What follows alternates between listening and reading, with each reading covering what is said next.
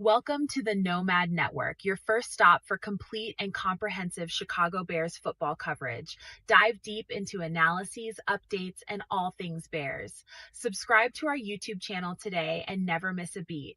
Thank you in advance for your support. We promise to bring you the best because together we're unstoppable. Go Bears.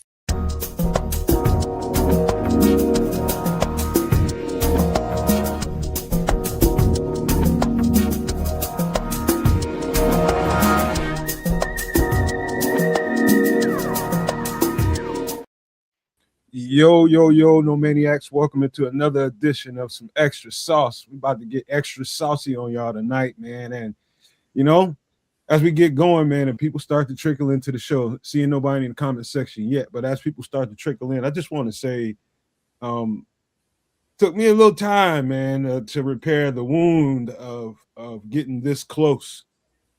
The physical wound I have in me for getting that close, not being able to finish. You got a lot of people out there that would say, yo, no, man, ain't you glad that we got this far? We wasn't supposed to get this far. Says who? Says who? I don't know who those people are, but I didn't feel like we were playing with house money. I always feel like we had a chance. But when you get those opportunities, cashing them in is your best bet because you just never know when the next time you're gonna get there. But I just wanted to say, it was one hell of a emotional roller coaster for me. And I just appreciate them boys, man. I appreciate everybody that had anything to do with this team. I'm talking about the players, talking about the front office, the coaches, the fan base, everybody that had anything to do with the Chicago Bears today. I want to thank them. I want to thank them because what they provided for us, me as a fan, man, is tremendous. It's just from what we've seen our Bears being over the years to what just happened, what we just witnessed was something special, man. And I just want to thank them from the bottom of my heart. I appreciate each and every last one of those guys, especially those guys on the field. Each and every one of those guys that played any role, whether you're a practice squad player, whether you're a player on the 53 or you're a starter, it don't matter to me. Just know there's somebody out here that really, really appreciates what y'all had to do to get to that point, man. So I just wanted to thank these guys before we really get going in the show, man, because they deserve to be appreciated, each and every one of them, man. How you doing, Trip? Yeah, I'm good. Coming down. Yes, the loss was disappointing, but yes, there was progression made as far as the outlook for where this team, this franchise is headed, much more positive direction. So that is something to look forward to. And as Ben Johnson referenced in his press conference, there is no building on this per se, because next season it's going to be, guess what? 0-0 is your record when you start. So you got to, you know what I'm saying? You get your good, better, best going all over again. But what they can build on is the culture, the attitude, the toughness, the intensity that Ben Johnson brought to this team with his coaching staff.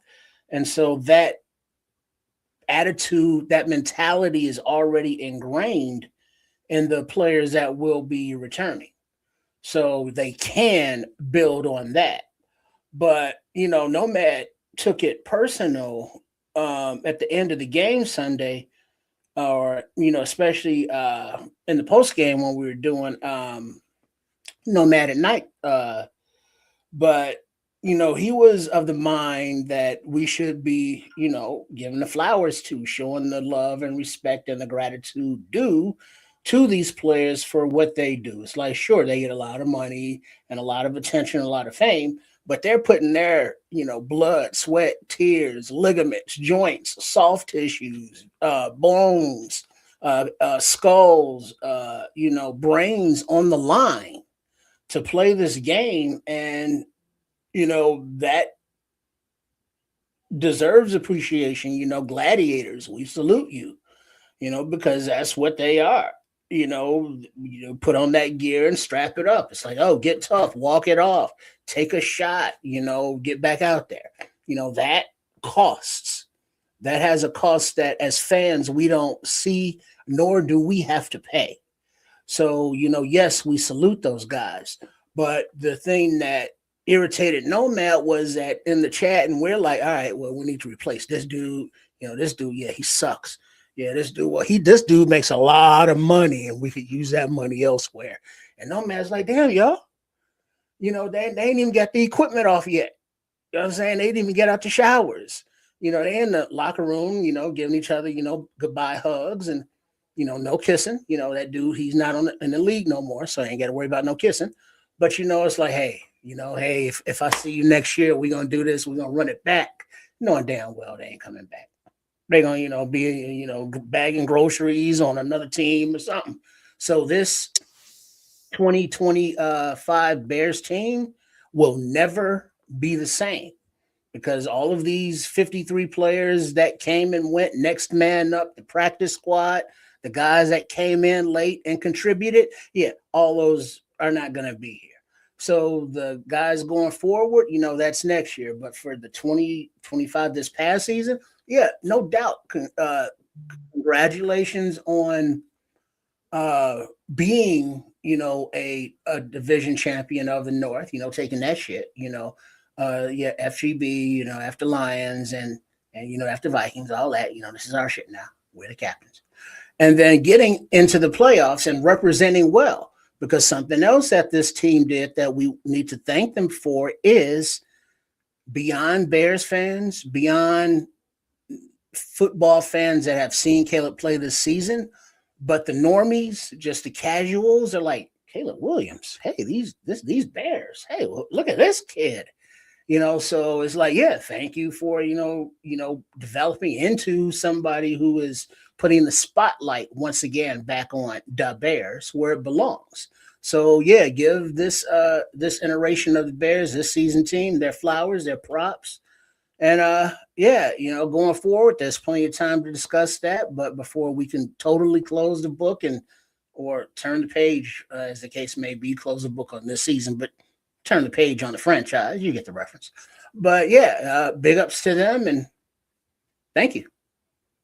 Hey, Trips, I appreciate you for because you just mentioned what happened at the end of the show. And it's true, man. I do get into a certain way when I hear stuff being said a certain way. And it ain't nothing to do with y'all. It's just me. It's just the player in me, man. That's just the player in me, knowing what they go through. Some of these dudes is on a rabbit's hair and, barely hanging on and, doing whatever they can do, giving it all, just to get a spot on the practice squad. If they get a chance to get on the 53, that's like groovy for them. Then you get to play in the game for happenstance. By happenstance, that's great. But the work that goes into it, man, it is something to behold, man. That's the hardest. It's the hardest, most fun thing I ever did in my life was playing football, getting prepared for a football season. And the hard work, I'm telling you, man, I think people should probably watch more training videos and, NFL players and shit. The things that they do to get their bodies together and get ready for that grind is something special, man, because it's a hell of a grind, man. Like, I remember the last time I played a physical game. Like, I was just telling one of my teammates, I was just like, man, did you feel like you just got out of a car crash after the game? He's just like, man, I thought I was the only one. That's how your body feels, man. Everything, your toenails ache, bro. Your freaking toenails ache. And all you doing from that point to the next game is trying to get your body to feel at least a high percentage better than it feels at that moment. And so you ain't going to get to 100% by the time the end. We're going to still be hurting.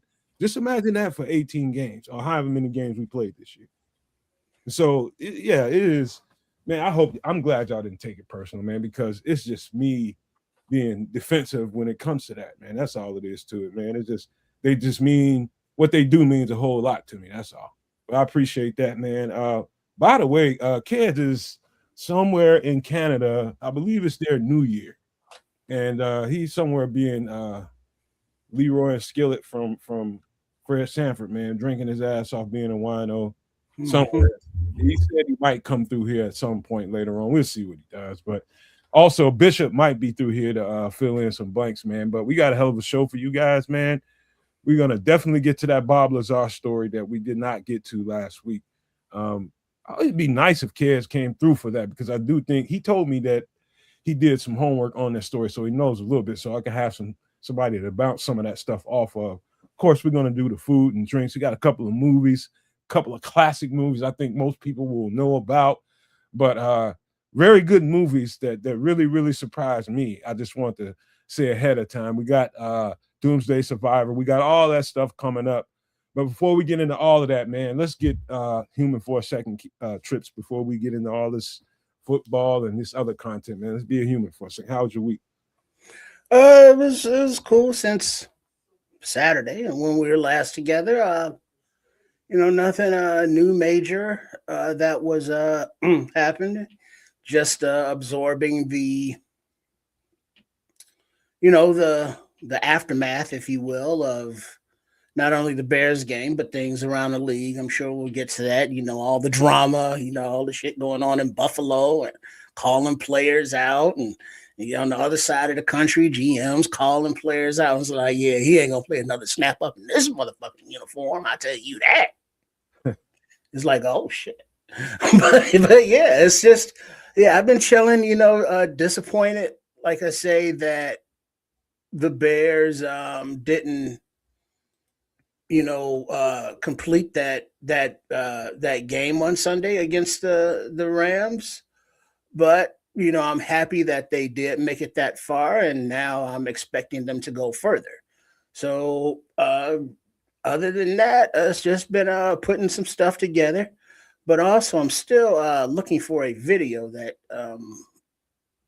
is shareable, but can't find it, about something that you just mentioned. But I'll keep looking. But yeah, I'm good. So you go ahead. Well, I guess good news and bad news. It ain't no bad news, but it's a little story. Of course, I got a story every week, man. Here's a little So story. good news is I ran across a handheld, and I didn't have time to get the image pulled up, but there's a handheld plug and play. Like, I'm a old school game enthusiast, man. Like, I don't even like some of the new stuff. I haven't played Madden in years, by the way. I haven't played PlayStation. I got PlayStation around here, multiple of them. Don't even play them. I ain't got time for that shit. But I love those old games that came out in like the 70s and 80s. There's a nostalgia about that stuff. The movies, the TV shows. I'm just in love with that time period because I think the advancement, the jump in technology happened during like somewhere in the 80s, right? Somewhere in the early 80s, the jump in technology, the advancement in technology became like the old stuff really, really it's well with me. So anyway, long story short, I'm just scrolling through YouTube, starting to look at some of these football players a whole lot more. And I come across this ad, and they've got a handheld plug and play. Literally, all you need is a HDMI cord and this little unit in your hand, and you can play Galaga.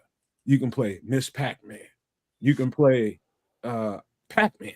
Those are the three that I know they have out right now. And so Galaga, I fell in love with that thing when I found out about that. I was probably 13 years old. Me and my friends couldn't get enough of it because my one of my homeboys his dad had a bunch of games in his basement. And he had that over there, man. We used to play that thing hours and hours on end. And so anyway, long story short, I find this thing on Amazon. It's like $44. I ain't made the order yet, but it'll fit in the palm of your hand, Trip. You plug it in into your HDMI port on your TV, and boom, it's just like you there at that arcade. Literally that easy. Yeah. What we got going on here? Oh, you were just talking about how you felt when, at the end of a season. Now, what we have here, let me set it up for you, is not after, but the next night after the Bears game on Monday night, Caleb Williams went to a hockey game and hung out with center fielder PCA Pete Crow Armstrong from the Cubs.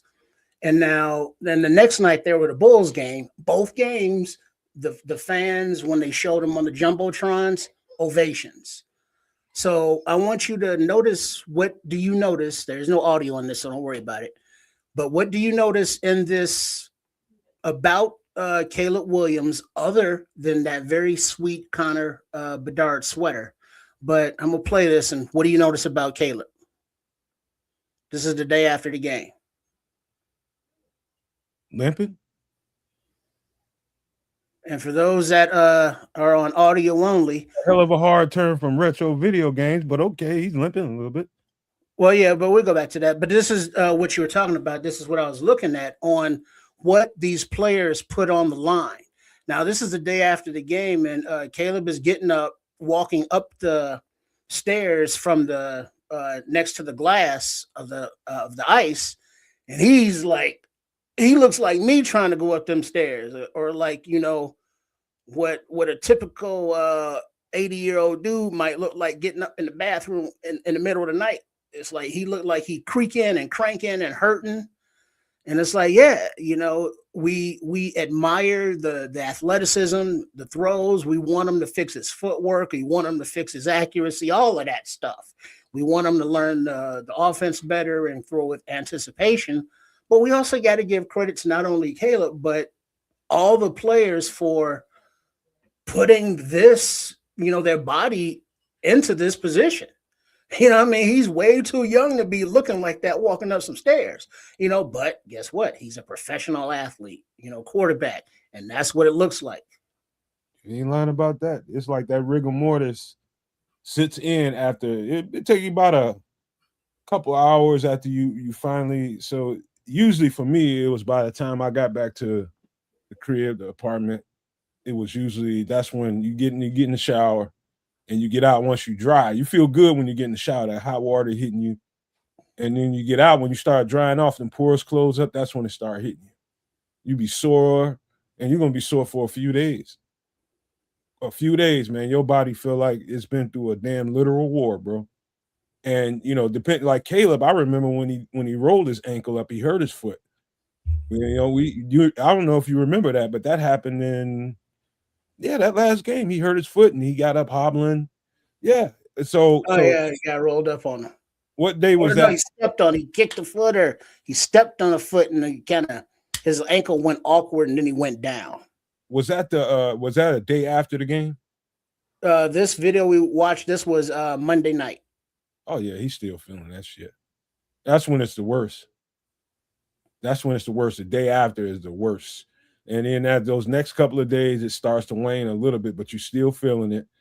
You know, I mean, dog, you gotta be almost crazy trips, but you really gotta love this shit, man. You really gotta love it. You gotta love everything about it. The stink in the locker room, you gotta love it because you're there so much and you're doing so much activities football wise, whether it's practice, whether it's film room, whatever it is, you're eating there. All this stuff is going on. And you just, if you don't have like a high tolerance for the game of football, you probably in the wrong line of work. And that goes true for a college player too, because it exists there too.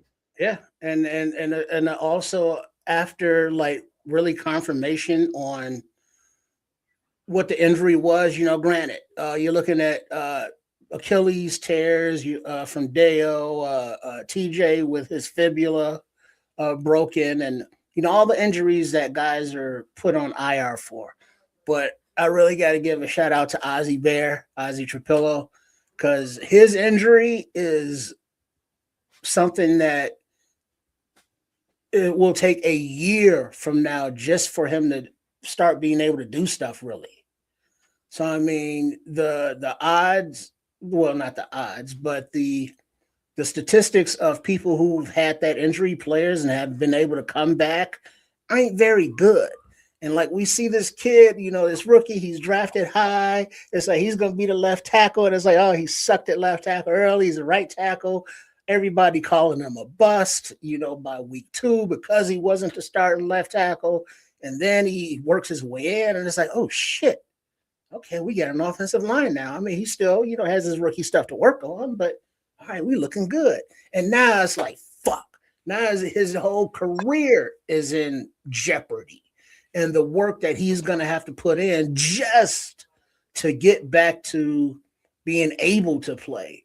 So the severity of injuries as well. That shit matters. So just a shout out to him.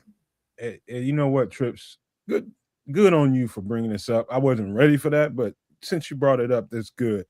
I wanted to tell you guys that what you just got through describing is the largest reason for me to get into podcasting. The reason why I want to let my voice be heard out here is because I felt like the our fan base in particular didn't have enough people that can speak to the game in a certain way and give the kinds of perspectives about the game of football as you go through it as a player.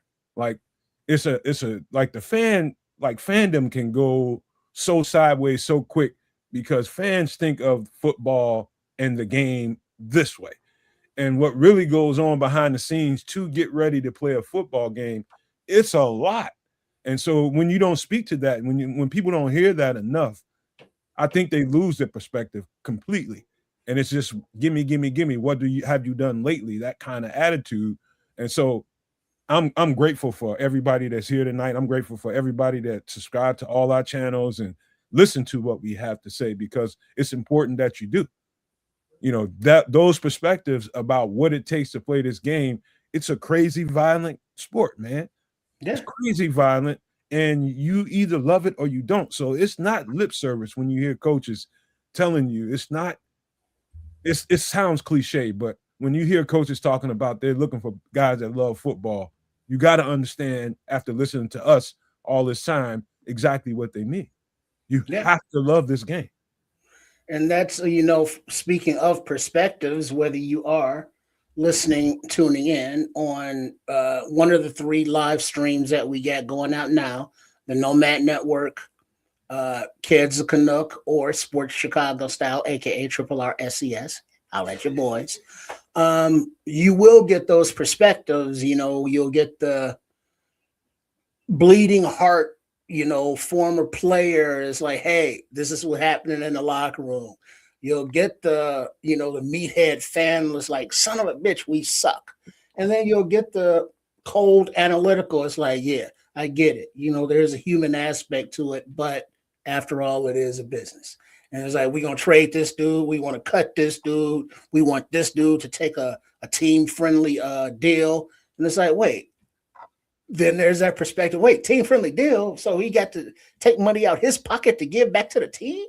It's like take a haircut, take a prove-it deal. And that's where fans become the assholes, because then it's like, well, there is no human factor. It's just the commodity of the players.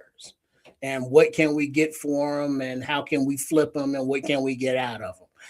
That's part of the brutalness of the sport as well. Not only the physical aspects, but the mental and the psychological and all of that. So, shout out to these dudes, and then you got, former players like, JJ, former players want to talk shit about fans. And it's like, well, that's why people be talking shit about you on the internet, all up in your DMs, talking about your greasy ass hands. For me, it's definitely not like a woman.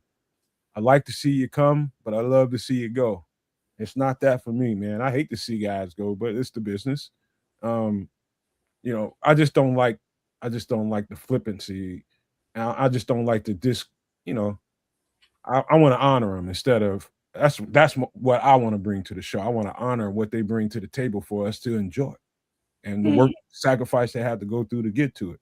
And so that's it, man. But and so now, with that said, back to where you were, the Galaga is like, yeah, that was my joint. That was back, the Missile Command days. Your Pac-Man, your Miss Pac-Man, that was his honey. And then they had the little bastard kids running around. And then Space Invaders, that whole era. My cousin got the pinball machine. It's like mint fresh. Like he can sell that thing for probably tens of thousands of dollars. It's so nice. He don't even want to let nobody mess with it. Well, here's the thing, you have to be of a certain age to remember pinball machines and pinball Oh, arcades. not no more trips. Now Well, that's like retro no, I is don't like mean just pinball, not video, just lines of pinball machines. it's like a genre, man. It's like Yeah, a people like people get ready and dressed up for like what do they call it when people dress up for Comic-Con and all that kind of stuff? cosplay or Cosplay, yeah. yeah. That's the same environment that's going on with retro gaming. Same damn environment. Like you can anything you can think of that comes from your childhood, like machines like that, like people they own that shit, man. They are on it, on it, on it. And so anyway, finding that was like, I'm trying to get my girlfriend into it, man. She likes Miss Pac-Man, Hmm. and she wouldn't let me buy it, but I'm gonna get it for her anyway. She don't know it. She's gonna be pissed off at me because she swears she don't want it. She likes playing the games on her iPad and shit. But she gonna be mad when that thing show up on the porch. I told you not to get that shit. I want to hear that shit. A few hours later, you're gonna be like, "Hey, baby, I got to use the toilet. Can you come out of there for a little bit?" She's gonna be in there just grinding and Hey, losing track of time. hey, you got to yeah, some of that shit is so like wow. Wow. I'm gonna get it. I don't know if I'm gonna put it in my I got it in my car. I don't know if I'm gonna make the order this week, but we'll see. I have some other shit I want to get on. But yeah, the second story is about her again. Now here she comes. We just did the hot toddy what last week. Mhm. Here she comes walking in the door. Oh shit, I got something going on. I'm like, oh fuck. Hurry up and grab the mask and start sanitizing everything that she touched. She goes in there and I told her, look, go take all that shit off, throw it downstairs. You know, don't even worry about it. Go down there and get it later and put it in the wash, but throw it down there and get on a whole bunch of shit. She said, what you about to do? I said, what I told her, what do you think I'm about to do? Because I've never made her a hot toddy. We not sick people around here. People don't get sick around this camp very often. And she got out. She I told her put on hats, put on hoodies, get bundled the fuck up, socks, everything. And she did it. And I made her a big ass. She has a nice sized mug, made her a hot toddy. Bro, when I tell you I put her ass slam to sleep, bro. Slam to sleep. By the time she got done, she got to the end of that cup. She was just like, "Oh, this shit's strong." I was like, "It's supposed to be." You know, drinking that motherfucker. By the time she got midway through it, she was like, "It kind of tastes good." I was like, "Yeah, I know." Finish that motherfucker. Get to the bottom of that, Mhm. And then it was man. time for a Steph Curry night night.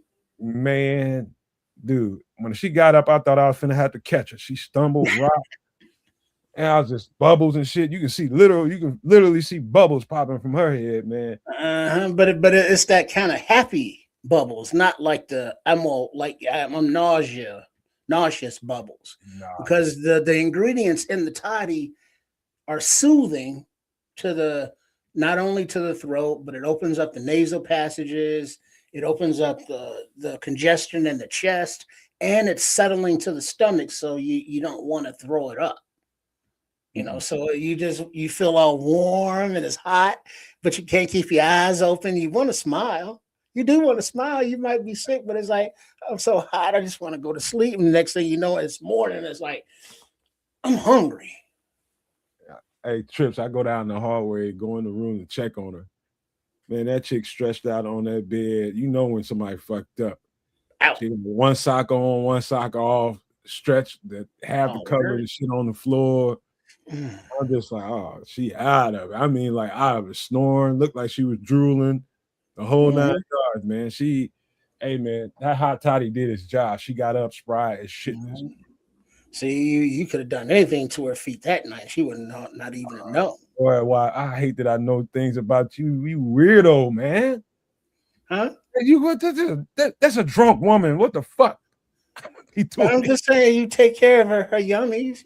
Wake up, maybe she has a Oh nice soft, man, what a But yeah, she wakes up. It's like the whatever bug or bacteria, or whatever making you feel bad, is sweated, perspired out of you, because now you will be hot, but you'll be so in a state that you really don't care. And so it's like, yeah, I'm hot and I'm sweating, but it's a different hot than sweating and an uncomfortable hot and sweating where you want to not be hot and sweaty. She This didn't is different. You got to experience. It's just different. trust me. She didn't know she was hot and sweating until she got up, and I told her, "You got to get up out that shit so you can get some fresh clothes on you." Mm-hmm. But she did, man. She slept all through the night, and trust me, bro. Even in a relationship, when you're attracted to your lady, you ain't thinking nothing. There was nothing sexual about that. Trust me. When that scene was like, oh shit, she just out, straight out, bro. Ain't no That's when nothing. you stay up on the couch playing video games all night. Yeah, man, ain't nothing. Or doing nothing whatever you're doing, plus in when, your lab. plus when she's sick, she get a reprieve, man. Ain't gonna be no handling. I ain't touching your ass, man. You get that shit up out you. Fuck that. I don't even play. But yeah, man, that's the story, man. What up, Liberty's Outlook? Scrolls, Crimson, everybody that jumped up in here, man. We're gonna get to some comments, man. I don't want to see that. But let's get to some food right quick before we can get through that part. Let's do this, man. And it's still the wintertime, man. So I'm all about the hearty foods right now. So let me pull that up. Give me a second. Trip. When you see it, you can read it off if you want. Let's see. Chicken stew. Ingredients: celery, potatoes, garlic, parsley, thyme, whole chicken, carrots, chicken broth, flour, and a bay leaf. Kids' favorite. One thing I want to point out about this: anytime you're doing a soup or a stew, now I know it's generally regarded as you make what's in your house, but a lot of people, from what I understand, go shopping every week, and they get groceries from week to week, and they eat what's in their house that week, and then they go get some more shit. Like for me, I'm a stockpile kind of guy, so I got 3 freezers downstairs full of food, and so when I go grocery shopping for certain things, when it comes to like, I'll buy your chicken breast from time to time when they're on sale, right? They don't cost much. I will buy those. But I'm telling you, the value of a whole chicken is priceless because of the bones. People will avoid this triple R. People will avoid whole chicken just because they don't want to deal with the bones. They'll avoid chicken wings because they don't want to deal. They call chicken tenders like this. Those aren't wings. Well, now they call it's like, hey, can we get a bucket of wings? And they bring out chicken tenders. Yeah, what the fuck? So what the fuck is this? I asked for wings. And wings means all 3 part, because don't even get it twisted. Even if they do actually bring you quote unquote wings, they bring you 2 parts of the wings: the drum and the drum and the flat. Where is the flipper?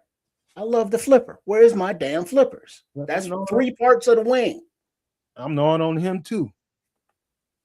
Call me greedy, but I'm eating on that too. But the thing about using the whole chicken in the stews and the soups is that the nutrients, the flavor is in the marrow of those bones. And so the longer you let it simmer, the more that marrow and flavor is gonna infuse with the vegetables and the water and the broth, whatever you're using. Because even if you don't use broth, you can use water, but the marrow can flavor that water into a broth. The broth just adds another layer of flavor to it. So that's the importance of the chicken, but also utilize repurpose old chickens, such as, like, if you go someplace and get one of those rotisserie chickens, like from a supermarket, grocery store, and like you eat on it for a day or two, and it's like, well, what's left of that carcass is usually the center mass, the spine and all that. Throw that into the pot with the rest of these ingredients, and there's your chicken right there.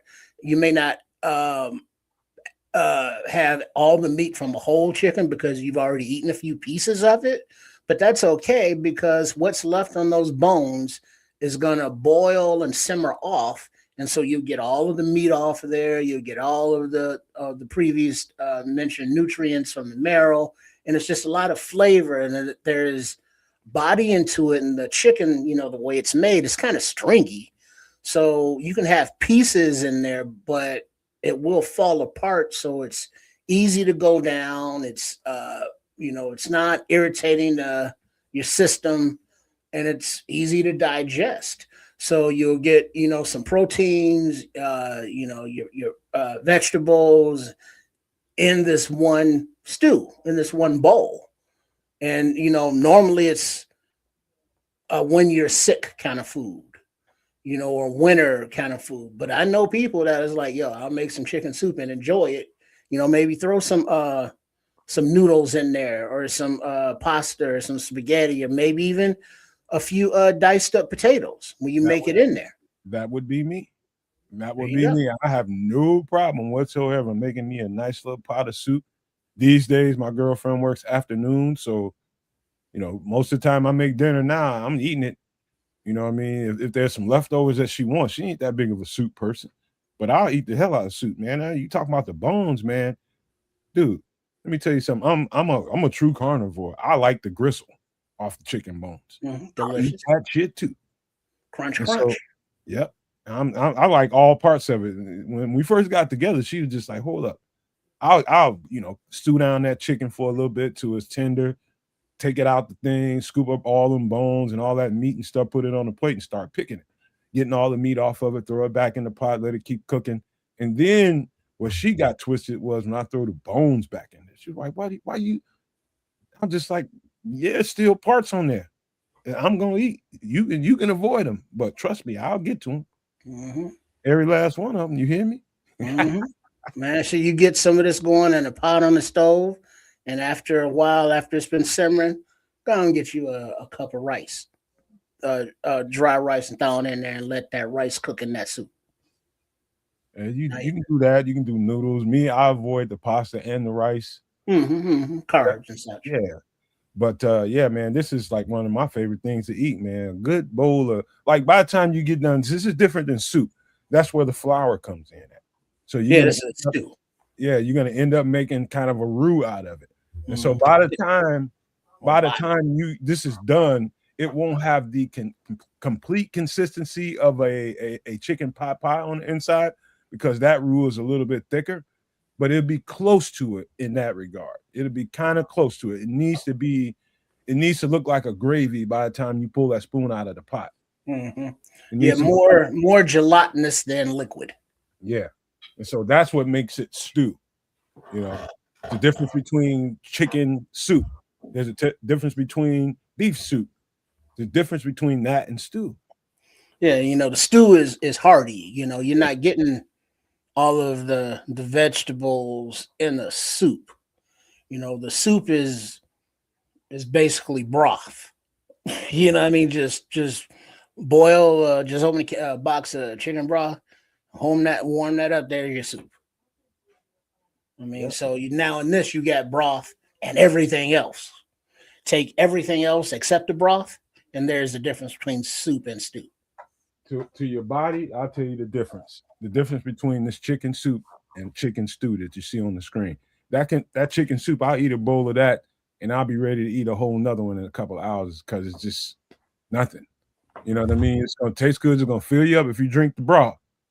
And then about an hour and a half, 2 hours later, you're gonna probably want some more of that. The difference in this stew is you eat a nice hearty bowl of this. Trust me, you ain't gonna get a second. I'm telling you. Yeah, that's gonna stick to you a little bit longer. Stick to them ribs. Yep. And it's a good thing on just when the temperature is below zero, as it is in the Midwest now and coming up. This is something that helps warm you from the inside. Man. So you consume it, and not only is now the ambient temperatures warm you from the outside as you're coming in from the cold, but from the inside you just feel that warmth emanating from your belly. It's like very comforting. Yeah, it is. And as cold as it's been in Chicago this last week, and as cold as it's about to get, from what I understand, my girlfriend told me it's about to get real frigid come this weekend. Yeah. These are the types of recipes you really, really want to consider. If you don't make this kind of stuff, might be a good time starting. Because if you live in the Chicago area, bro, you sound like you're gonna need it. Just shout out to RJP, RJ Pliskin. Oh, is that Snake's cousin? He says it's an honor listening to the Nomad Network. And Right guess on. what? It's an honor having you here Indeed. for sure. We appreciate you guys, man. All right, let's get to this next dish. This is gonna throw you for one trip, but then again, maybe not. This is gonna throw the audience for one. How you like this? Yeah, pizza soup. Delicious. Ingredients: onion, bell pepper, garlic, ground beef, Italian sausage. What up, Crimson?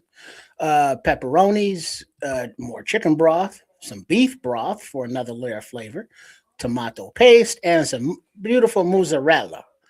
And if you notice that these are the ingredients of pizza, it just so happens that you throw in all of those pizza ingredients into a pot and then throw in that chicken broth and beef broth.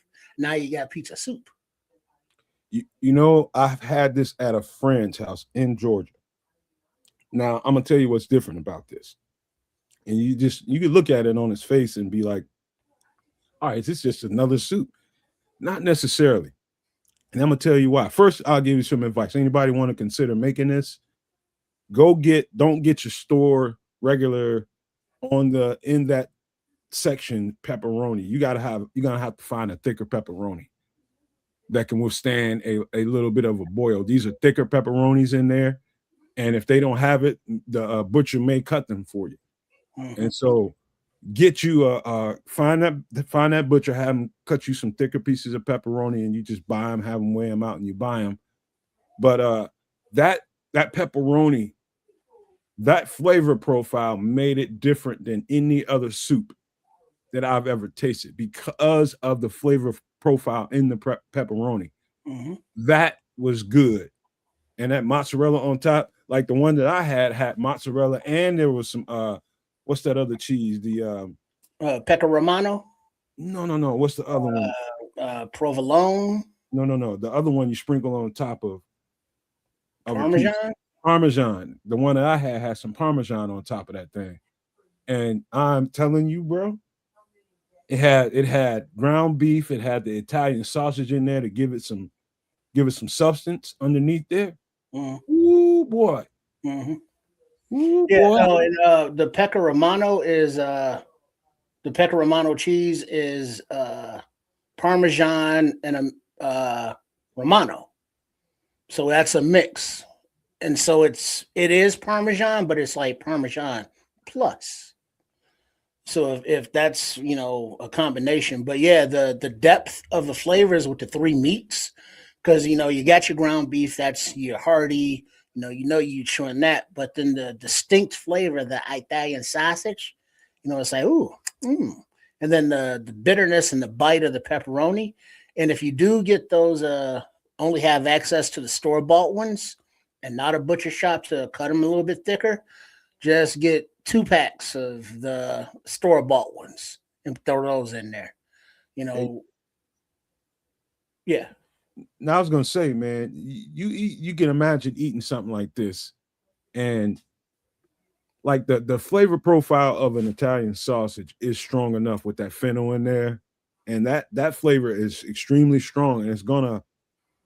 If you don't like Italian sausage, dog, you wouldn't like Chicago pizza, but I'm telling you, you would think that's gonna be the strongest flavor in there. I'm telling you right now, those pepperonis overwhelm the Italian sausage, and in a good way. In a good way. It's probably top 2, 3 soups I ever ate in my life. Hmm. Yeah, it's quite delicious because it tastes like pizza, Yeah. except you're eating it with a spoon. The And so the every spoonful is a different flavor combination and profile, just like every bite of pizza.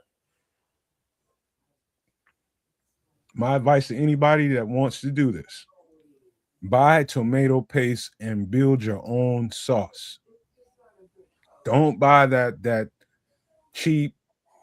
What do they call that stuff in the jar? I forget the name of it. You Come mean on, man. like the pre-made sauce or paste? Yeah, man. That I don't know that like Wait, some which of one are you talking about? some of that like there's a brand that I think that's really good. What is it? Aunt, it ain't Aunt Millie, is it? No, there's something with a woman's name on it. Bishop, give me Mm. a thumbs up when you feel like you're ready, bro.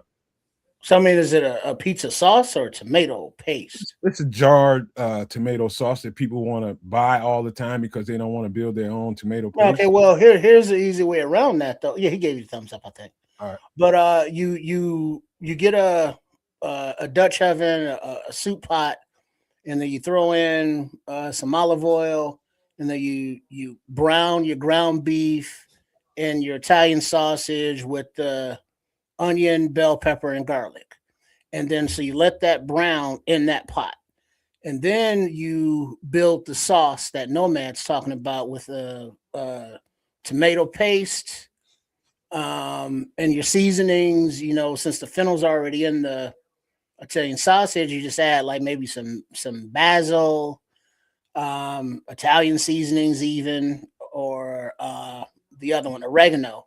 By the way, Maybe, Trip, real quick, if you're gonna do this, get sweet Italian. yeah, sweet Sweet Italian. There's Italian. a It's a difference. great contrast to a kind of a tangy soup. Yeah.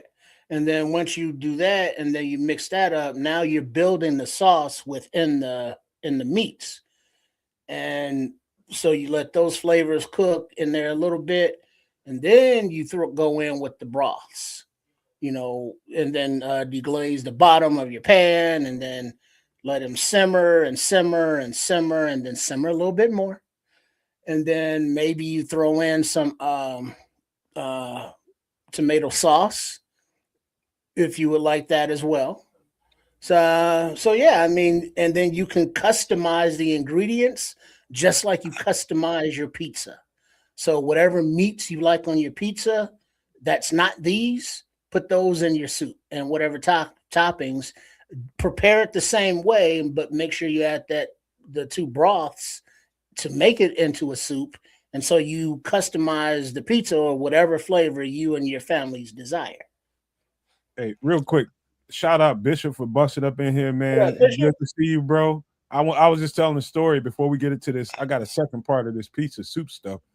But I was just telling Trips, man, about the hot toddy came in effect at the household yesterday. My lady came home, talking about she got something going on. I put that hot toddy on her ass, knocked her ass, put her ass slam to sleep, boy. Slam to sleep. She in there laid out with one sock on, one sock off, just stretched out. But put her ass out, man. But anyway, man, I was gonna say, yeah.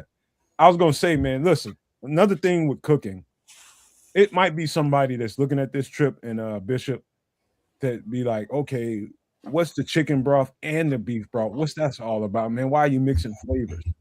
Edamame. Let me tell you guys something.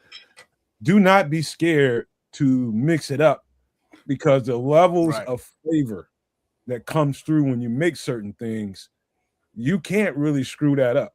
You can't really screw that up. No, and chicken broth, and actually chicken broth adds some real good flavor to stuff, man. Chicken broth is a real hidden gem that most people don't even realize, man. Yeah, he's like Liberty's Outlook saying, throw a couple splashes of nice Chardonnay or any kind of red cooking wine in there. Maybe even throw a little a splash of Worcestershire sauce in there. Hey, well, I was in the back. I heard you mentioning something about one that comes like in a jar. I think you're talking about that. It's called Mazzetti's or Mazzetta's Artesian. That's what you're talking about, no man. I've seen so many of them, man. That It's sounds a Mazzetta Artesian.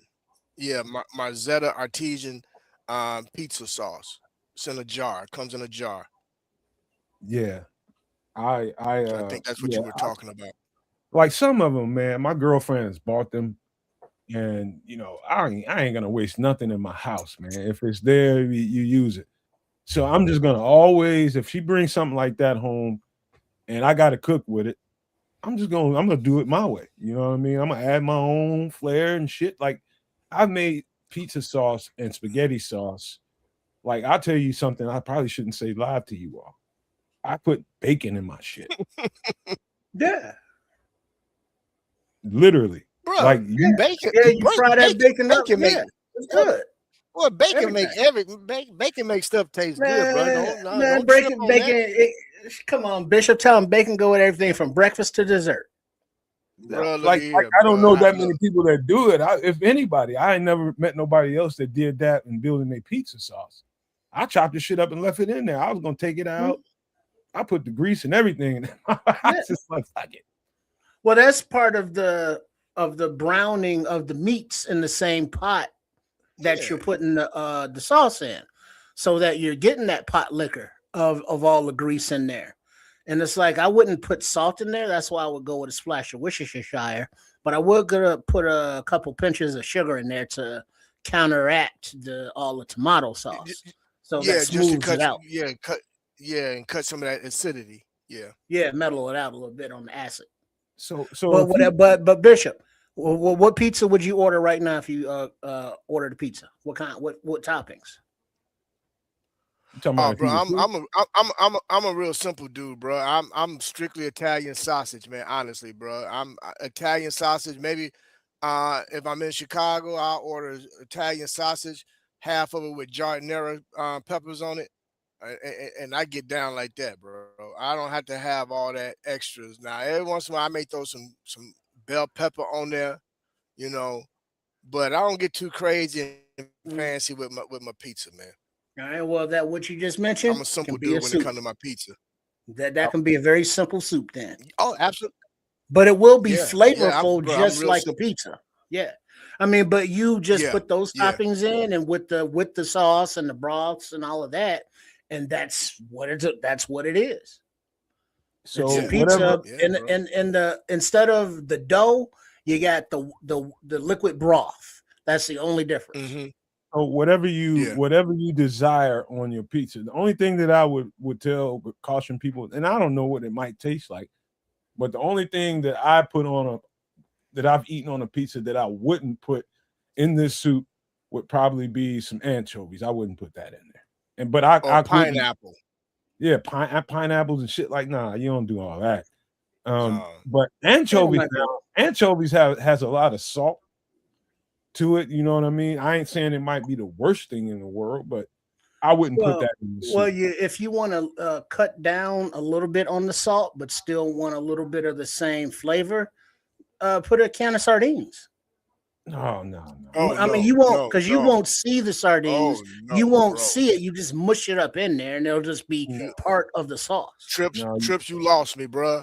Yeah. I mean, but it's the same dip premise as our anchovies. If you ever put it's a different culture, but texture and everything. Fish sauce. Hey, you know what, Crimson? I wouldn't piss on the idea, but it just feels like, and you're right about the salt part of it. The same thing with the bacon. But I just don't know, and I do like fish. Like, I got fish paste, like shrimp paste here, that I use with a lot of different stuff that I cook up, man. And you'd be surprised what that shrimp paste can add to it. Yeah, all you do is just grind up sardines. Now you got fish paste. No, you don't put the sardines in there. No, Trip, you tripping. Yeah, I remember you made that shit on the show. It was delicious. It was beautiful. I ain't forgot that. I'm still sick from watching that shit. But listen, man, anything you can imagine that you like on your pizza, like the farthest I go is mushrooms and some sauteed green peppers. That's about as extravagant I get from sausage. No mushrooms in this pizza soup right here too.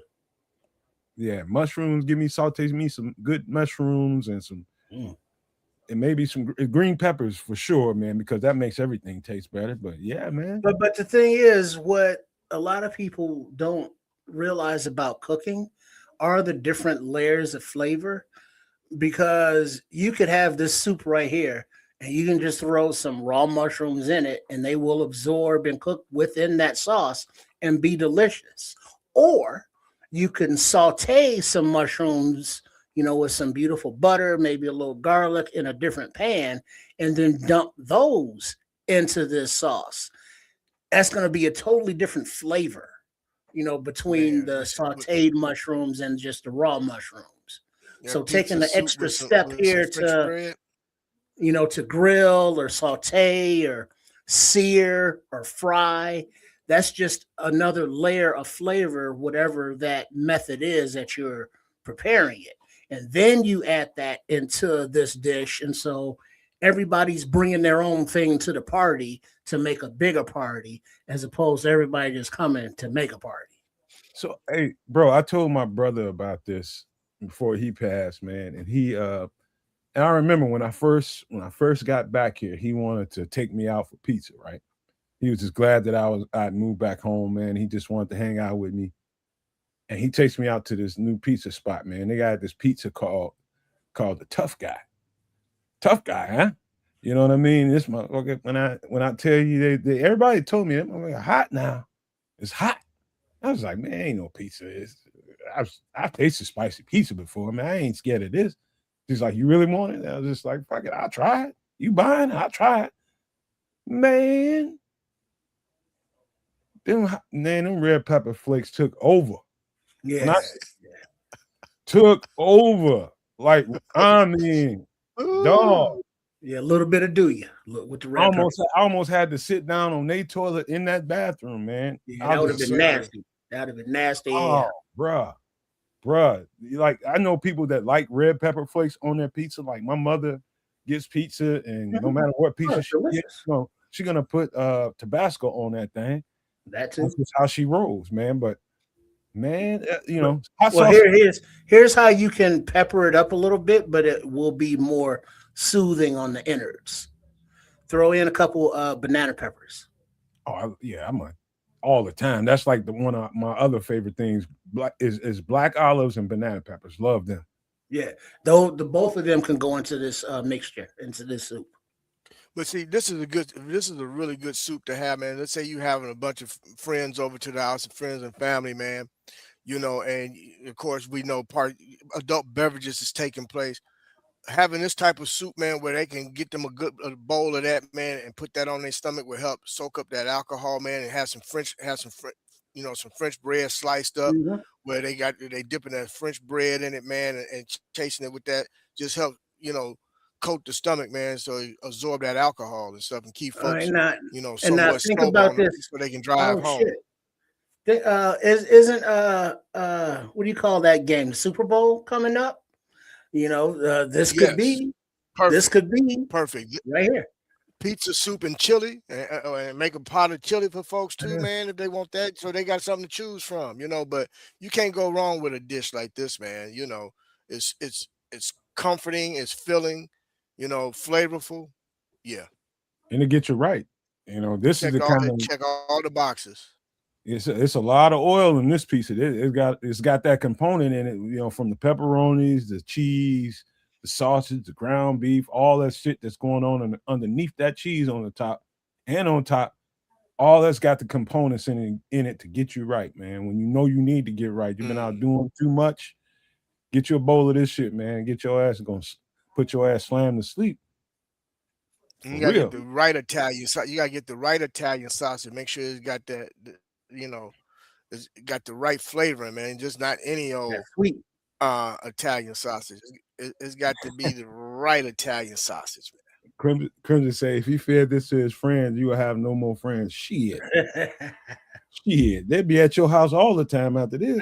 Because this is something that you look at and you kind of turn your nose up and it's like, what the fuck is that? But then you kind of smell and it's like, well, it smells like pizza. And then you're like, that tastes like just watery pizza, liquidy pizza. Like, okay, let me. And it's like, go and hand me some of that French bread. Yeah, I want some cheese on it. Shit. There's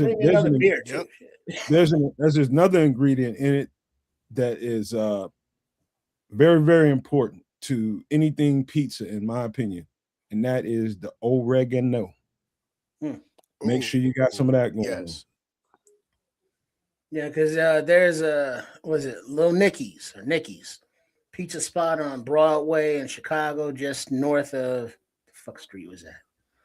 Morris? No, that wasn't Morris. That's not Morris. That what the it's gonna mess with Wilson. Thank you, Wilson and Broadway. But you get the hot pizza out of the big pizza ovens, and on the counter they had a big shaker thing of Parmesan, a big shaker thing of Italian seasonings and a big shaker thing of oregano and a shaker thing of red peppers. If I gotta put any of that on the pizza you just brought out the oven, that pizza ain't worth shit to me. No, it's just plain pizza, but if you want seasoning on it, those are the additions because it was delicious pizza. I mean, you didn't have to add anything, but those were, just what they had on the counter. And those were the popular toppings that, people would add. But just that the pizza that they pull out the oven and put on that cheap ass paper plate, with the thin ass layer of foil on there, and then you eat it like you can't eat it because it's too hot at the time, and it's all crispy on the bottom, and cheese pulley is like, oh please, it's like yeah, come give me some of those red pepper flakes. Yeah, I want some Parmesan. Shit. Pizza is Mount Rushmore as one of probably the top 2 or 3 things ever created since mankind started creating. Period. And I'll fight you about it. I will fight you. All right. Y'all ready to get to some drinky drink? Man, you talking about fighting, and in the chat, you got 2 natural born enemies, the Hatfields and the McCoys, Crimson and Scrolls are coming together saying kumbaya. I see that, man. They've been arguing the entire show. But that's cool, man. That's good. They're getting to somewhere, man. That's the fan base. Hug it out. Fan base business going on right now. You know what I mean? Hug it out. All right, here we go. We're gonna get to some drinky drinks, man. Y'all ready to all right, this is Bishop right here. Bishop, I actually was thinking about you when I was thinking about these cocktails, man. I want to see what you think about this. Okay. Go ahead, read off the ingredients stuff, Bishop. Oh. Out loud. All right. So it's called matcha highball. Ingredients: honey syrup, lemon juice, Japanese whiskey, which I love, club soda, matcha powder. Never heard. I'm not familiar with. Of course, a shaker and ice. So sounds. I've had a shot of Japanese whiskey. I don't know. Not everybody's tasted Japanese whiskey, bro. Describe Japanese whiskey in your terms. Yeah, what's that like? In your terms. It's very smooth, well balanced. It gives a bit of a twist to a bourbon. It's kind of you know how I gauge it between a bourbon and a scotch. It's right in the middle of that, man. It's I like it because it's really balanced, and it'll put you on your arse. I would tell you that, but I like it. It's real. You got to be careful with it though. I don't get into it real heavy, boy, because it'll grab you. But I like it, man. I got introduced to it by my god brother, man, who lives in Atlanta when he used to work for Beam, and of course they have a line of Japanese whiskey that they distribute, and tastes very well. I like it. There are some whiskeys that's kind of an acquired taste. This one here, it's very. It's all I can say is try it and and let us know what you think. I like try it. it. You'll like it. Whiskey. Yeah, try it. Because I'm like I said before, I'm not a clear liquor kind of guy, but Japanese wise, I will enjoy me some sake, whether it be cold or hot, which is hot. I like sake. Yeah, I like sake. Because hot sake, you take it to the head. But I wasn't familiar with what the matcha powder is, but I'm familiar with the term matcha because of Caleb Williams. And I guess, that's his thing, the matcha tea. But matcha powder is finely ground, shade-grown Japanese green tea, known for its vibrant green color, rich umami flavor, and antioxidant-packed jitter-free energy boost from caffeine and L-theanine, used for traditional whisked tea, lattes, smoothies, and baking, made by stone milling young tea leaves. Hey, so Trip, I got to tell you, here's my experience with Japanese whiskey. There's two run-ins with it. Still never tasted it. There's some down there in my basement right now, some little bottles and shit that I happen to go through. So it's a guy that owns a liquor store. I just got to know the owner. And when I go through there, I just go through and get a heap of shit. Like last time I was chit chatting with Aldo, he talked me into going to get some bourbon. So I went in that motherfucker and bought like 7 bottles. So imagine 7 nice bottles of whiskey and how much you're going to spend at one time. And so the owner of the place is going to notice that. So he's just like, "Hey, you spending that? Why you getting all that? You having a party?" I was just like, "I'm gonna taste them all." You know what I mean? So I bought hundreds of dollars worth of whiskey and bourbon. And so he ended up being cool with me. We get talking and shit about different stuff that I wanted to try. And so he was just like, "You want to try some? Try this." So he had like these 3 Japanese whiskeys. They're all clear, all of them clear whiskey. And so to this day, I haven't tasted any of them. Now, I was in a Japanese steakhouse, not there to eat, in there for a meeting. And somebody had a shot of Japanese whiskey and asked me if I wanted some. I'm just like, "Dog, I'm working." It's like, "Yeah, just have a shot." I was like, "Nah, dog, but let me smell it. I want to see what it smelled like." I'm gonna tell you, it's uniquely different, man, on the nose. I don't know what it tastes like, but the smell of it was uniquely different, bro. And that's what he Well, used to say about cocaine. I'm gonna so I'm gonna share a little something with you about Japanese whiskey that many people don't know. It's distilled very much on the same level of Scotch. Hmm, So you nice. have your single malts, Japanese whiskeys. So Suntory is one brand. I hope I'm not botching up the name. I think it's Hibaki is another one. Hey, But they're distilled very much like Scotch. So that's why I said it's to me it's in between. It's more closer to Scotch than it is bourbon, but it's right. It's in between those two. But you trust me when I tell you, it does have a very distinct smell to them. You have some clearer as well as some more closer to brown. So you know I advise anyone to just try the different ones to see which one fits yeah. your Oh, palate. and but as in when you're trying any alcohols, taste testing, sampling, like Red Baron is Please saying be here in the chat, responsible. Japanese liquor is very smooth. Yeah, because sake smooth AF. It sneaks up on you. Next thing you know, you're tied up being questioned by the yakuza or being tickled by toes of geishas, whichever. But But but that's why I said but what I go said. easy, Trips. go easy, and Yeah, put you have to, man. shake each one with water and but eat every time you try something, drink water behind it. Dilute that because it Well, seems as though that this Japanese whiskey has levels just like yeah, scotches and whiskeys and tequilas. So there's the light, the medium, and the darks. So I typically I would I would try I this drink it drink though. neat. Yeah. I do. I drink it neat with a water chaser. Now, honey syrup. Not familiar with that one. Can you just use honey? Honey syrup. No, You ever had honey syrup? I've had honey, but not honey syrup. Yeah, you get different flavors of honey syrup too now.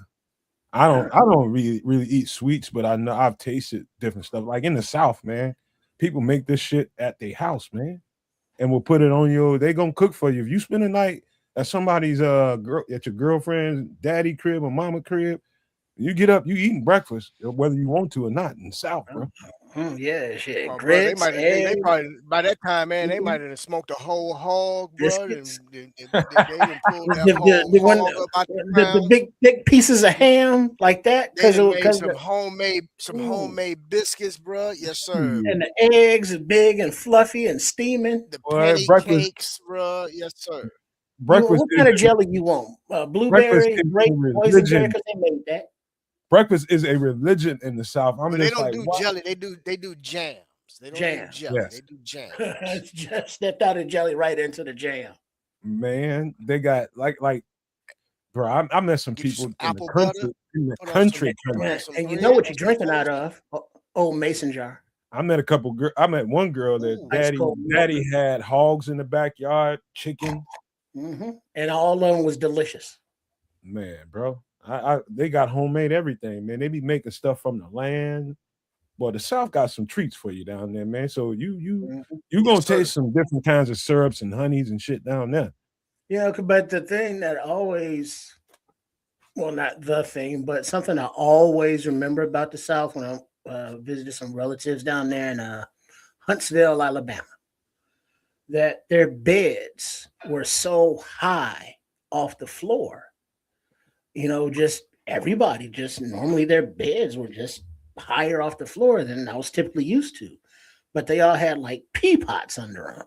And it's like, wait, y'all pee in the same room? Y'all don't go to the bathroom? And it's like, no, they would just get up, piss in the pot, put the pot back under the bed, and dump in the morning. I was like, that's different.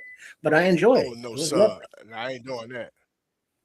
Well, I mean, when in Rome. Hey, hey, what's it? Frankie Beverly and Mays got a song out, Southern Girl.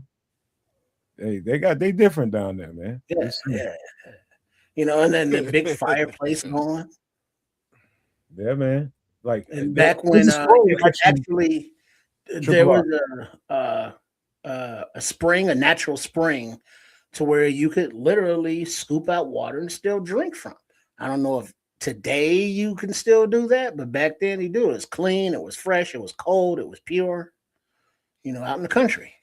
There's a book that I read a long time ago. This is going to sound a little bit like about a race story, but it ain't really, but it is. Like you talking about the high beds that were high off the ground. And I read a book a long time ago.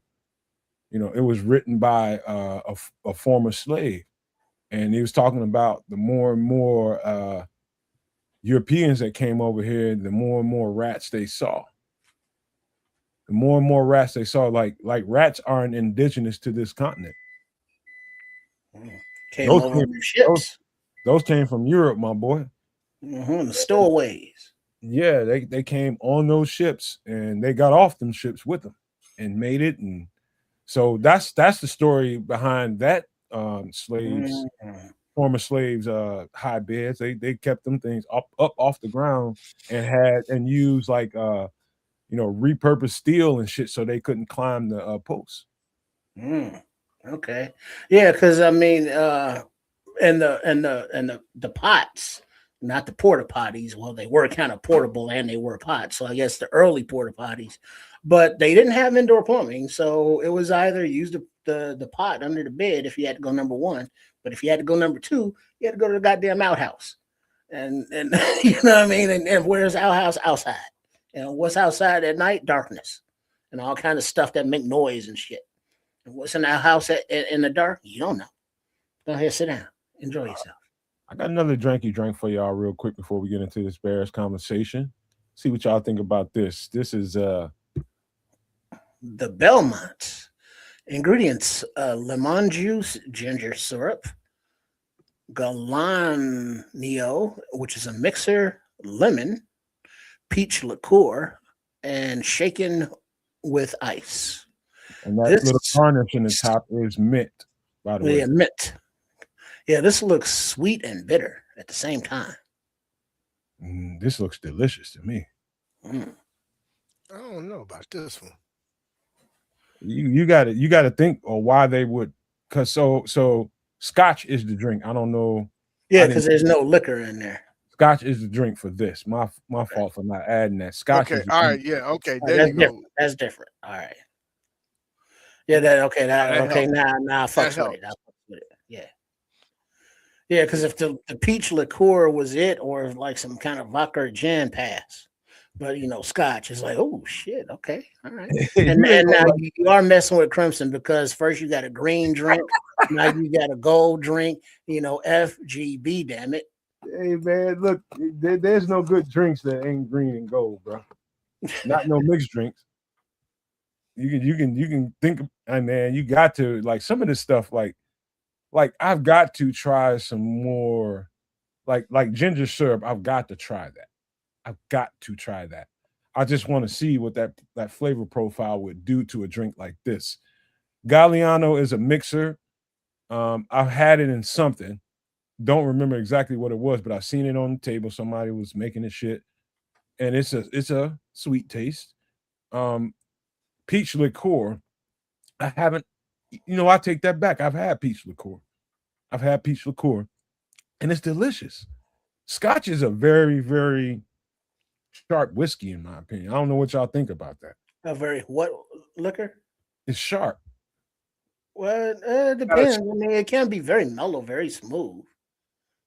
Like I think it's just levels. Like if you get just bottom shelf, it could be not as refined, more bitter, too sweet, or too pungent. Whatever the case may be. But if you move on up a little bit, Scotch can be just very smooth. Sip on it, raw, just straight up, clean, neat, rather. Like, what's the last Scotch you had? Last thing I had was Johnny Walker. Johnny Walker Black, and that was smooth AF. That was that. It was over the Christmas holiday, so it was get up, brush your teeth, drink a bottle of water, and it's like pour yourself a couple fingers of the Johnny Walker Black, and it's like, hey, good morning. I mean, there was that kind of flavor, that kind of smoothness to it. Is Chevis? I think that's a Scotch too. You know what Chevis is? Chevis Regal. Yeah. Ooh, yeah. Mm-hmm. Yeah, that's an old school right That was there. my grandmother's favorite. That was my grandmother's favorite, brother. Yeah, with that dark label on the bottle. I got a 60-year-old fifth of that downstairs. Yeah, now that'll put hair on your chest and then burn that shit off at the same time. Imagine what that shit is after 60 But years. It's smooth, brother. It's smooth. Man, you could run a car off of that stuff. Chevis? No, Chevis is real smooth, bro. Chevis Regal is real smooth. My grandmother used to drink that, bro. That was that in a tall can of Budweiser. So that Chevis. So I'll tell you how I came across it. My mother bought this. I think I told y'all this. My mother bought this house for my grandmother. It was a total rebuild. They had to gut it first and start from scratch, basically. Just start with a shell. And that's what they did. And so at one point or another, it was a hoarder who owned the house. The old man turned into a hoarder. And it was just so much shit in there from top to bottom. You talking about big long roll-offs full of shit. Just constantly dumping that old ass shit. The man had been gone for about 15 years. So she won it at an auction and got the house and was going to rebuild it for my grandmother. And that's the house they live in now. She's living there with my grandmother. And dude, it was so much shit in there. So here we are. They cleared the house out completely. Now they off into the garage. The garage got as much shit as the house, right? Now they get to the bottom of it and they find all this old ass liquor. And these motherfuckers, before I got there, they had already got to like 3 bottles of it. Old, like 60-year-old liquor, man. Good shit too. And I get there, these motherfuckers just drink. I mean, where the fuck y'all getting this shit from? I get in there and I'm like, hold up. Hey, man, put that shit down. Who fuck told y'all these? You got to get, we got resident crackheads in there cleaning out that nasty shit. It's got mold and it's got dirt and it's got, hell, it might be some raccoons living up in that motherfucker. And it was, all that shit up in there. So everybody's dirty from top to bottom. They find them some liquor up in there. They opening up 60-year-old liquor in there. Shit, take it to the head. And drinking it. And so I got to probably turn that up. About another 15, 20 bottles of shit that ain't even on the market no more. Some of the shit that I put online just to give it a test run to see how much it's worth. You got everything as low as $700 this and shit in there worth $4,000, man. Yeah, I mean, sometimes it's not only liquor, but the actual bottles, the casings that they're in. The seal, they're just looking for the seal to be on it. Yeah. Those are collector's items, materials right there. Not meant to be enjoyed or consumed or imbibed. So yeah, but Scrolls here is hey Trish, this Belmont here, very sweet. That looks very, very sweet. So if you're on the sugar, diabetic, You may want to chill with this one, but also you can't gauge how much alcohol you're drinking. Well, that's easy because you pour it in a shot glass and then you pour it into your drink. So you're measuring your liquor. You're measuring all this stuff. You're just not free balling pouring. Trip, I gotta, before we get out of this conversation and into the Bears, I seen so much old liquor in that garage. I kept digging and digging hard. I was just like, it's a matter of time before I find a bottle of Ripple up in here. Something Fred Sanford used to drink. That's what I was looking for. But I found never. Yeah, it was cool, man. But that's that for the food and drink department, man. We're gonna get to some Bears right now. Hey, here's a question. Now, Kids isn't here, but the No Maniacs. Because we were talking about it, the algorithm has been popping up homemade wines. And I think the Nomad Network, the Kids, Canuck, and Sports of Chicago style, you get whatever flavor you want, apple or sody pops or whatever. And then we do the experiment and we turn that into wine. Because you can do it like a couple weeks.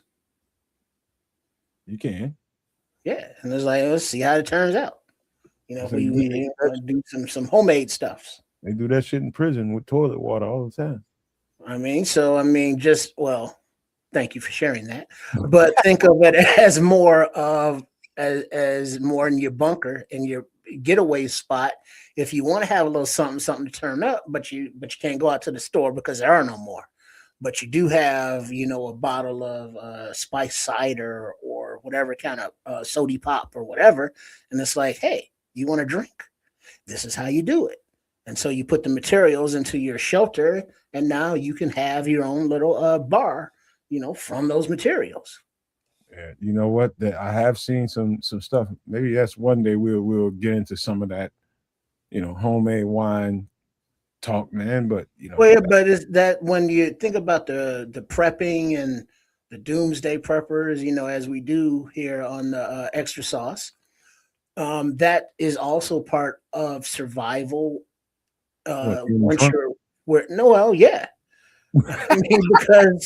mentally you're dealing with a lot of pressure if the situation, around you is one that you're in a survival situation. It's like, I need a drink, and you mentally, physically calm you down. Maybe you need to take a nip to make a hot toddy because of a sickness and illness, and you don't have medications. So if you need to make alcohol, there are practical purposes for it.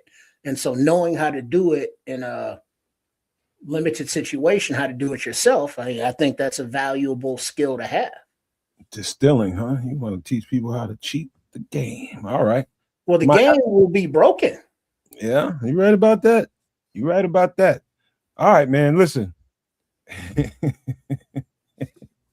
Scroll said, whenever doomsday hit, I'm going to be wherever Zay Frazier is. He about to be back in Hallis Hall, though. And all right, let's get to some. Let me do this, man. He is off the grid, man. But hopefully we're gonna get something out of this guy. We're gonna find out here in a few months. Let's get to I'm gonna put it up and we're gonna talk around it until we get into this conversation. But the Bears, hold on a second. Let me turn my mouse and went dead on me. Give me a second. But we ain't gonna talk about this yet. But as it's showing on the scroll on the bottom, the Bears have signed 15 players to futures contracts, and you'll see the name scrolling on the bottom.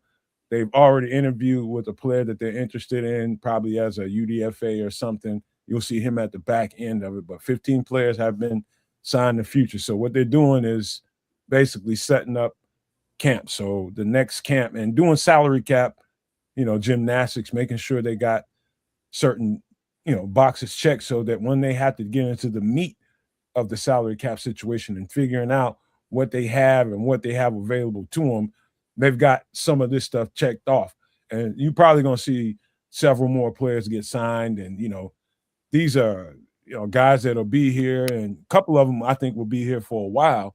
But these are just, basically camp bodies. You got to fill up the roster to complete camps. You need enough people. But that's what you see scrolling on the bottom. I think some of them could have a bigger role in that. Yeah, for sure.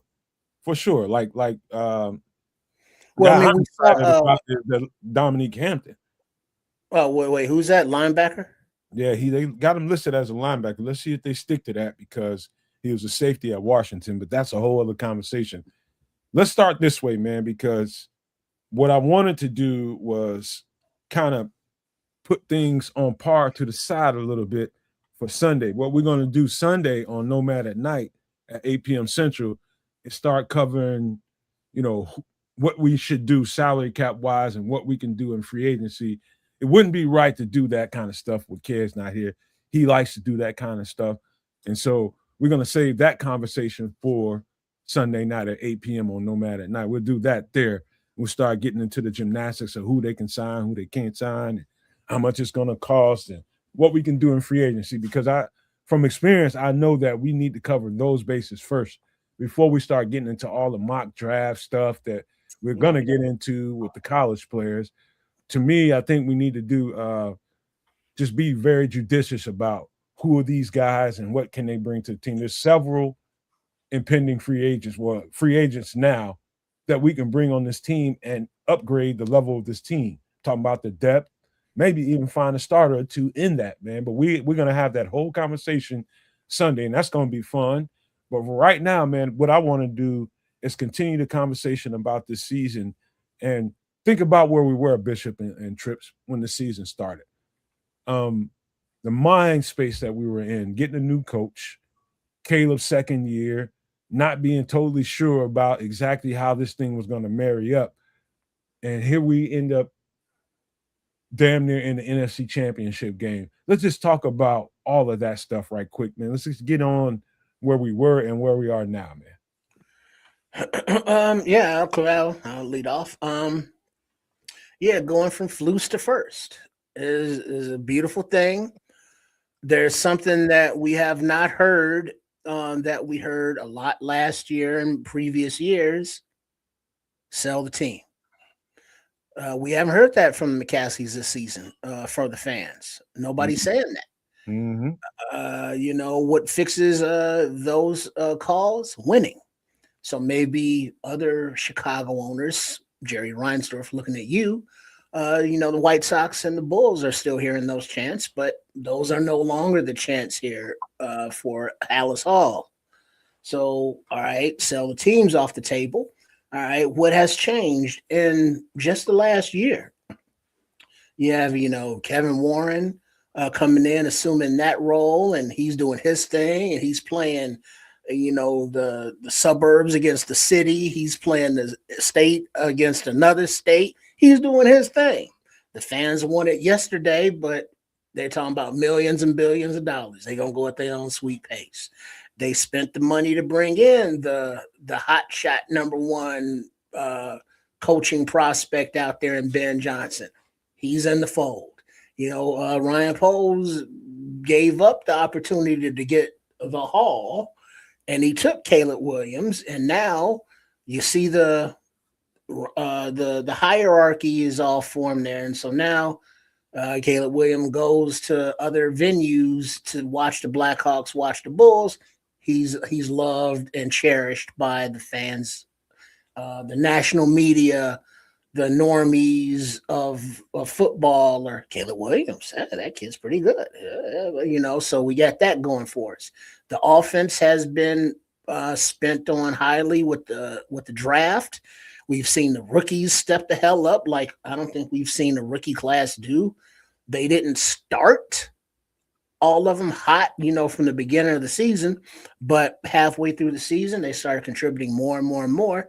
And to the end, where it's like, yeah, all of them made mistakes. And so, yeah, they're rookies, but we see the development. We see the flashes on all levels. So the coaching staff that Ben Johnson brought in is a higher level than any of the Flus or Nagy or Fox regimes, to a positional coach, who are getting interviewed and poached as we speak,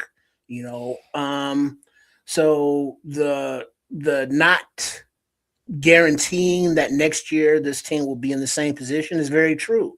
But we have the we have more faith, more confidence that at least they're going in the right direction and they just don't look lost like the bad news bears of old. So going forward, yeah, a lot fucking better outlook, mentality, attitude. Bishop, what say you, man? You want me to go first? I can go. No, I'll go. I was just making sure Trips got it out, but very well stated, Trips. Here's my take. Like you said, from flutes to first. I love that. We're talking about a team that, for the first time ever, went out and got their guy to head the helm at coach. They went after the most coveted guy in the league at that time, and they got their man. Um, More importantly, he came in and assembled a coaching staff that garnered respect throughout the league. Something that we can't say about previous Bears teams. One or two coaches here and there might have garnered um, respect, but not an entire coaching staff. Which, you know, and this probably be we might bring this up later on in the show, but amazing to me how we've been getting criticized for the season that we had and how lucky we were, or it wasn't supposed to be where we did get to. But why are those same teams trying to poach our coaches if we were a fluke? Once again, the puke green and yellow, or gold, whatever you color you want to give them, you know, that's a whole nother story. I digressed. Um, then this coaching staff came in and did something that we haven't had in a long time, which was real evaluations of players. Along with that evaluation of players, true tested the players' character and guts and work ethic throughout OTAs and throughout mini camp, OTAs, and training camp. Many of those players, not the entire locker room, stated about just how tough of a practice of a training camp that they had that they have never experienced prior to, either with the Bears or previous teams. This man came in and put together and built a culture and an identity for a team that, we must be honest and say, was pretty much lost. Didn't have an identity, didn't have a culture, didn't know who they were. Too busy trying to be like other teams versus we're going to stand on our own and be who we are. That's what Ben Johnson did and this coaching staff this year. Now, let's get to the players. A very nice mixture of veteran and rookies and first, second, third year players on one team, strategically brought in key veterans in key positions in key rooms within Hallis Hall to make sure that at every level, those players could be met where they were and help elevate it to get the level of play that we got out of these young men this season. Um, on top of, we talk about culture. The culture actually started from top down, and we cannot go without mentioning the hires of the Kevin Warrens, of the Ryan Poles, the Ian Cunninghams, the scouting team and staff, where many were let go and others were brought in so that they can go out and evaluate the talent at the college level and evaluate free agents to determine who was going to be a fit for this organization. Not just physical fit in terms of play and play style, but character.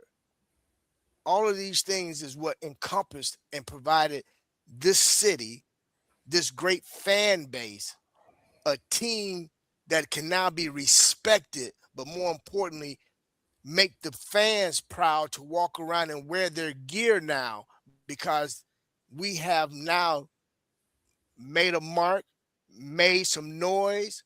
We are now on the map. Now, next season, we're not going to sneak up on nobody, but that's okay. We're not trying to sneak up on you. We want you to see us coming. We're going to be, as a team, as an organization, as a fan base, we're going to be in your face because we're confident. The organization's confident. The players are confident with who they are as an organization and as a team. And each one of those players may not have had the seasons that they wanted to have, but it wasn't about stats this year. It was about wins. These guys, most of these guys on this team hadn't won anything until this year. But again, that also is a testament of the leadership of the veterans that was brought into the organization to help get these guys to buy into what it is that we now know of as a true Bears culture. And you got to give all the credit to Ben Johnson, that man who many question whether he was going to be a good head coach. If he what type of head coach is he going to be? We know him as an offensive mind, but can he turn Caleb around? Can him and Caleb get along? And in the first few games, including preseason, many, especially in the media, didn't think that was going to be a good marriage. But in most marriages, you gotta fill each other out. You gotta understand and communicate what it is that each one is looking to get out of the relationship in order for the relationship to, one, come together, grow, and thrive. And they did that. You hear it in every one of the pressers with Caleb. In the locker room when he gave Ben Johnson the game ball. These are things that most and please, fans, understand, I'm not beating anyone up, but these are things that most fans overlook because many have not played at that level, if played the sport at all, but they're If fans. ever. Yeah, that too. But this thing that came together this season was magical. But now we have something to build on. We have a true foundation. Not made of sand, but made of real concrete. And it's thick. And he's just going to continue to build and build and build. What I like most about our front office is the two guys, the general manager and assistant general manager, came from winning cultures. Did it take some time? Yeah. Were there some misses in some, in previous drafts with certain players, even with certain trades? Were there some misses? Yeah. But let's be clear. Every team have misses. It was just our fan base and the media covering our team that magnified it and made it seem like nobody knew what the hell they were doing. Well, guess what, y'all? Looks like they knew what the hell they was doing. Right. So let's call it what it is. It was a really, really great season. I'm super proud of what this team achieved. I personally don't feel that they overachieved because I went out in the beginning of this season upon the hire of Ben Johnson. Once I saw the coaching staff that he had assembled, and after they came out of training camp, I said, this team's going to go 10-7. I said that. They exceeded my expectations just regarding to that. So I know now that this team is going to be a team to be reckoned with. They have the North. I don't see them giving the North back. Kudos to the team up north for retaining their coach so we can keep that rivalry going. Football needs that. And let's be clear, the NFL is not the NFL when the Chicago Bears are not a winning football team. And now that the talk of the national media now, and so many retractors trying to cover up they're in the litter box trying to cover up their shit because of all the garbage that they was talking about early on. He paint his nails, he's this, he's that. All of a sudden now, he's a bad man. He's got some really great traits. Y'all wasn't saying that shit back in August. Well, would you say, Bishop, even the keep Justin Sexuals have come around? Yeah, bro. Keep all that. Keep that energy where y'all had that energy. We don't need no bandwagon fans. It's all good over here. We straight. Trust and believe that. But I'm gonna end it with this. Congratulations to the 2025 Chicago Bears. I'm super excited, super proud of you guys. I cannot wait to see what how the roster is assembled. Hopefully, we can retain the guys that need to be retained, those that were consistent, those that showed up, those that played through injury and through pain. You know, might not have liked how they might have exited the locker room at the end of the season, but was the most consistent out of the group. Didn't might not have had the numbers that he had, he or others had, previous seasons. But guess what? Was a major contributor and the reason why this team won the games they won in the fashion that they won, and we cannot overlook that. So with that, I'm gonna pass it to Nomad, but salute to the Chicago Bears. I'm proud to be a Bears fan, and let's go, baby. Bear the fuck down. Bear And down. Let's go. and you know what, fellas? I don't know that I could top that, and I'm not gonna try it. And what I'm gonna say is I'm gonna kind of refurbish everything that you guys have said in my own way. And I'm gonna start at the top and we're gonna work our way down. And I think coming into the season, there's a lot of people after Ryan Poles. There's a lot of people. Bro, they wanted the man gone. They wanted him gone. And you know what happened? And you got to give that man his flowers too, man, because Power pros compels you. withstanding that level of scrutiny and that level of smoke, you got to give him his flowers, man. You got to stand tall and face the fire, and that's what he did. You had a lot of people complaining about this. You got that, this pick, that pick. Where's our work? Ain't no Matt where I haven't heard anybody be like, "Hey man, Ryan Poles traded that 4th-round pick for all pro left guard." Mm-hmm. No, none of that.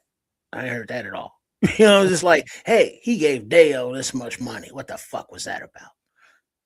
But it's like I get it. We complain when it's bad and it's warranted, fine. But when it's good and he makes good deals, he solidified the offensive line. We see how his draft picks contributed, and their trajectories. So it's like, yeah, you got to give him his props. Power polls compels you. Look at what Scrolls said. The polls has officially taken the North, and that's exactly where I was going there. He came in here and proclaimed that those are strong words when you come in the NFC North division. This is a tough division, and it's getting tougher every year. The better the Packers are, the better the Vikings are, and the better the Lions are, makes it even tougher. That's a season within itself, having to deal with that. That's a season within itself. Just trying to get through that part of your season, trying to annex your main rivals. What's gonna happen though, Matt, just because you said that. The pettiness of the NFC North between the Lions, the Packers, the Vikings, and the Bears. The Bears hired away the offensive coordinator for the Lions, right? Who was an instrumental part of their success. And now he's having success in Chicago, and they called him a Judas and all that. But now we see Al Harris getting interviewed for the Commies, I think the Giants and the Packers. I could see the Packers hiring Al Harris to be their defensive coordinator just to be petty like that, even though they may like him, but just to the fact that, the newly signed LaFleur gets to jab at his buddy Ben Johnson. It's like, I'm gonna take somebody off your staff. I could see the pettiness of that for that. You know what, Trips? But I don't think, and I could be wrong. I could be a bad judge of character, but I think Al Harris went and did the interview. I don't see him taking the job though. I don't, and honestly, and I'm gonna say this. I'm gonna say it because of this reason alone. I don't feel that he fits into the culture of Green Bay or in the makeup of their locker room, not the locker room per se, but you know what I'm getting at. I just don't feel like I don't feel like he's a fit, and I don't think that they would buy into Al Harris and how he liked to do things. That's just me. Because I'm gonna be honest, bro. I'm just gonna call it what it is. The motherfuckers is soft, man. They soft.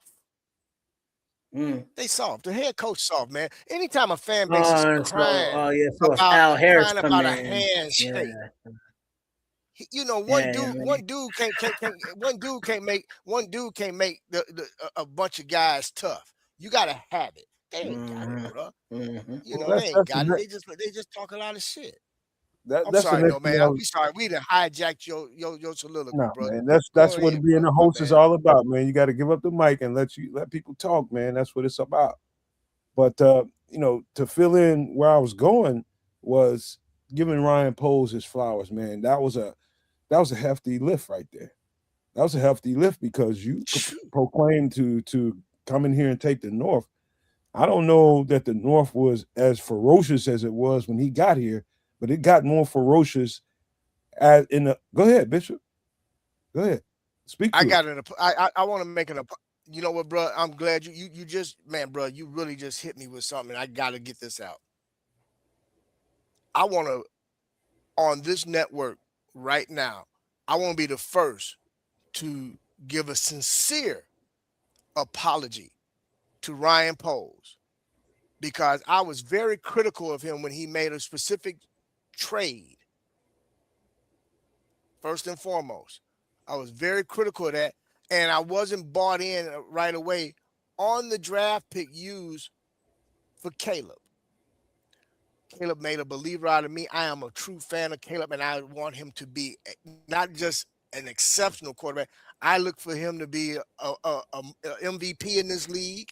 I expect him to be a multiple Super Bowl winner in this league. But more importantly, look at here. The boy, he's a dog, period. And I want to give him his flowers, but I want to, on this network, for anybody that can go back and check any of our previous shows, I have to give a sincere apology as a fan and as a podcaster, and as um, I like to consider myself a bit of a savant when it comes to NFL football and college football. But more importantly, I want to give this man a sincere apology because I was very critical. Ryan Pose, I apologize to you, and you have made me a believer, and you have renewed my fandom in the Chicago Bears. And trust me when I tell you, I'll throw some bowls when it comes to these Bears.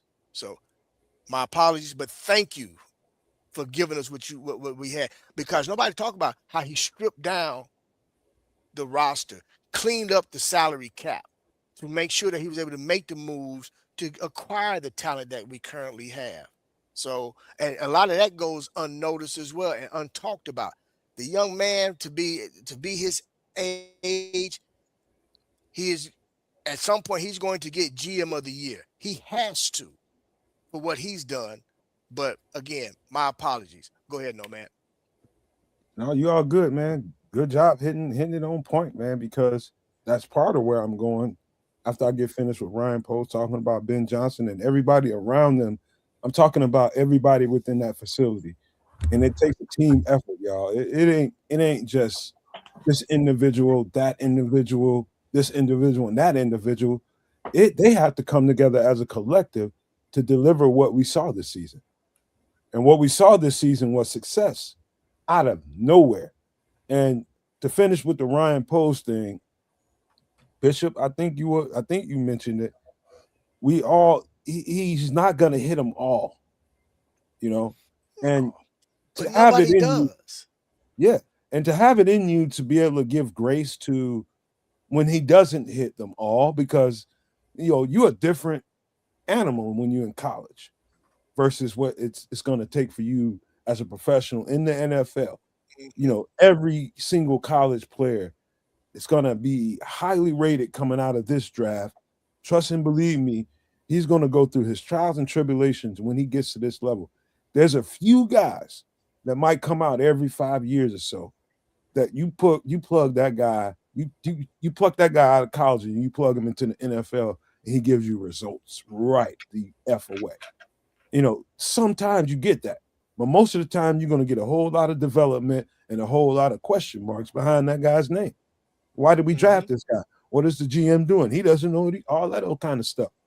And my thing is this, I've been trying to be supportive of him as best I can this entire time.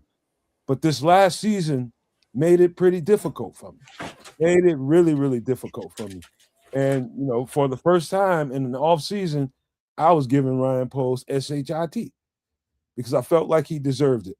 But what I'm about to give him his flowers is his decision making.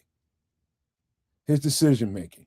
And I'm gonna get down to this Ben Johnson conversation real quick and say that, first of all, that was the right choice. Because I had my questions about Ben Johnson. I didn't see that guy as a leader of men. I did not. Oh, I I'm just did. being totally honest with y'all. And you can look at, like you said, you can look at old shows and you can pull stuff up and see. I wasn't sold on him. He wasn't the top guy that I wanted to see to come to Chicago. But what he has done in this process is show me that what you need is to understand the assignment first. Understand the assignment. First, you got to check some boxes about Chicago and making sure that we attack some of these stereotypes about Chicago football and what we are. Let's attack that first. We're going to show people that if you come in here with the right mindset, we get the right accumulation of people, football players, you can change that overnight. And that was his energy coming inside the building. When people asked him, "Do you think we can win now?" He didn't flinch. Yeah, we can win now. And to the credit of Ryan Poles, the guy came here.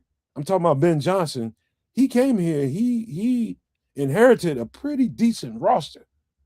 All they had to do was add to it, add some key pieces.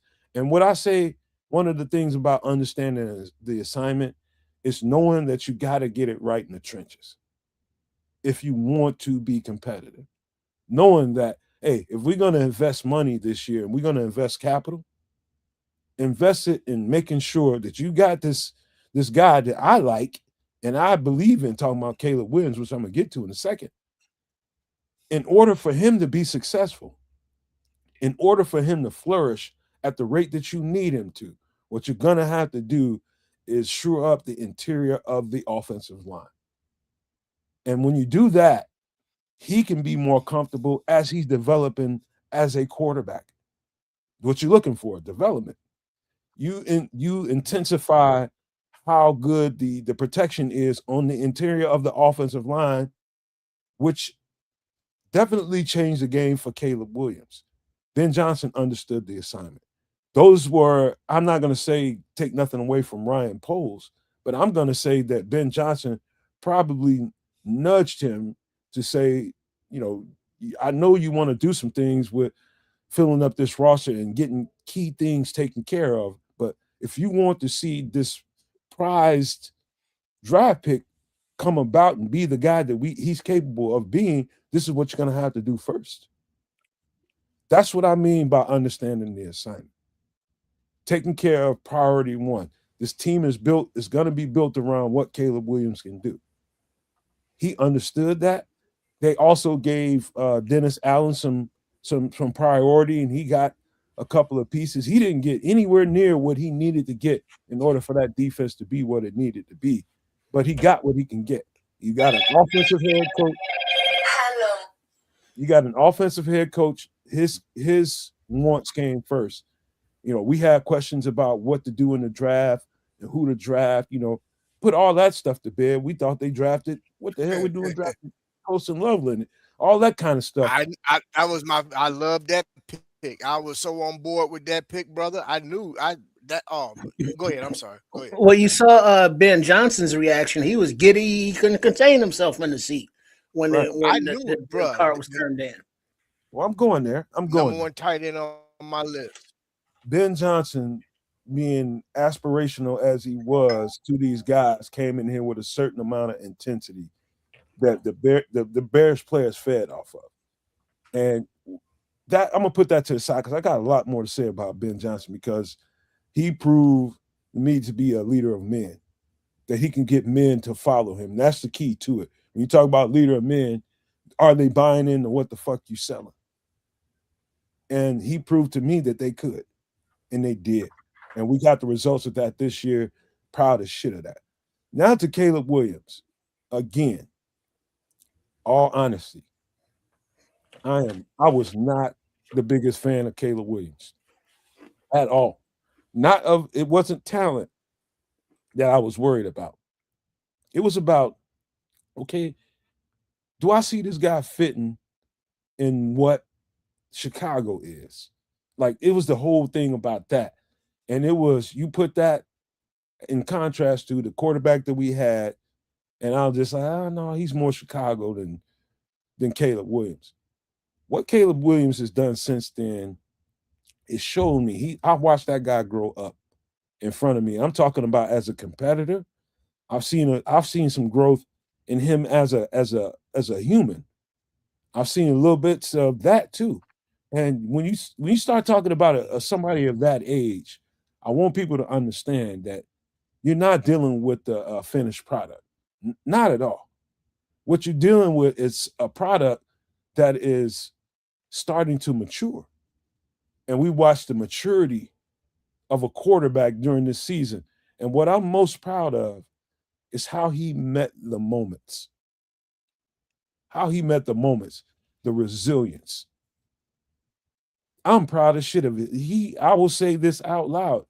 He proved me wrong about him. And I'm glad to say that, man, because it was never about him as a quarterback and his talent. It was never that. I saw that day one, the minute I laid eyes on him. It was about, is that going to translate to this level? Can he take the coaching? Can he take the instruction from the coaches and build himself into an NFL quarterback? And that's playing on time, that's playing within system, and not all this wild running around and being willy-nilly like he was able to do in USC. It seemed like a Herculean task to me from that contrast from what he was in college to what I see now. And guess what? The guy didn't even scratch the surface. He ain't even scratched the surface. What's what's unique about this kid, and I think the most valuable trait to him, people might talk about his arm strength, how accurate he can throw, and this, that, and the third. But what's more important than anything is how, excuse me, is how he's able to negotiate the pocket and avoid sacks. Those are the things that keep drives going. So when you got that crucial 3rd and 7, 3rd and 8, and he's back there in shotgun, nobody's back there to protect him, it's pocket presence. How he can avoid that first guy coming at him, he can avoid that second guy at him. Give himself a little bit more time, flush out one side or the other, or step up into the pocket and create something else. That is a unique talent that everybody's not gifted with. We have an absolute treat. That was one of the features I knew about him at USC. I was just like, okay, if he learned to play on time and learn how to play in some structure, if some coach can get that out of him, this motherfucker's gonna be something else. And he is. Now, that being said, what I hope is that, a lot of times quarterbacks that will come in their first, second year, have some success or not. And then in that third year, they tend to hit a wall. And I don't think that's going to happen with Caleb. I think he's got something extra going on with him. Seeing that with CJ Stroud right now. You know what I mean? He's going through some things. But that guy has proved to me that he's been worth every bit of all the accolades been given to him, and he can rise to another level. Hopefully that continues, man. But I'm supremely proud of that kid, man, because I'm watching him grow up and I'm watching him become, the more and more snaps he takes in the NFL in pressure games and high situation games, the better he is. And that's just, You know what? if he can calm down, man. Not to cut you, I apologize. I think you want to add this to, since you're speaking on it, and this kind of is in your wheelhouse, man. Um, Something that I think nobody has given Caleb um the respect for. More importantly, and what he endured last season and this season. And the reason I say this is in your warehouse is based off of your current of your profession, but his mental fortitude, brother,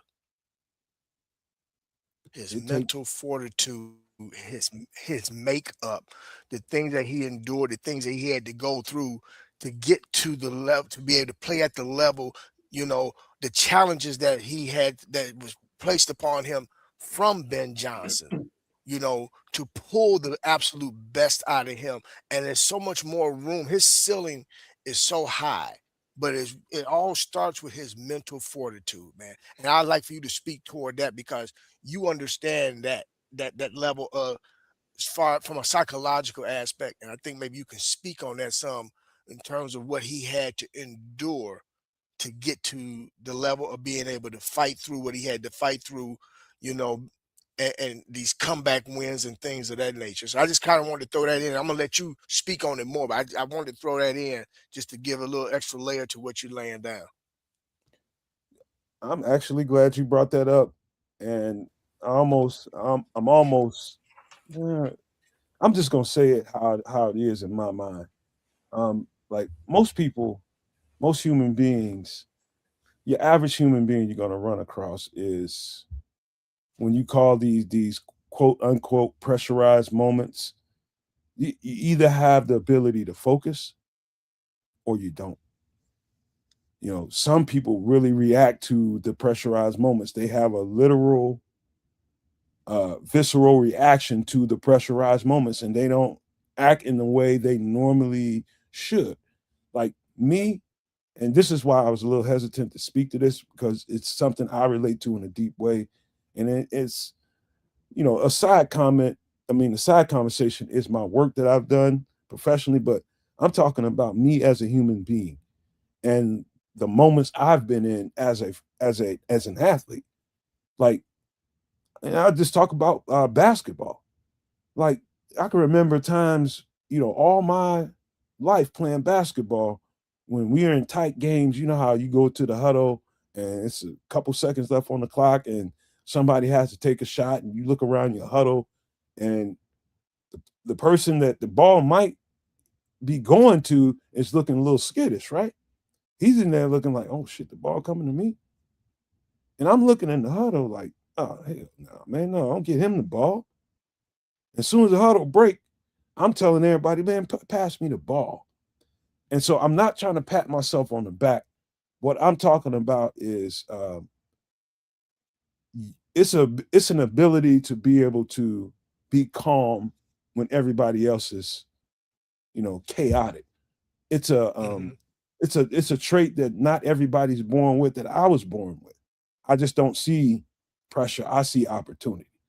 And I think that's the way Caleb sees these moments as opportunity. That's the best way to look at it because if you start looking any more deeper into it than what I just said, then you'll find that pressure that everybody's talking about. I think he runs through those moments like I did. Well, it's that's some people internalize things different. You know, not everybody feels the same things in the same way. You know, because you know, before he was drafted, the main thing that you know most fans knew about him, Bears fans, otherwise that weren't you know USC fans or what do you go, Mhm. Oklahoma fans before that, was like, all right, who's this dude running up in the stands, paints his nails, okay, you know, crying up in his mama's bosom after the loss, and it's like, well, what the hell are we getting here? You know, and then he goes to the combine. It's like physical. Nah, you know who I am. Fuck all that. And it's like, oh shit, you know. And it's like, you know, the huevos on this dude, you know, the chutzpah, if you will. But to see him, you know, now develop as he grows up before our eyes, because that's what he's doing on the field, growing up, you know, as well as off the field. I mean, he's a young guy. So the way he carries himself, that Nomad and Bishop were referring to is cool, but just his physical toughness. You know, we played that video earlier where he was coming up the stairs from the hockey game and he was stiff as all get out. the percentage of snaps that he plays, after getting dinged up, after getting knocked over or whatever, he's on the field, to his credit. And going forward, we expect that development because we've seen that Caleb wants to be great. Anytime he's around Tom Brady, he's like under him, just absorbing whatever he can from him, whatever kind of knowledge, whether it's about his own physical health and maintaining that and staying in shape, whether it be about quarterback stuff and how to spin the ball in the weather, or whether it be about leading a team or being the face of a franchise in a public aspect, being a business person.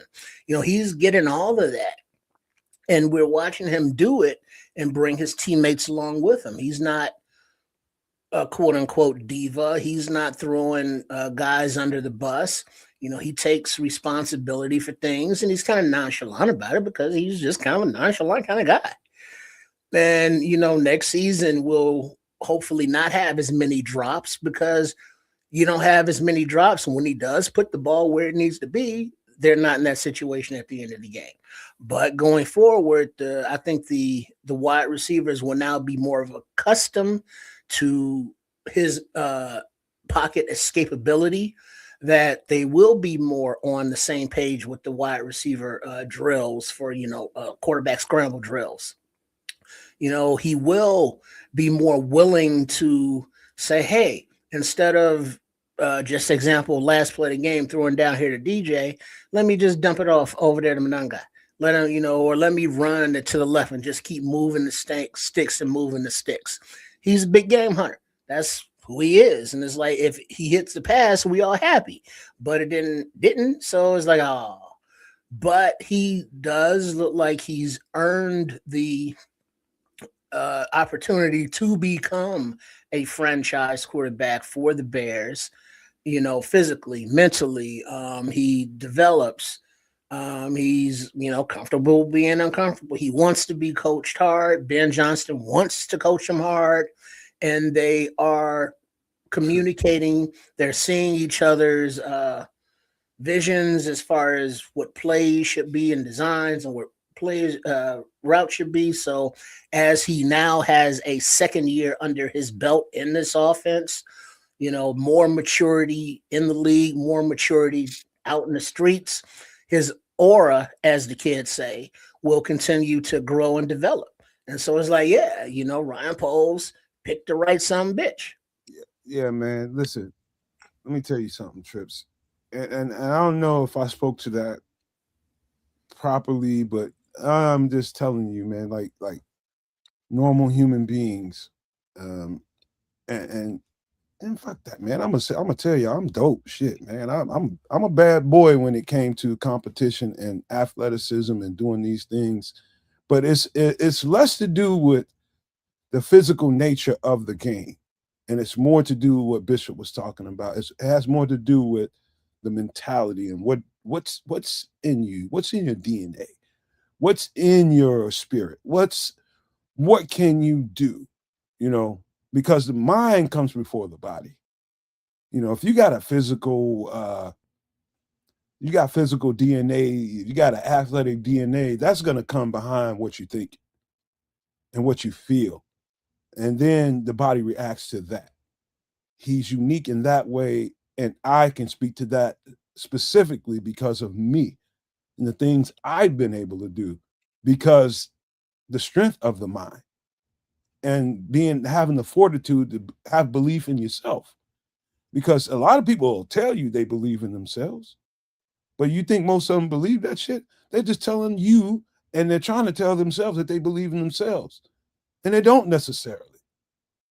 And that's just the truth about human beings. But that's the credit I want to give him, man. He showed me a fortitude that's rare in human beings, being able to rise to the occasion. Hopefully that continues. But down to the rest of the team real quick. The guys on this team we could talk about forever, man. But you had guys like the Nation Wrights of the world. You got guys like, and Trips, don't think I'm trying to kick you in the small parts, But Kevin Byard, did you thought that was like a bad deal because he's a little older? We're gonna have conversations about a couple of older guys that we might be able to get in free agency. I'm gonna try to convince you it can have the Kevin Byard effect on this team for the next couple of years. But you talking about the mixture that Bishop said about the mixture of the veterans and the young guys, these guys feeding off of each other's veterans learning and teaching the younger guys learning and leaning on the veterans to, I mean, it was the perfect storm. It was, man. And the guy particularly that you should give particular props to is Nashawn Wright. What resilience? What? You just picked What this a guy off. story. Right? Come on, man. What Come a on, dog. story. And it's so messed up because this kid, he worked his ass off. He played 95% of the damn defensive snaps. He got 5 or 6 turnovers. And Bears fans is like, well, he should do that for another year as a prove it year. It's like, hell no. That boy need to go out there and get his money because guess what? Teams are Trips, going to look at him. What up? but Trips, you just said it. The fans said we're talking about individuals who have not, bruh, they've never played at this level. What do you fucking know? Just look, the man. And this is what upsets me most about people is that we're at an age of information. Do your fucking homework. I just said the story.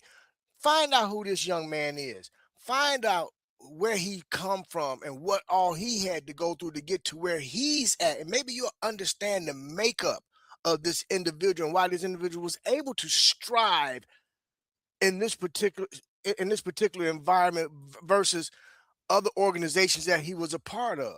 Again, leading back to the coaching, leading back to the culture, and to no man when he mentioned about Caleb and his fortitude and the things he did. Think about it. This was a guy that nobody thought could play under center. He's probably his play action and him playing under center. He looked better under center this year than he did in the damn shotgun. Man, how many times at the end of the season did he learn? To, hold on, Bishop, real quick. How many did we see at the end of the season versus the beginning of the season? Him drawing the defense offsides for a free play and him looking to capitalize on that free play. Go ahead. Yeah, bro. I mean, how he changed up plays himself, man. It was in the shotgun and changed up plays and went under center. It's just we as fans or individuals as fans and human beings have got to stop the judgment, man. We're so fucking quick to judge somebody without knowing the story. Learn the fucking story, man. I want to say this to you all, and you guys can give me a judgment about what you think happened there. But you talking about Nashawn Wright, who, quite frankly, they signed him pretty quick, somewhere before I would say after mini camp, going into veterans training camp or something like that, some of that nature, right? They pick him up, and everybody probably brush that to the side as just like misdemeanor stuff, right? What he was able to do, because I remember that camp and us doing shows, Trip and Bishop, and I remember speaking like, man, every time I turn around, the reporters are talking about Nashawn Wright. I'm not there to watch the shit. And so they're telling us like Nashawn Wright made a play. He made a few plays, and Nashawn Wright. Next thing you know, this shit carries into training camp. Now in the training camp, you got to give Al Harris a lot of credit right here. And I don't know that it had to be a heavy lift from Al Harris to convince, Ben Johnson and Dennis Allen that this guy can start for us. He can carry us this year. But I think they saw the same thing Al Harris saw. And like, oh, he's out here balling. Like we can play with this guy, man. And so you're talking about guys being given an opportunity and making the most out of that opportunity. Man, Nashawn Wright, I got so much respect for that guy. I got nothing but respect. I ain't finna try to sit here and pick apart what he did wrong, what he could be better in. The fact that he knew that he was NFL starting level cornerback caliber and played like it when everybody else was, oh, he's a scrap heap player, he's a practice squad guy, because that's where he came from. Shut all they MFing mouths. And he's gonna get paid. Might not be by the Bears, but he's gonna get paid and he's gonna deserve it, man. You know, he's got every cornerback has their flaws. I don't give a shit who you are. I had my flaws.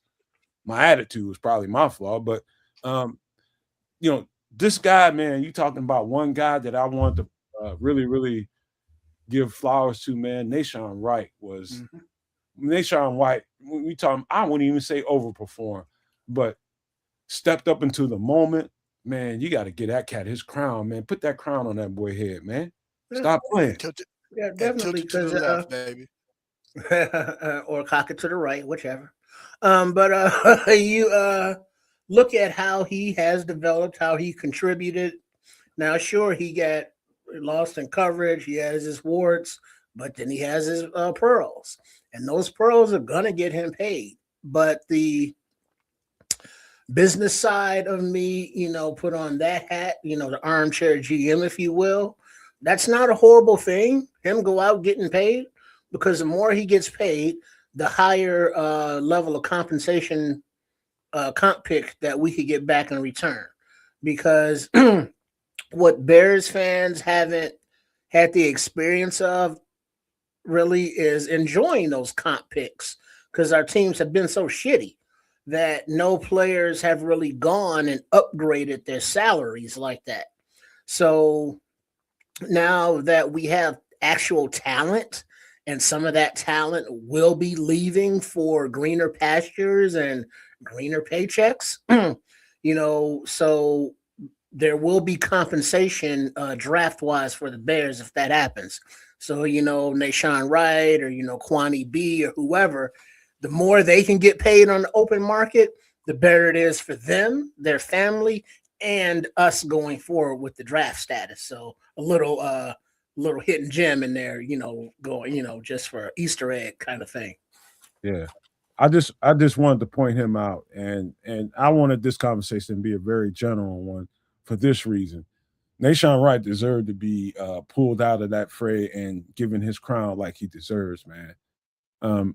But the entire team, man, you know, you had a coaching change. You had some guys that came back, been here a year or two. You got some guys that's been here, a couple of guys have been here. Jalen and Cole Kmet's been here for a long time and seen a whole lot of shit. And you know, key ended up being key guys, and the Bears knew that they had to be key guys in changing this thing around. And so what the Bears did was, more than anything, was change the mindset. Change the mind, Bishop. Change the mind, the body does what? Follow. It follows. It follows, bro. Free your mind, ass will follow. That's what we just witnessed, man.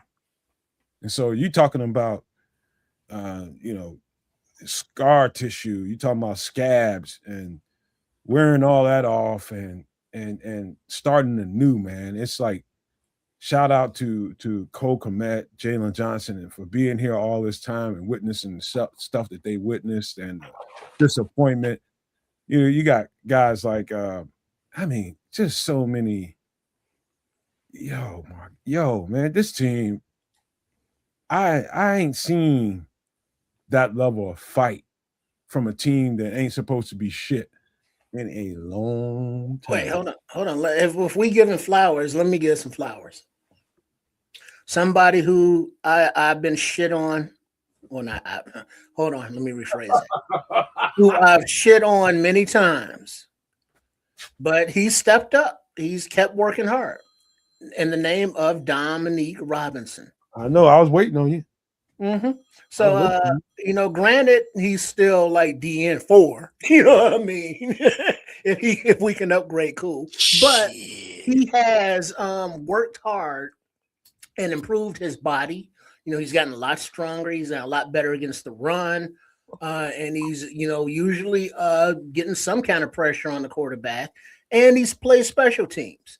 So he's a kid that's been hustling out there. He's an athlete who's learning the craft on the go, and he's showing up as a kid that is like, hey, okay, you can Quick play in question. this league. Quick I don't question. know if you'll be a starter, but you can play in this league. Quick question for you, Trips, and this is a psychological thing. What do you think he proved more to the fan base and people like you, or he proved more to himself?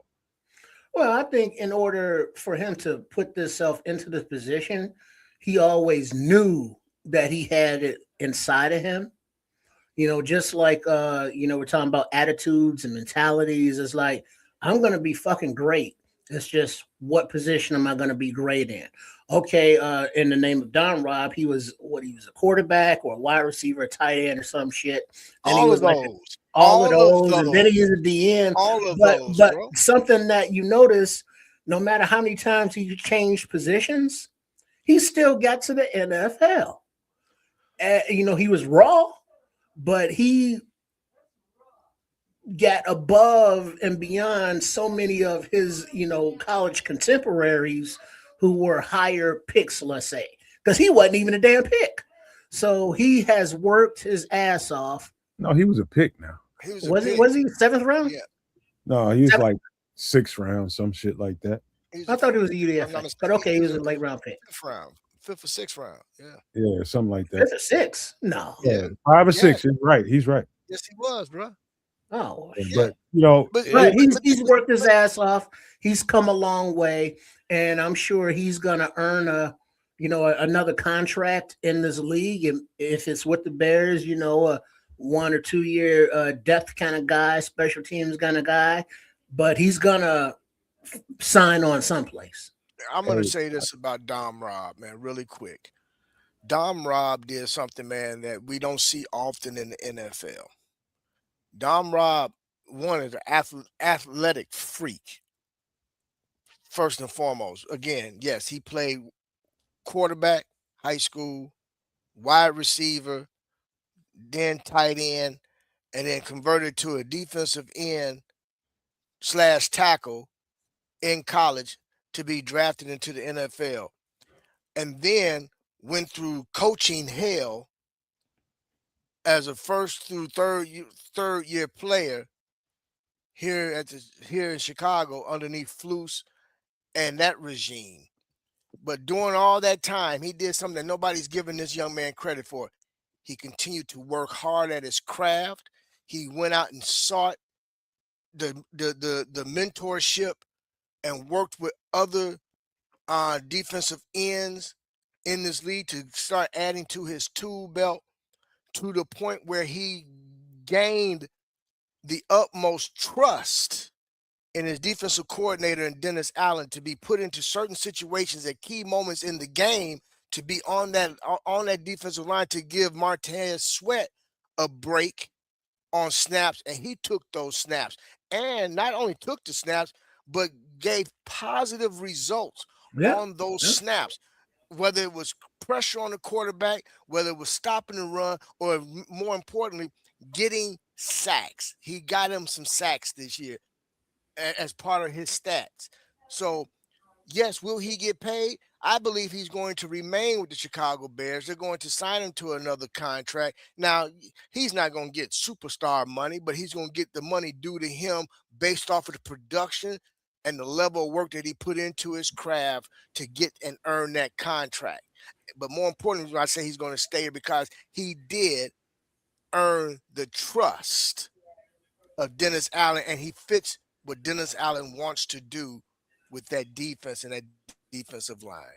let me tell you guys something, man. And I'm gonna move the ball a little bit after I say this.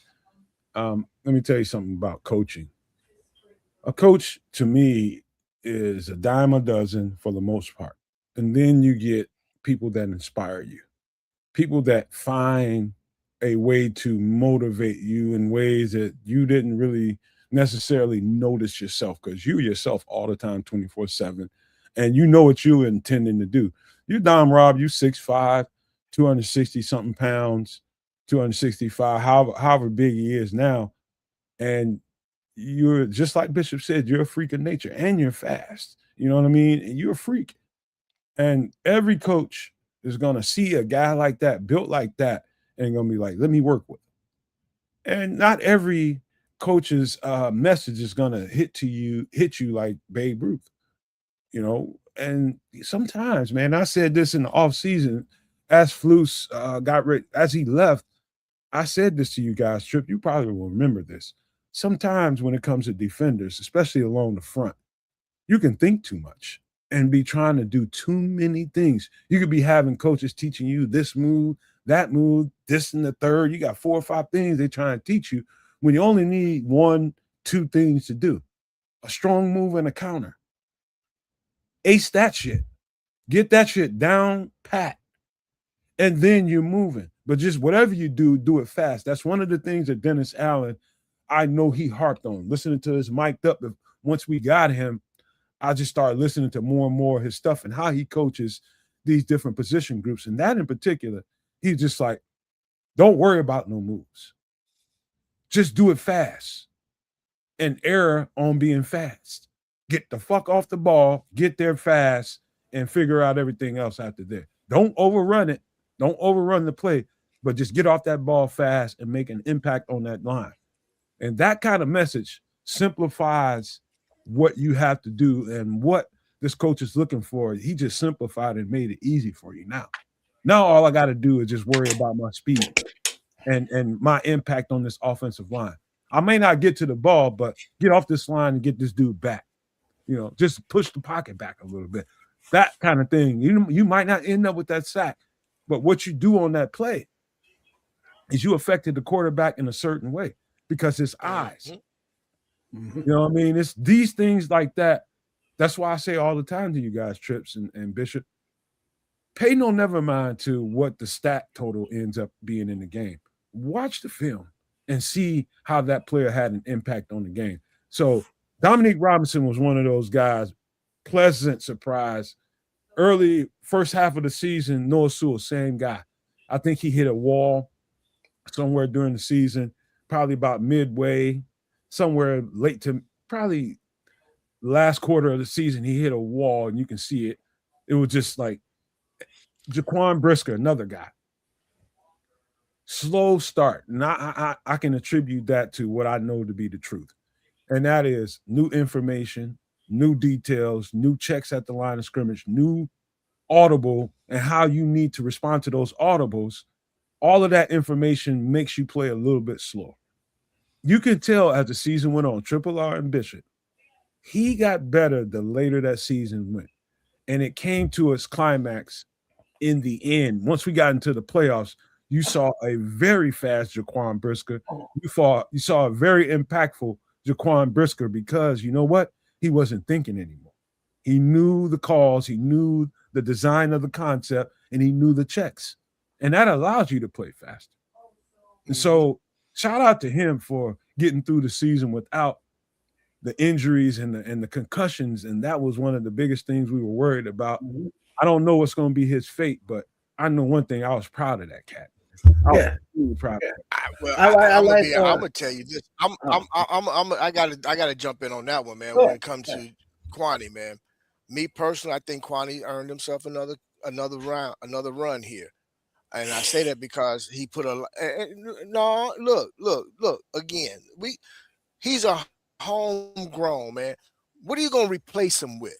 Let's just keep it real. We can talk about, we can look at it dollars and cents. There's going to be some restructuring going on within some contracts on in this team to free up more money, to have more money under the cap. But Kwani Brisker, man, played. He had to cover for a lot of guys because, again, we had a defense that we did not have. Our entire defense never played together until the playoffs. He had to cover for guys that weren't there. And when you're used to having a guy like a Kyler Gordon by your side and that guy is not there and you're really having to play his position and yours, I give all the credit to Brisker, man, along with having to adjust his game some to make sure that he could play a full 17-game season without barring any injury, especially concussion. So that took some learning to do within himself, and making some adjustments and changes to his game. Man, with his More head up, important, man. yeah, but still playing at the level with the level of intensity that he's accustomed to playing with. Because he said, "I only know how to play one way." You know, I feel that I want to see him back with the Bears. I really do. I think that he could. I really think that him being part of this defense is he's part of the engine. He's part of that. He's part of that vibration or that frequency that me and Nomad like to talk about off air. He's part of that frequency in that locker room and on that field, man. And I just think that he's a part of that engine that keeps that engine going. And I Uh, think, well, you know, Here you go. look Here at you that go. Before comment. you even go, Trish, before you even go, you're gonna be like, he ain't done shit. He ain't do shit. No, yeah, I know what I'm gonna say. well, Okay, but my you thing is gonna this: who you gonna he gonna be replace a him little with? bit dismissive, man. He gonna piss you off. I'm just gonna tell you right now. Well, I'm gonna say it like this. He is a good player. I'm happy that he was able to make it through the season with no injury issues and stuff like that. He's good going downhill, sport the run. He can Leave do Khalil some Mack where he's coverage, at. but he doesn't fit what Dennis Allen wants to do coverage wise. I mean, that's kind of obvious. He's too slow for that defense. But he's hold No, on, hold bro, on, hold on. he He's too did it in the slow. playoffs. Uh, You're judging a guy that had to damn near play out of position, bro. Well, yeah, I get that. He You didn't know the asked him scheme, you out of asked him position. to come. Yeah, Dude, yeah, I you get it. asking him. I get that. I know. I You're want talking faster. about a guy, man, that Put it had like to this. oftentimes He's not had to play fast. the No. field versus the Let boundary, me man. let me Come help on y'all now. fix. He Let me is help. still gonna. Hold up, Trish. Let me Oh, help y'all fix the conversation.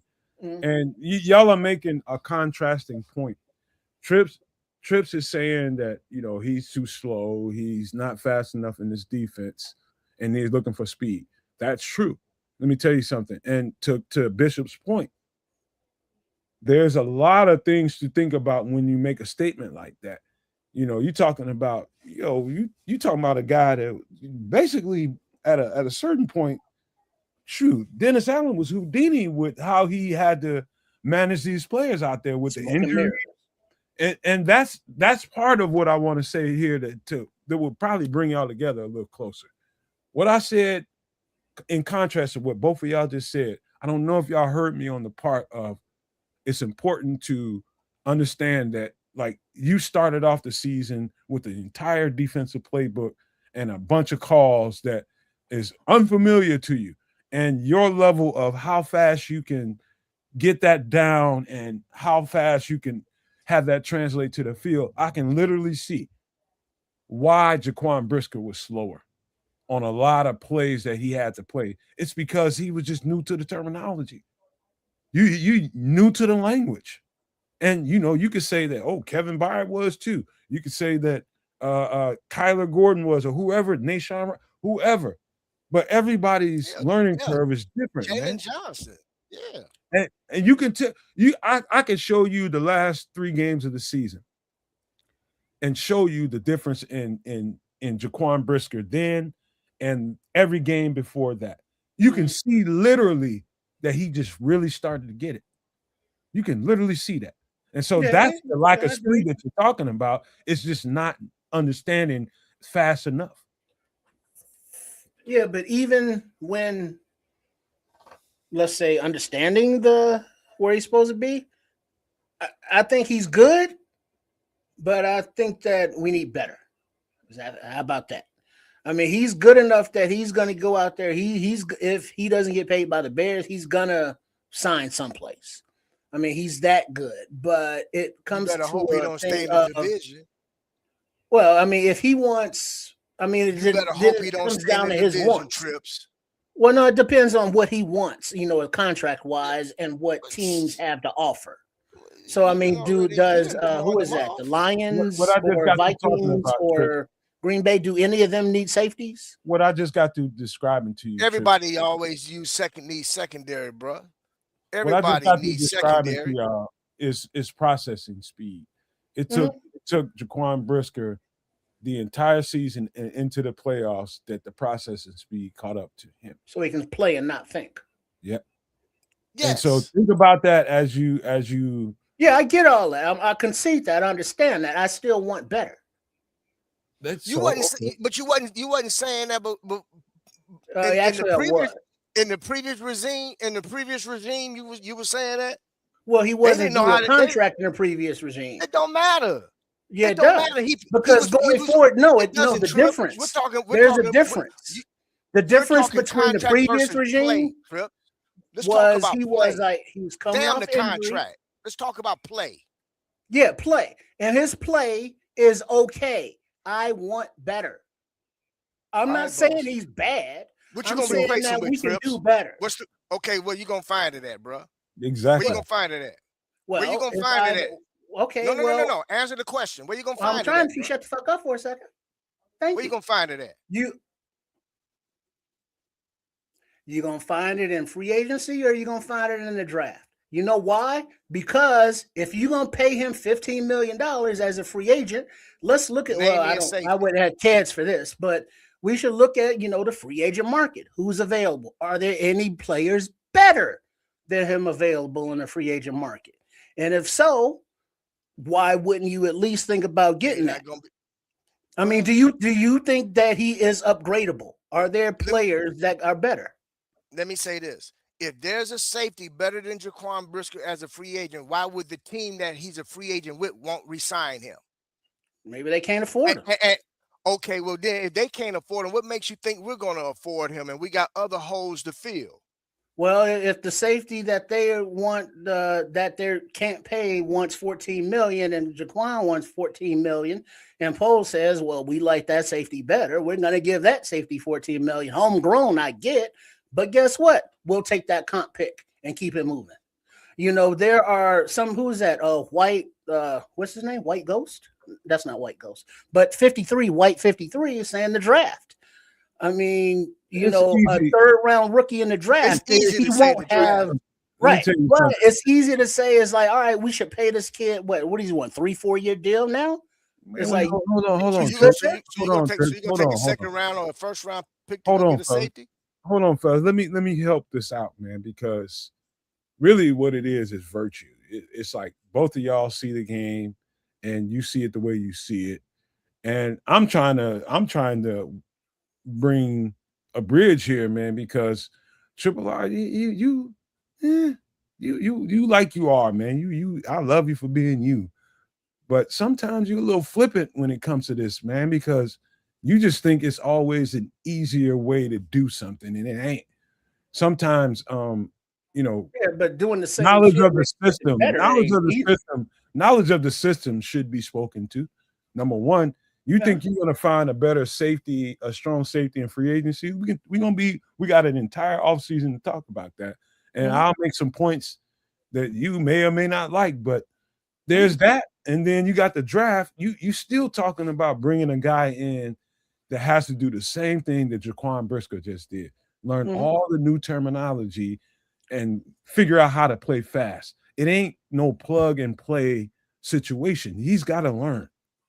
And so if you want to replace Jaquan Brisker, I'm saying you draft a safety, but I think in order to really replace him, you're going to have to find a veteran safety in order to fill that gap, because there's no telling when that rookie safety is going to get to where he needs to get to. Well, part of because you are, hold on, but for the draft and Jaquan Brisker, maybe think about that part of it too.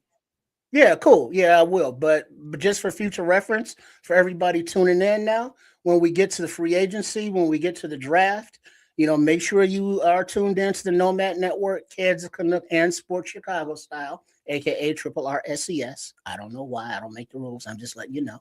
But with Nomad's expertise and knowledge of the game, you will and we will have various activities to break it down. And, first it's free agency. It's like, all right, who's available, who's a scheme fit for Dennis Allen and or Ben Johnson, offense, defense, how much they cost, all of that stuff. We'll play games. We'll mock up free agency scenarios on, well, sign this guy, let this guy go, all that fun stuff. But also remember when we get to the draft, and we will do that live draft call, so tune in then. It's coming up in April. I know this is the end of February, but that shit is going to be here fast.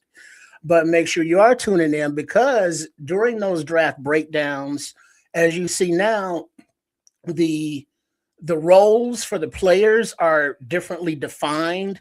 You get, instead of like strong safety, it'll say like nickel safety, or corner nickel, or edge, or end. Nomad will break all that down for you, so we know which players fit the schemes. And then Nomad, when he gets into his draft bag, which he does, he's still thinking about the season now. I'm winding down from it. But once he starts looking at these players, he's going to be like, oh, shit, there's a dog over there. Oh, shit, there's another dog over there. So he'll compile his scheme fits and then break those scheme fits down to who's the dogs out of those fits.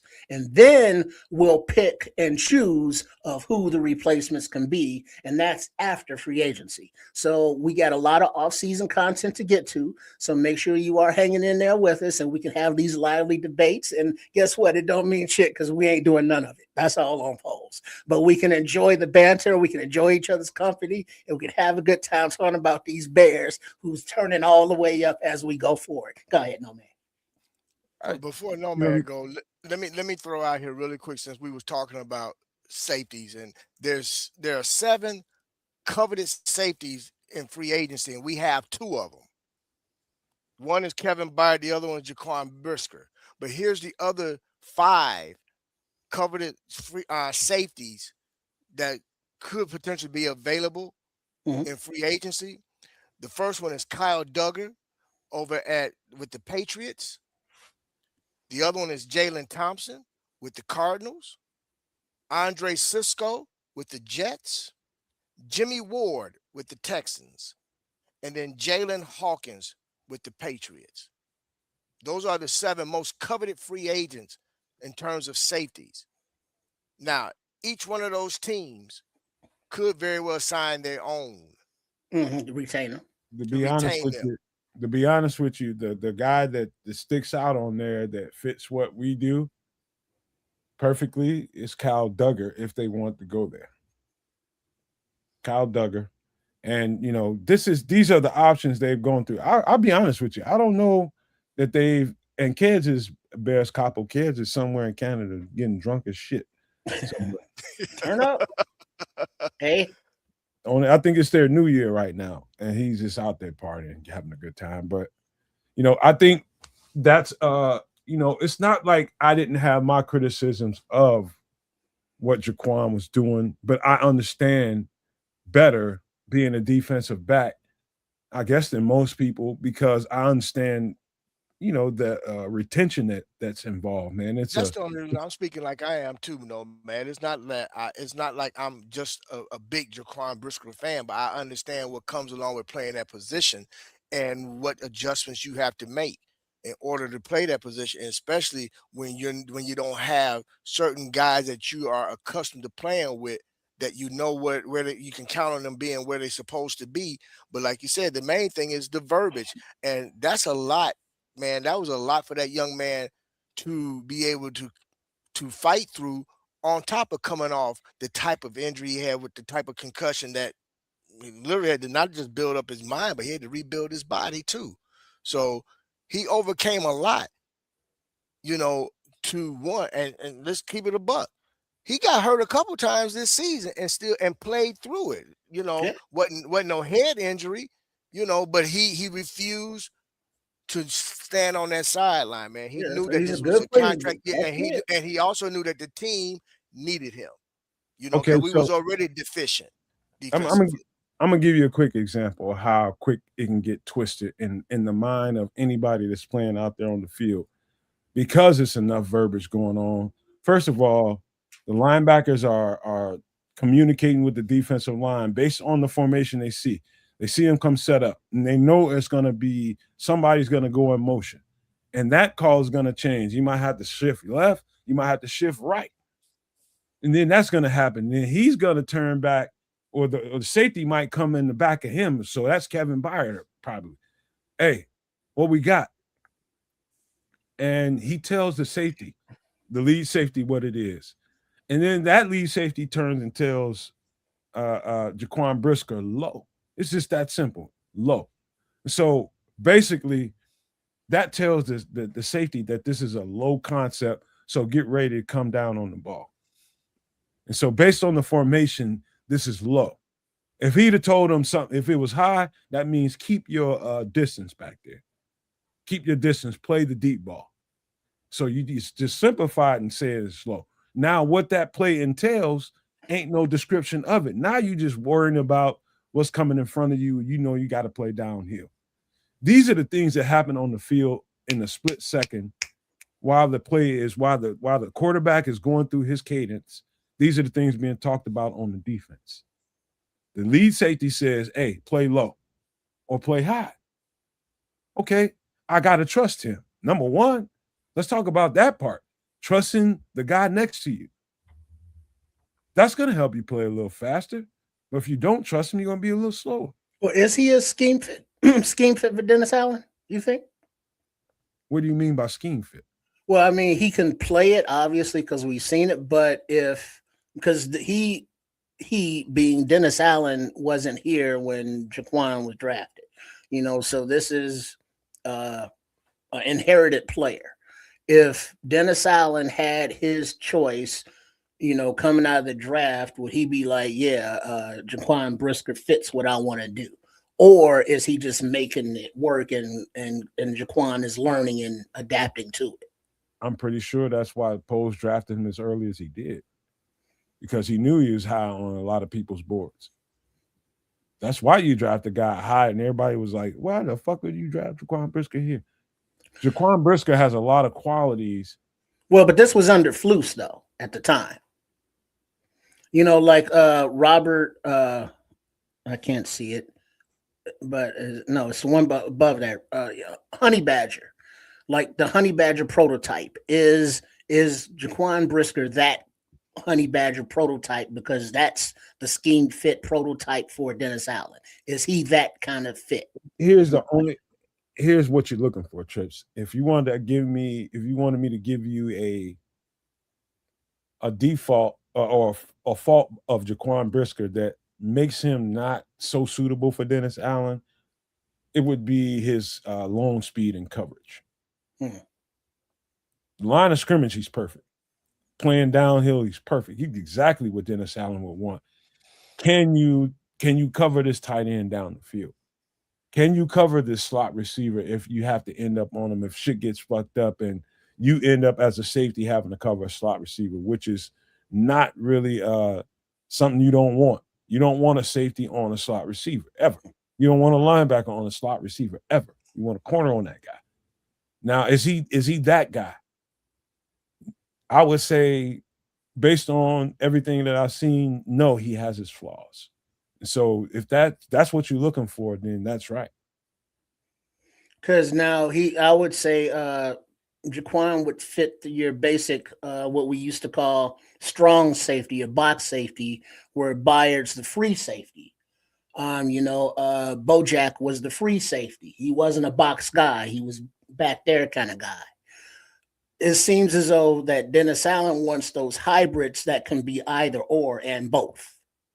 I'm pretty sure I was trying to tell y'all that before when he got here. You got to be dynamic to play in his defense, because you're going to find yourself in a lot of one-on-one situations.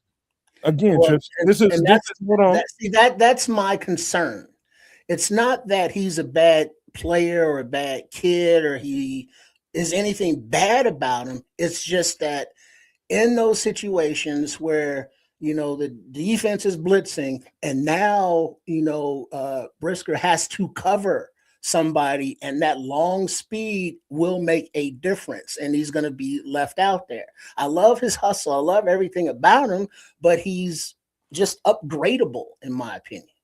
You might be right. Let's find out, man, because there's a lot of homer in me when it comes to these football players. There's a lot of You know, there's some personal when it comes to this. I'm watching these guys grow up, and the truth Well, is, the truth is, when I look at a Dennis Allen defense when he was in New Orleans versus what I see here, it's not that much of a difference other than, certain positions and certain flexibilities. Like you got Tyron Matthews is a unique football player when it came to that. You got certain guys like that around the league, like 33 for Green Bay is the kind of guy that can go out and play high safety and play the deep part of or the even the field. guy that you And mentioned, come down. Duggar, like him. Kyle Duggar is a better. Does it say his track record is he ain't really got a lot of flaws. He can come down, play the box. He can get out high and play. I'd say him playing out high is, if you had to give him a weakness, that was probably his weakness. If you don't want to have him chasing nobody for 50, 60 yards, but he can do it. But he doesn't have a whole lot of flaws. Mm. He doesn't. But I'd be surprised if I think, where's Kyle Duggar? He ain't with the Patriots no more. He's with anyway, long Yeah, story bro. short, we No, got to get out of this What are no, the conversation. Patriots? he's with the Patriots. He's still with the Patriots. No, I He's a think he free left. agent. He's a No, free they're agent. still playing, so he will be a free agent. I don't think he's with the Patriots. I think they let him go. They got him, brother. I'm telling you, I just looked it up. They got him listed with the Patriots, bro. Huh? Yeah, man. All right, let's Well, round this whatever, up there's plenty of time for that. Yeah, yeah, yeah. because we got plenty of shit to talk about, and we need to get to it, man. Last thoughts about, and let's be judicious about this, man, because we got a lot of other content, man. The Bears is always going to bring out the passions in y'all. It brings out the passions in me. But last thoughts about what to do moving forward. Let's just be quick as we can about it. Triple I. All right.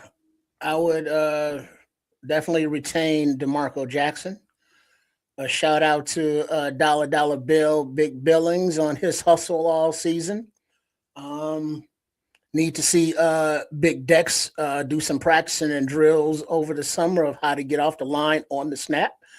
Um, you know, Player wise, hope the decisions aren't going to be easy, because as fans, we have to remember that it's not all about what we want or what our organization wants. It's the players have agency in this as well. As Kevin Byard stated, I would love to be back with the Bears, and because I like what they're doing here, but I also got to think about my family. And I'm, thinking, meaning like, hey, if another team offered me, more cheddar, he's gonna take that cheddar. And it's like, all right, don't be mad at him, all right, cool, all right, do your thing. So I mean, there are those decisions that are not all on Ryan Poles. The players are gonna say yes or no as well. So we look forward to this off season. Make sure you all are hanging with us, because we broke down this 2025 team from last preseason, last summer. We were there with you when everybody was drafted and or traded for and or signed. Not in that order, obviously, but we're going to be with you for this off season as well. So, and once again, a closing shout out to the 2025 Bears team. It ain't nothing personal. I don't hate none of y'all. But hey, it's like, hey, how do we make this shit better? And it just happens. It's about you and it's personal to you, ain't personal to us. So, big ups to y'all. Keep it moving. Bishop. Look, I'm gonna keep it short and sweet. Got a lot of major decisions to be made here in the next few weeks. Um, before combine, after combine, before the draft. Um, some decisions we're not gonna like, other decisions we're gonna think should have been made.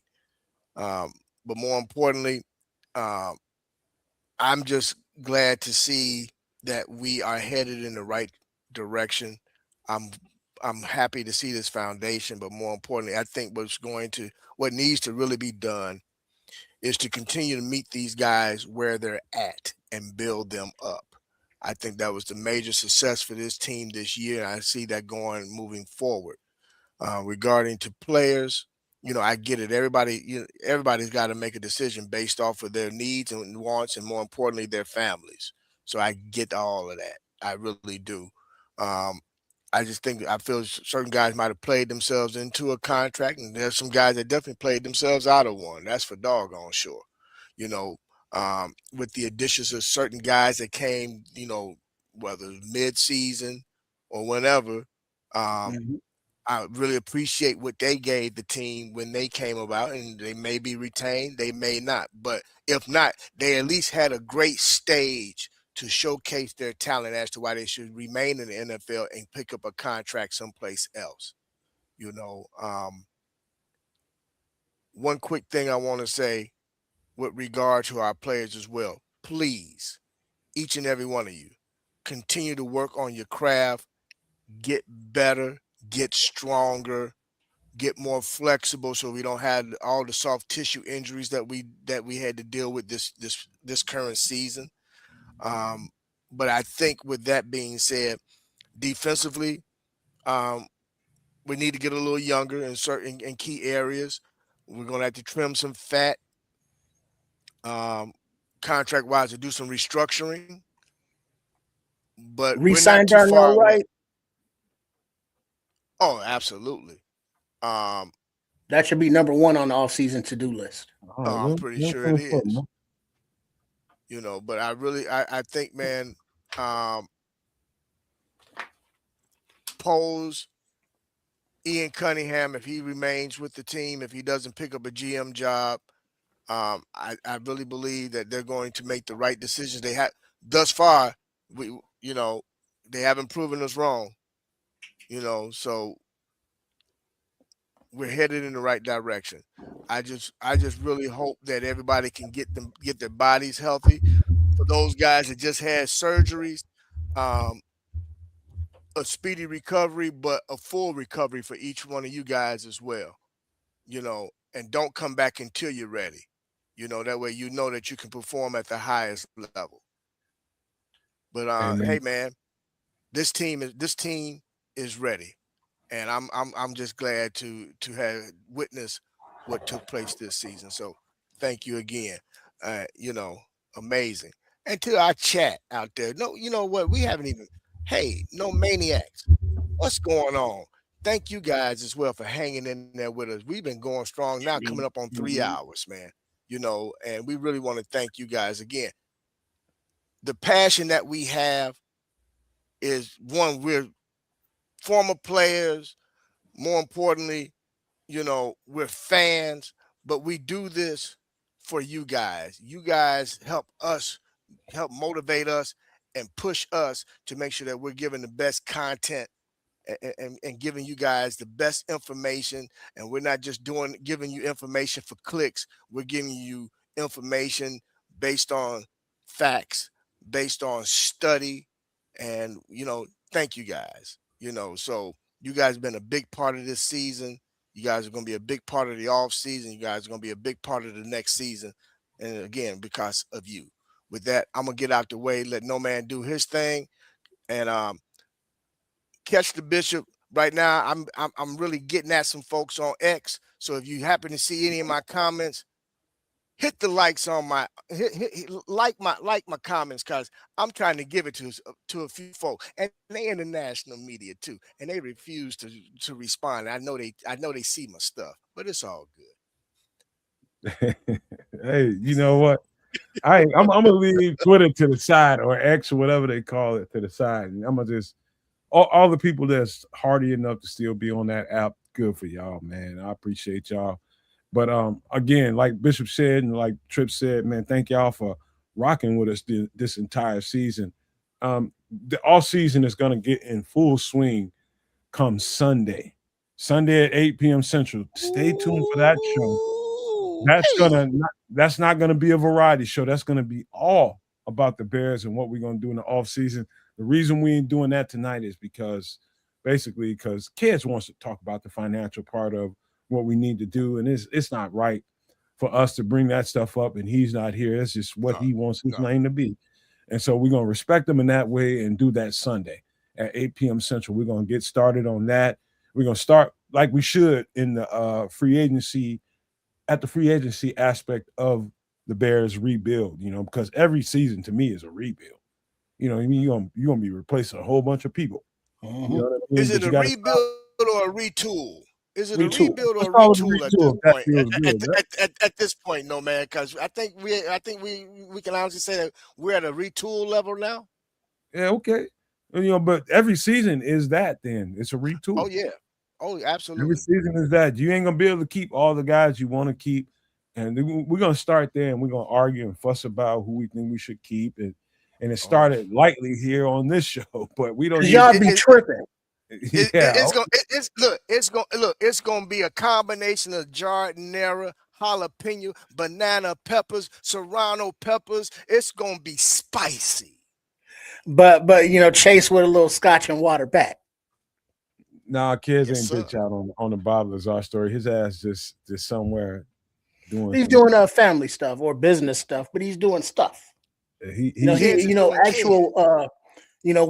we sit around bullshitting, with our little sewing circle, drinking, sipping some tea, gossiping about some little sporting activity. He he, out there in the real world doing shit. keep calling his name like Candyman. That his big face ass will show up. Watch. But all right, look. My last thoughts about this is again, I'm just very grateful from where I was at the beginning of this all season and expecting this and end up getting what we got. Man, dude, it's like the Bears team pulled us all out of, and I don't live in that dungeon that the Bears fans live in for the most part, that just constantly be thinking negative. I'm always positive. That's just me, you know.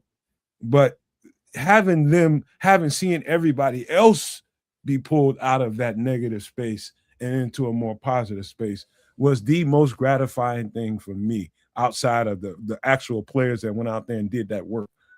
That's the second most positive thing to me, is to see the fan base being pulled out of that negative space and more positive, and then people are looking forward. But people, I'll tell you right now, this fan base is they're gonna find shit to argue with each other about. Trust me when I tell you, because that's just how they built. They want to argue about something. They're gonna find fucking something to be Man, arguing they about. built this I'll stadium tell in you. Indiana Mount. Let me tell you, they're gonna find something to be fussing about. It's But all that's not my. love though. Yeah. We all together. As long as we remember that and not be trying to take pot shots at people because you have a different way of thinking than the next person, we be fine, man. But we frown upon that kind of Don't talk way about of nobody's thinking. mama. Yeah, you say that about me, boy, I'm gonna show you something. But anyway, man, that's that, man. But we need to get to I think this is definitely Tripp's part of the show. And whenever I make it, I always make it about him. So we're gonna get to this real quick. I know you gotta bounce, Bishop. You ain't even have to say nothing. But let me get down to here. Hold on, because my mouse is dead on me. Hold on. Y'all ready? Yeah.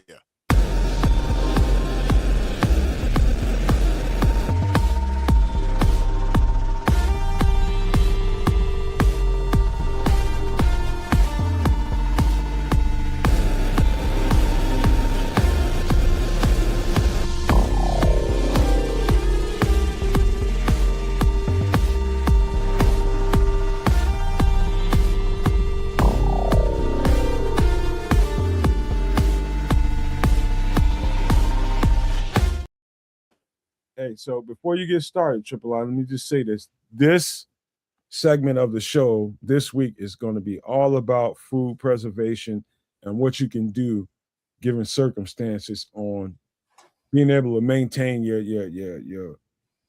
food, man. This is your meat, man. How can you make the most out of situational meat, what they call protein? That's what this is about this week. But go ahead, Triple R. All right. What we're looking at here is a meat dehydrator for as low as $59.99. Now, yes, you can put your meats, your fishes in there, but you can also, I would assume, dehydrate anything because you have controls up there temperature wise. So, your dehydrate a garden, not a garden, but a tree's worth of fruits or whatever, and make some nice snacks for the winter or for your camping or for your sustainable sustainability. So you take your fresh stuff, and instead of letting it go to waste, if you can't eat it all, you dehydrate it. You dehydrate meats, vegetables, fishies for storage, for long term packing. You can turn them into jerky. Nice uh, chuck roast or pot roast or whatever kind of roast. You slice it up, you let it marinate a little something, something. You throw it in that dehydrator. Now you got your own jerky. Whatever flavors you want, whatever meats you want. It's something that, yeah, it's a useful tool to make foods last longer, change their state for different purposes and taste. Or as Patrick saying, is like, yeah, if you want to dry out some ganja, you put No, it in there and then you dry it out and then you make your can of butters and that's and what your it goes down a edibles. slippery slope. Let me jump in here real quick. You ain't going Whatever you down that, need to dry, you can going dry. down that fucking slippery slope, man. Let me get in here. Listen, here's the optimal thing to remember when it comes to a meat dehydrator. You can find them as low as $59.99. You might even be able to find them cheaper than that. But that's when you're gonna f around and stumble into a Timu territory, and you're gonna get a whole pile of garbage. That's what you're gonna get. And so that's why I said you don't go no lower than about $60. You're gonna end up with some BS. But here's the optimal thing to remember about a meat dehydrator. Count the number of racks and space that you have on each particular time that you have to plug that up. Because remember, if you end up needing a meat dehydrator in a survival situation, now it's about how much you're pulling on the energy that you have in whatever solar or generator situation that you have going on. And so you wanna absolutely maximize how much meat that you can put in there or how much food that you can put in there at one given time and get as much done as you can. So what you see here is about 6 or 7 trays. Count the number of trays, and that probably is going to tell you how much value that particular item is going to give you. Mm-hmm. And it's a good way to jerk your meat. Not that kind of jerky meat. That's different. Bishop, settle down. But you put your flavors in there. You get your meat. You get your shit. You go fishing, and you got a good haul of a mess of a crappie, trout, bass, bluegills, or whatever the fuck. You clean those things. You put those things in there. You dehydrate that fish. You got some good eating throughout the winter. It's a very practical, useful tool if you eat. So don't get turned off by the meat title in it if you're a vegan or a vegetarian, because your vegetables, your fruits can also be dehydrated as well. Yeah, man. This is this is another thing that I don't have in my arsenal that I want to add. But go ahead, Bishop. You got something? You had I something, was just Bishop? saying, man, I stuck around to see this, man, because no, I look, like I said, I just wanted to stick around and see this. And it's very interesting, man. I'm gonna have to do some more research on that, man. But you guys gave me something to really think about, man, as always. But I gotta look more into this, man, and see how that would fit into my arsenal, man. But hey, before I get out of here, I wanted to say thanks to you guys, man. I believe um, I should be available Sunday if possible. Jump in with you guys, man. But more importantly, man, as always, it's a pleasure chopping up with you guys. I didn't want to leave this time without saying good night to the No Maniacs and thank you guys again. Until next time, y'all, the bishop is out. Right on. You know we love and appreciate you, bro. Until we see you again Sunday, man. All Be right, that y'all. Peace and be that love. dude, man. Always, baby. All right. Appreciate you, bro. All right. So meat dehydrator. Let me tell you something, man. I am going to get one, and I'm going to get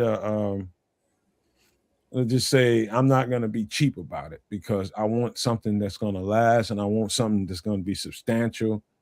Because imagine if you had to procure a deer, triple R, and you only got a certain amount of time before those deer parts are going to, or even a hog, a big hog or something like that, wild hog, a boar or something like that. You get something with a lot of flesh on it, and You can only eat so much in one sitting before that thing starts to go the other direction.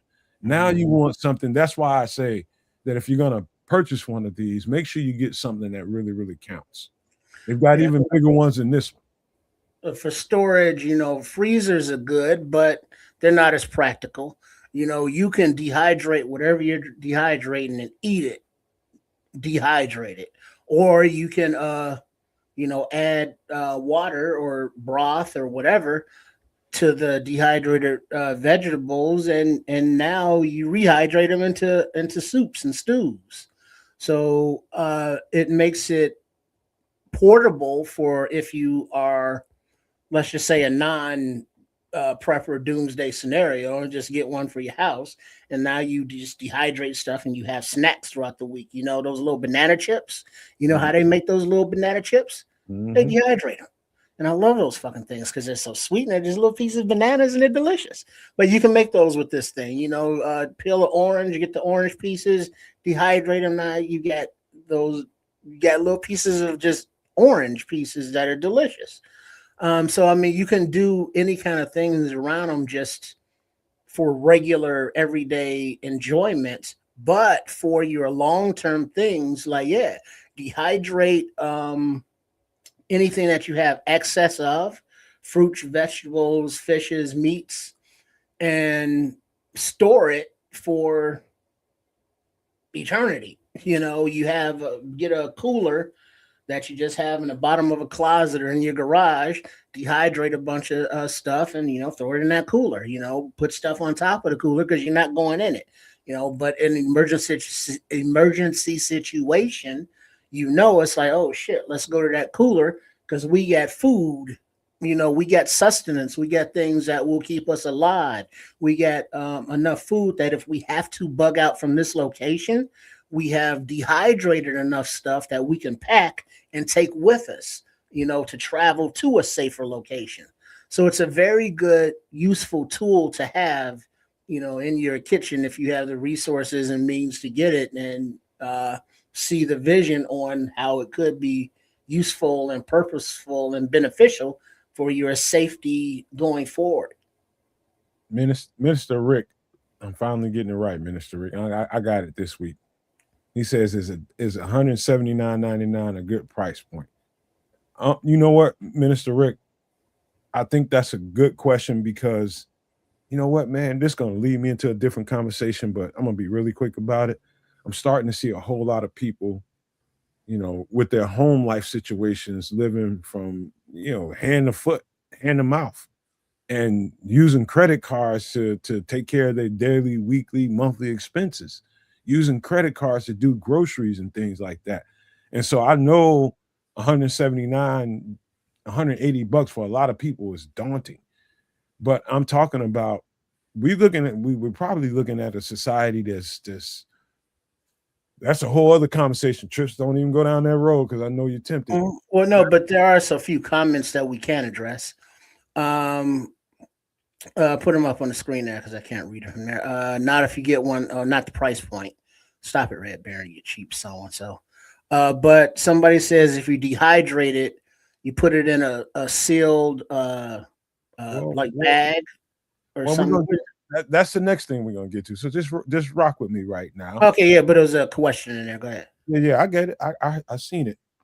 So I would say to the person, Minister Rick, I think it's worth it given the circumstances. If you live in the United States of America, it's worth it to consider these things right now. We're not doing this just for entertainment, man. These are things that you probably need to give strong consideration to because things ain't so sure around me. I don't know what it is around you, but I'm telling you, give strong consideration. If you can find something that has 6 or 7 racks on it that's about the size of this, then it's probably worth a purchase, man. Anything less than that, you're probably into a bad territory, man. So yes, I do think this is important because if you have to, let's just say your neighbor up the road, let's just say the lights went out all of a sudden and nobody has lights and nobody's really going to work.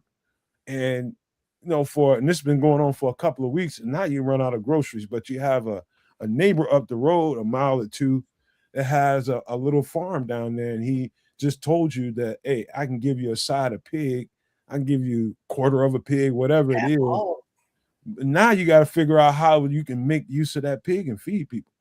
This is where this comes in at. mm-hmm. Or Yeah, deer. it's good for not only conservation, but it has a lot of practical uses for just regular life. Not only now when countries are on the precipice, the razor's edge of falling the fuck off the side of a cliff, to where now it's like, oh yeah, we need to butcher some animals quickly, and we won't have the means to freeze them, and like you say, we can't eat it all, so you dehydrate this stuff, and you keep it moving. But also, before we move on from the dehydrator, it's always good to know the amount of wattage, amount of energy it needs to push it, and for how long. So if you are calculating your electricity usage, you're metering it because you're attaching it to solar panels or some renewable source. You want to know exactly what it takes to make this thing work, to feed it. I know we're used to just plugging the shit into the wall and it works, but it eats a certain amount of electricity to make it work. And for these situations, you got to know what that is. So when you come across, let's say, something to harvest and field dress and cook, or not cook, but dehydrate, it's like, all right, well, how much battery bank power do we need? Make sure you got that. So it's a whole thing if you want to add this to a doomsday scenario, because it's not going to run just by cranking it. That's right. I'm glad you mentioned that, because if you're dealing with solar power or anything, even a generator, whatever you're dealing with, it's gonna definitely require you to pull some of that energy, and it probably would be worth it in that situation if you didn't turn on fans and everybody doesn't have a phone plugged up. It's gonna help this thing process that meat faster. Yeah, You know, like Patrick is saying, 1,800 watts. That'll drain batteries quick. yeah, yeah. So yeah, I hear y'all, man. I hear y'all, but all that's leading to this to be something else. Give me a second. All right, the vacuum sealer. All right, wait, 99.99, or the basics of 29.99. That's a hell of a price difference right there. It's like, Well, okay, I had to put that up there because I bought mine at the regular price some time ago, and Amazon Basics is something I really believe in. I don't know about y'all. I'm the talking about generics. in the chat, and I'm talking about you trips, but I never really went wrong with an Amazon Basics brand. Shit, what I've you mean? never. What you think I've been munching on? I'm just saying, I'm talking about, you can't go wrong really on the food and tissue and all that kind of stuff. But when you get like an Amazon's basic this or that, that's a Mhm. machine, or their overall pick for this, Yeah. Amazon's choice for that, I'm telling you all that I've never been let down as far as I go.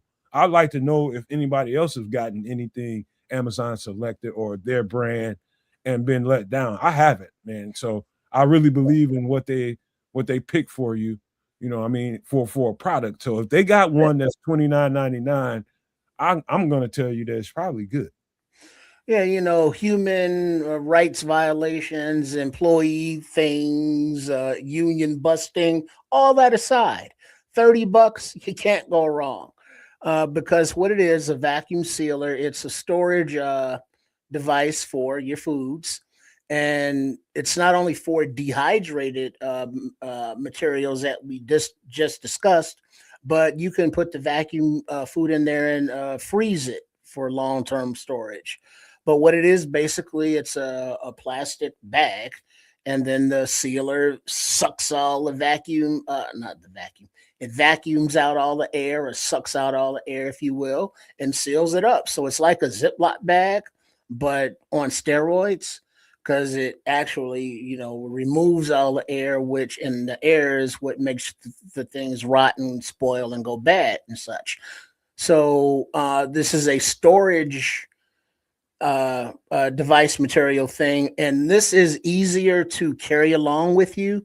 Once you see not the sealer, but the sealer is easier to transport if you need to. But the Ziploc bags of the whatever it is you've ziplocked are easier to transport in your backpack or whatever you're carrying. Because now I'll address the comment that was earlier is that mason jars, someone said that they got a vacuum sealer for those. But if you don't have a sealer for those, another way to seal mason jars is to put them in a pot of boiling water, and the top will suck down as the air escapes, and so that seals it. And so that's how, you know, back in the day when they would do canning and jarring, that's how they sealed them up. You just put them in the boiling water there and let that, and it sucks it out, the air out, basically like a vacuum sealer. But now this particular model, someone just had a comment that this isn't a good sealer. You need to seal it that the item sits inside it and the top lowers on it and it seals the item. So it kind of, it's like you sit it on the plate and you put the plastic wrap over the plate and wrap it up. It's kind of like that, as opposed to it sucking the edge out. So there are different models, different designs, and different price points. But I'm more concerned with the end result and what you're doing with it and what you can do with it. The actual hardware, you know, that's up to you, your resources, and your budget. Canning, there you go. You there, Nomad? You muted, or did you leave us? I was muted, man. I was talking my ass off. Huh. Thank you for that. But somebody with a little product knowledge of a brand that's similar to this right here, and I'm probably on the low end of the spectrum when it comes to these vacuum sealers, because I got mine about 4 or 5 years ago, somewhere around COVID. And so this is when I started to, you know, realize that, all right, you need to get some stuff and you need to preserve it. And so here's my story. I've got meat down there right now that I bought during COVID. Imagine that. We're looking at about 6 years ago. I'm still pulling meat out of that freezer from COVID. And it's still fresh as all get out, like when I bought it. This is the value of a piece of equipment like this. This is not only something great for your, you know, your survival kind of repertoire that you have set up for you, but this is something we use these things every like bi-weekly, bro. And whenever we go grocery shopping and we get bulk groceries, or once a month at least, we're gonna go bulk grocery shopping and we're gonna put some stuff in the freezer and save it. Mm-hmm. You know, that is that's priceless, bro. When you can put something in the freezer that's been down there that long, and if you seal those things right, it will not collect the freezer burn and the ice that can accumulate on meats and different things that you put in the freezer. All the botulism and E. coli's. Yeah. Man, dude, these things are, when you start talking about a dehydrator, a meat dehydrator, and a vacuum sealer at the same time, what you just did is serious preservation of food. Mm-hmm. Serious preservation. You talking about you want to seal up some jerky. I'm not going to tell you that you can dehydrate some jerky and keep it for 6 years like this COVID meat that I have in my freezers. I'm saying that you can keep that jerky for a whole lot longer than you probably would have if you didn't have it. A whole lot longer. All you have to do is keep it at a regulated temperature. And now we're talking long-term storage here with those examples. But even when you go, just say grocery shopping, and you're not long-term stuff, but just for the week, you can seal stuff up that you're getting in the grocery store and put it in the refrigerator, you know, because that will keep it longer than just it being in the refrigerator if you didn't want to freeze it before cooking it. So these sealers aren't the bags. I mean, they're not expensive, but they're not free, obviously. And it's not a very difficult process to do. You know, you just do the thing, you press the button, and it does the thing. So it's very easy to do, you know, when you go harvesting meats, vegetables, fruits, whatever, just to let them store longer in your kitchen and on the shelves without, you know, dehydrating them or freezing them. Let me can I speak to a couple of comments real quick, Trips? And this Mhm. is from Patrick Higgins. He says, "No man, I know you had to be skeptical. 6 years question? Yeah, I was. But guess what? Let me tell you something. I was so I had to be the test to I had to be the test dummy to me because my girlfriend was definitely skeptical of everything you thinking right now. And he also said, no freezer burn, 6 years without food saver vacuum. That's why it had no freezer burn because of the vacuum. You put that thing down there, and if you sealed it right, you ain't gonna have that problem, man. I pulled up stuff because we turn that freezer over every year. We turn it over every year. So whatever's in the bottom comes to the top. We know we need to eat that sooner rather than later. And so what I'm gonna tell you is what I did. The most recent thing that I pulled out of there was let me make sure I'm right. What I think it was some I think it was a pork roast. Let me make sure. Yeah, it was a pork roast. We pulled a no, I take that back. It was a ham bone from about 3 4 years ago. 3 or 4 years ago on freaking Thanksgiving. We had a ham and cut it up. We might have got that ham bone from my grandmother or my mother or somewhere.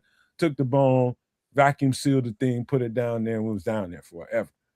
And over the New Year's, we just did this in the New Year, so not even that long ago.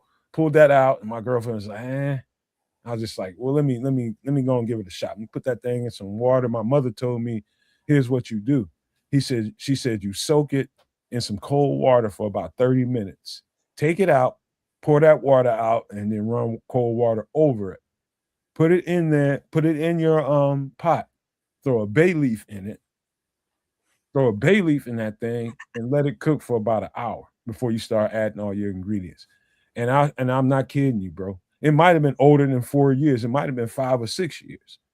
And I'm not kidding you, bro. Those and I put that in my black eyed peas. My New Year's black eyed peas, and they was the best black eyed peas that I ever made. Just for the record. Those I'm telling you, bro. There's Now, ways question: Are you familiar with the ceviche? I'm familiar with. I never had it. I didn't see me either, but isn't like vacuum sealing part of their cooking process? No maniacs.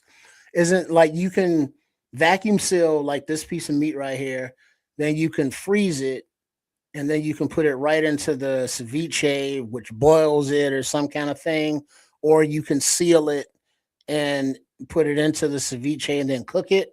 And so the reason I asked that is because there's a question, Minister Rick, does the bag have harmful chemicals? And I think I said all that to say that I don't think so because I think it's made for it's food grade, so there are no chemicals that would affect anything in it in the food from the bag. And by the way, G man, trust me when I tell you, we turn that thing over every year, and that don't mean that when there's so much food down there, that don't mean you're gonna eat all that shit just because you turn it over. It just keeps getting turned over That's it. time That's after all time. it means. It's been turned over 6 times Yeah, before it got 8. that's all it means, man. That's all it means. And so that this time, getting the doing the Wait, he said, Red Parent said you eating meat from the Matt Nagy era, talking about the wise, or you eating it? This old ass shit. Yep. That's what I just did. New Year's ate a old ass ham bone, and that shit was fire as hell, man. You should have tasted them beans, man.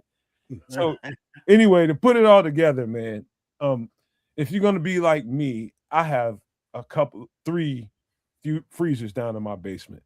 One has beef, pork, chicken. No, one has beef and pork. One has chicken and all the products, any fowl in it, and the other one has vegetables because we garden every year. And so one of them is strictly for greens, carrots, and all the other stuff that we grow. And you want to save that can be vacuum sealed as well. Different vegetables, depending on how you want to process that, you make sure that it's drip dry.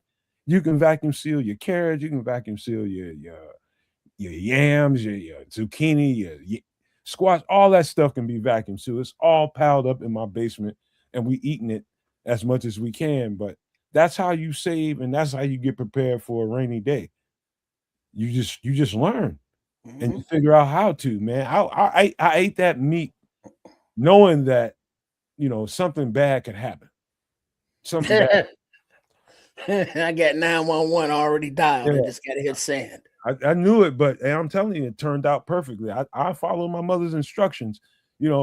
Black people, we come from some hardy times, man. We know how to make something work, and we ain't really big on wasting shit, bro. I'm just gonna be honest. Yeah, that's why we eat from the pig, from the rooter to the tutor. Make it delicious. Man. I was eating COVID meat, bro. I was eating COVID meat. Sus Verde. What up, King? King Buka. All right, that's it for this part of the show, man. Any last thoughts about the last two things we talked about, the dehydrator and the vacuum sealer, man? Go for it if you want to, Trip. Yeah, they can go hand in hand and work together, or you can use them and get them independently. They each have their own uses, but they are practical for any kind of situation scenario going forward. They are practical to save your harvest, waste not, want not. They are, easily operatable. Countertop devices. Keep them in your garage or your shed. You bring them out when you want to use them. Then you put them away. They're just good, handy gadgets, gizmos to have that serve a purpose. That are not that expensive, but you will get your money's worth from the food savings. Because just think about how much money you waste on food that goes bad. How much time and effort you waste if you're gardening and your harvest, you don't get to consume it all because it rots, it goes bad. So if you are somebody not only who thinks about having a bug out location or prepping or having a bunker or any kind of thing like that, if you just have a basement, it's good. Just put some food away. You just never know if it's not a doomsday scenario. Just some shit goes down and there's a blizzard or, a weather emergency and you can't get to the grocery store, or worse than that, the food can't get to the grocery store. Instead of going hungry, you can fall back on your reserves. So whether it be canning, whether it be dehydrating, whether it be sealing, get one or the other or all three and just have something where you are at, so you have some sustenance, and then have something in the travel bags in your bug out kit that will, like your jerkies and stuff, that will give you protein, that will give you a sugar boost with the dehydrated fruits that you can travel with and be able to move and carry it with you without taking up a lot of space. Amen to that, man. I can go on all day about this kind of stuff, but guess what? My girlfriend just texted me and she's on her way home, but that means we need to move on to another conversation. Let me move this off the screen real quick and get to something else we need to talk about. And that is this. Give me a second. Boils water twice as fast, portable, can run on solar. Yeah. And that's an induction burner. And right on. Give me a second.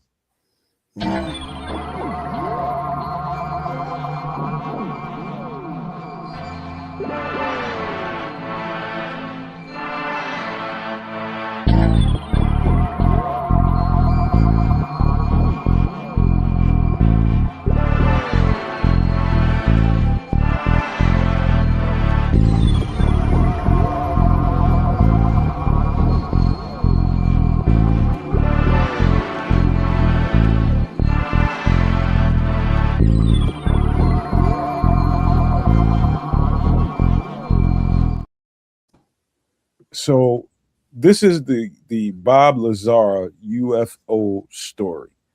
And I'm about to let you guys look at a little video. Trips, I know you're new to it, and maybe some people in the chat are probably new to this too.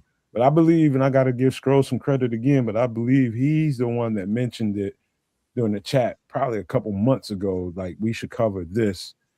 And I knew about this story, but the more and more I dug into it, the more and more I learned. Bob Lazar is a nuclear, basically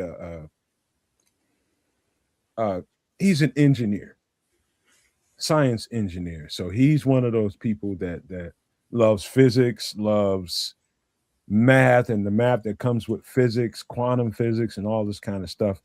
He's this 20-something-year-old kid going to school, and so basically I'm really kind of, I'm not sure exactly when this crash happened, but a crash happened, and I don't know how long it was before they brought Bob Lazar into the story, but the U.S. Military and the U.S. government brought him into a secure site to ask him to work on some retrieved materials from a crash site. And what he found in this secure facility that they called S4, it's very near to the Area 51 spot. I think it's like 15 to 40 miles away from where this Area 51 is popular Area 51. They got a lot going on out there in the desert. Now he's working at Los Alamos. You know where that is, Trips, right? You know, everybody knows where Los Alamos is at this point, right? Yeah. New Mexico, ain't it? Yeah. Basically, he's out there working at this laboratory, working on whatever they bringing him in there and having him study. And all of a sudden, secure military professionals come to him and just like, hey, we need you to do this. How about this, man? Let me just take this off the screen and bring you guys into this part of the conversation. Let me share my screen real quick. I got to stop a screen first before I share it. All right. I'm going to show you exactly. This is the short story form of what Bob Lazar is, who he is. Listen to this. Hi, I'm Bob Lazar. In December of 1988, I was hired as a senior staff physicist by a U.S. defense contractor called EG&G Special Projects. I was told that I would be working on an advanced propulsion system out in a remote area of the Nevada test site, known as Area 51. Wanting to protect myself, I decided to go public and reveal the secrets of S4. Well, there's actually 9 flying saucers, flying discs that are out there of extraterrestrial origin. He is not your typical straight-laced science guy. If you wanted to hire a guy who could think out of the box and help solve problems, Bob was probably the best person in the country at the time. He was perfect for it. People are catching on that what Bob said is true. Physical evidence now exists which proves that there is life elsewhere, and at least one form of that life has been here. It was exactly like disarming a bomb every single day. He was targeted. And I saw the guy. So I have to stop it for the sake of YouTube just to get in here and tell you real quick, Trips, and everybody in the chat. Basically, they brought him in because of the technology that they had, and they were asking him to reverse engineer the materials that they had. And basically what he was talking about, and I'll discuss this a little bit further, is a device that the so-called flying device had was almost, I guess you can compare it to what a nuclear generator or something inside of a nuclear BOMB would look like. There's a certain amount of that needs to go. So he finds this device, they give him this device, and they're trying to get him to reverse engineer to see exactly what this thing is and what it's capable of doing. And that's the all right. Let me And I can imagine that that's a little harrowing because as he's deconstructing this thing, piece by piece, you never know what's underneath it, and it may go boom or whatever. So it's like you don't know what this thing is, and as you're taking it apart, it's like, all right, I'm gonna take this piece off. I hope it don't do nothing when I take it off. So it exposes the next piece I can take off, and then we can figure out what all this shit is. and people actually have died trying to do things that he has done, and people before him have died. And he knew that, and he still went in there and went and did this assignment for the government. He's probably crazy. So I know the fuck I wouldn't have. But let's get back. Let's finish the story. Gun. I was willing to fire back. These briefings contained a wide spectrum of information, mostly relating to aliens and alien technology. The people that have been keeping these secrets for a long time are not going to give this stuff up. No one has ever been able to show exactly what I saw with my own eyes until now. So at this part right here, what you're seeing is the promo for his documentary that I think is out there called S4. I've seen a promo for it that's about an hour long. And it's really good, man. I'm talking about how the documentary was made. If it's that long, they're talking about how they designed everything that Bob Lazar described. And what you're seeing in the middle of your screen right now is the reverse engineered version of what he told these people he saw. And so they use 3D imaging, graphic, all the graphic stuff that comes with that. And they made everything that he said that he saw. And I'm gonna show you guys the design and how it looked on the inside of this craft. But this is what the outside of the craft looked like. And that's why I think the term that I grew up hearing a lot was flying saucer, because this thing looks like a saucer on the bottom, but So just with another one flipped over on the top of it. So stereotypical, it's almost a shame. And that's what he said, like in his very first interview when he was talking about this thing. Was, you know what, he kind of smirked and laughed. He's just like, I hate to even sound like your average stereotypical person that says they saw something, because it's going to be exactly how they described it. It's like a saucer.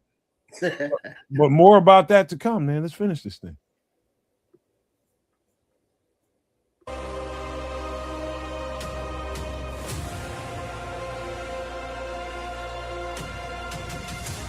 The information we're getting now is going to come to an end. The slightest wrong move could release a tremendous amount of energy. To start up the reactor, of course, we need some element 115. But he had a piece of it, and I don't care whether people believe it or not. Actually went up in the air like this. Be here and suddenly be here. We don't know where they came from. This is my husband, Bob. He didn't believe in flying saucers. OSAP becomes ATIP. ATIP gets on the front page of the New York Times. It leads to congressional hearings. It leads to Dave Grush. One last thing, Trips, before we finish this thing. I am the biggest, and it might sound like I'm the biggest proponent of I believe in UFO. No, that's not really me. What I am is a real skeptic, and I'm always looking for reasons to be skeptical about anybody. So what I do is use good discernment and determine whether I see an individual that might be speaking truth or not. And I go from there. If I don't think that person has an ounce of credibility to him, of course I'm not going to do it on the show. But if I see someone and the story that he tells, so I'll tell you on the other side of this, I just had to give a break in this. I think it's very credible. I'll just say that. Let's finish this. All the stuff that's unfolding right now traces back to Bob Lazar. All right, that's the end of it. A question. Have you ever seen an alien nomad or trips? I don't know. Who asked that? Quato, get your ass to Mars, fella. I probably have and didn't even know it. You Yeah, probably I have. mean that's why I say I don't know, because aliens not gonna be walking around looking like ET, talking about phone at home in the general public. So if they're camouflaged, or they look like us, or it's like they special glasses or lenses or whatever the fuck, I don't know. So I don't put it past them, because obviously every time we see alien stuff, it's always the technology so much advanced than what we have any place on Earth. And so they may look like us because we are from their DNA, or they camouflage themselves to look like us, or they use telepathy and get in like soft possession of bodies, or they have pods like on Invasion of the Body Snatchers that they just put their essences into and move amongst the humans. All of this is very science fictiony, but it's also very possible. Who the fuck knows? Whether it be from outer space, whether it be from a different dimension, whether it be through stargates or black holes, or I don't know. Do I believe that aliens exist? Fuck yeah. I mean, I don't have to have seen things to know that it's like, yeah, this little marble that we're on, third rock from the sun, if you will, there's so much more out there. And there's a lot of stuff that we've seen here, like this, for example, or the rumors, the stories, the Area 51s. And it's like there's a whole lot of conspiracy theories, a lot of smoke around beings from another dimension, realm, galaxy, give it a name. Yeah, I mean, sure, I don't discount it. Am I concerned about it? Not really. Do I believe it's possible? Yeah. Does it make me do anything different? Not at all. All right. Let me, if you don't mind, man, I'm gonna read you guys some notes from this story. Of course, this is Bob Lazar. So in 1988, 1989, he worked on a propulsion system of extraterrestrial vehicles, U.S. government. He's a physicist, degree in physics and electronic technology. He's got a degree in that. This clearance that he was involved in was above top security clearance. So this is the kind of stuff that presidents don't know. It's a need to know thing. So it's above the government. If I'll repeat that, it's above top security clearance.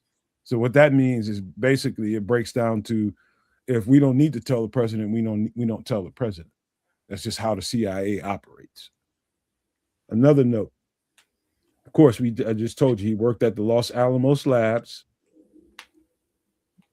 The craft Lazar studied is 16 feet tall, and 50 feet in diameter, approximately. 16 feet high, 50 feet wide. Lazar was. Pause there for a second, though, Matt, because there was some chatter in the comments here that the saucer thing that we saw, would be too small to travel throughout the stars or what have you. But I don't think so, because if you look at the space vehicles, quote unquote, that we have here on this planet, which are very lumbering, very rudimentary, but some of them are just big enough to hold three astronauts up in there. And the biggest, not the biggest, but maybe one of the biggest ones, like the space shuttle, and that's just a little bit smaller than, like, I guess, a plane or whatever. But something the size of this flying saucer, I think, would be plenty big to transport the beings, because something that we don't know, if this is a transport for any kind of a beings, how big are the beings? Well, it may not be human size, maybe they're smaller, so they don't need as big of a ship. We don't know. Well, that's let me finish these notes, man, because I got a few left to talk about, man, because it's going to get to some of what you're talking about. And where I was at is so they get him, and this is after he finds out this thing is 16 feet tall and approximately 50 feet in diameter, right?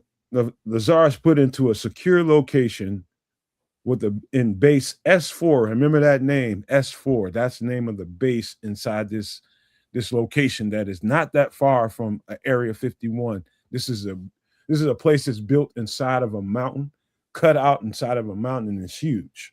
So it's called S4. And given about three different projects, it was Project Galileo, and I'm talking about he was given classified documents, information. So they put these packets in front of him about this, basically to describe to him what they're doing there. And it's called Project Galileo, and it's about gravity propulsion, which he was involved in. That's the project he's in. It's about Project Sidekick, that this thing was about working on some beam weapon of some kind. This is in 1988, 1989. Project Looking Glass, something I've been talking to kids about that is old as shit, but still going on today. Project Looking Glass was about the physics of seeing back in time and forward into the future. Project Looking Glass was about seeing back in time and looking forward into the future. And so, in this information that he found out in this classified documents, that he was sat in the table and given like 30 minutes, 40 minutes to read through multiple documents. And they're giving it to him in short form. They're not giving him the entire information. They're just trying to get him up to speed trips to what's going on in the facilities that he's working in. And so this is what he says. He says the beings captured were 3 to 4 feet tall, round, almond-shaped eyes with a slight nose and a slight mouth. Beings proved to the officers and scientists that they had been traveling here for a long time, proved it by showing them photos that they were here at least 10,000 years ago. So they're about 3.5 feet tall, almond-shaped eyes, and they needed information from this being. And the being showed them that they had been here back and forth for a long time, and showed them pictures, basically gave them proof that this is how you know that we've been here a long time, and showing them things from 10,000 years ago on a photo. That's all in the documentary, his original documentary that he did with his friends in 1988 and 1989, in that time span. And so how he ended up, so he was only there for less than a year involved in this project. So, because what happened was he ran into some girlfriend problems, and his girlfriend broke up with him, and it messed with him. And they, based on how he was appearing at work, they felt like he was too emotional, and they had to basically annex him from this project. So decommission him from this project that they brought him in to work on, because they thought he was too emotional. We can't trust a guy like that. Let's get him out of here. And his response to it was, immediately afterwards, after thinking about it, he felt unsafe. And he thought that the best way to keep himself safe under the circumstances was to go public. And if he goes public and something happens to him, this is his best insurance. And so he made that documentary with his friends and told exactly, in vivid detail, exactly what they were doing inside that program at the S4 facility. And I'm telling you, it's deep. You're looking at probably, it looks like you're looking at an old Atari video, Trips. That's what the video looks like. That's the documentary. He just goes through point by point everything that was going on, the work that he did, and what it looked like when they asked him to come inside and look at this vehicle. What he found was 9 particular vehicles. And he says this place was so big that he only could see 3 to 4 vehicles. And he described those vehicles, but only given access to one. But there were a total of 9 vehicles in this place, in this big hangar or whatever you want to call it. But he was only given access to the one. And this is kind of what he described in his drawing. Let me show you. This is his original drawing right here of what he described, what it looked like on the outside versus what it looked like on the inside. Now, if you look really, really close, it has 3 levels to it, right? You see the very top where you see it like a little needle looking black thing sticking out. That was something that kind of poked out from the middle. It wasn't like that's where, beings were sitting up there at the top of this thing and looking on the outside. No, that's not it. They were sitting in the middle in 3 chairs, when at the bottom, right beneath them were the energy conductors. There were 3 energy conductors, one right in the middle, and they all sat around the middle conductor. This is his original drawing with his signature right there at the bottom right. Let me show you what it looked like on the inside of this thing after they reconstructed it. This is what it looked like, the material, everything in it. And you see the thing poking up the middle. Mm-hmm. That's the energy conductor and the 3 chairs sitting around it. It's like some Star Trek on deck chairs. I don't see no seatbelts. How do they stay in there and not fall out? But look at the size of that. All right, so if they sit down like that, maybe they have legs.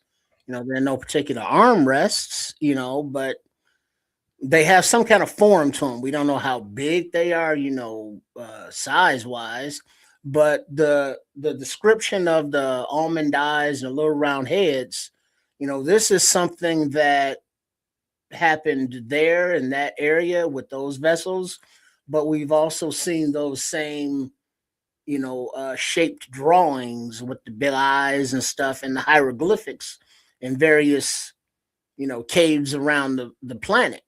But this does not match the description of the giant people or I'm not seeing one of these little flying saucers building a pyramid or a system with that. So different aliens, different dimensions, I don't know. But this one right here with the saucers and the gravity and all this stuff, dude said he saw it. The government keeping secrets. We would all agree that happens. Here's a better, yeah. Here's a better view of it in 3D as they redid what Bob Lazar described. This is it in 3D. This is a 3D replica of everything you just saw. You see the same thing here, kind of trips with the big stovepipe in the middle and the conductor right at the bottom of it, and you see the 3 chairs sitting around it. The 2 items that you see on the left and right, there's a story to that too. Remember, these are 3-foot beings. Remember, these are 3-foot beings, and there's a whole bunch more to this story. But what's more interesting is, this ain't as interesting, but this is the final product. This is the outside replica of it. This is the outside replica of it. Yeah, it looks like a saucer with windows out on the top. They got a 3-man crew, and so if they had 9 vehicles, 9, 8, what is that? 9 times 3 is 27. So that could be up to a 27 alien fleet person crew for the fleet, the 9-ship fleet. Who knows? But yeah, this is the design and how it's propelled, how it's powered, all that technology's all up in there. And hey, I don't doubt it. And I definitely don't doubt that it would be kept secret if it was, there. Okay. Let me give you the most interesting thing that came out of this. This is through the documents that he was able to read from all those different projects, Galileo, and all of those projects that were there, Looking Glass, and all of them. These are the notes that really stuck out to me after watching everything. He says from these notes, and I quote, "These beings said that man can be manipulated, have their brains manipulated from a remote place." I'm going to repeat that. He says these beings said that men could have their brains manipulated from a remote place. Take note of that. Yeah. Here's another one. This is the last one. He says, and that man was a product of externally corrected evolution. Man is genetically altered, has been genetically altered 65 times since creation. 65 times.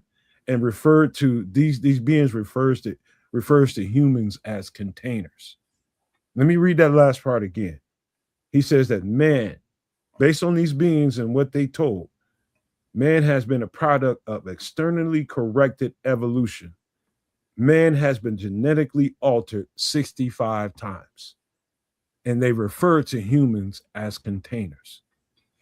Yeah, so that would lead to the premise of the invasion of the body stature type thing,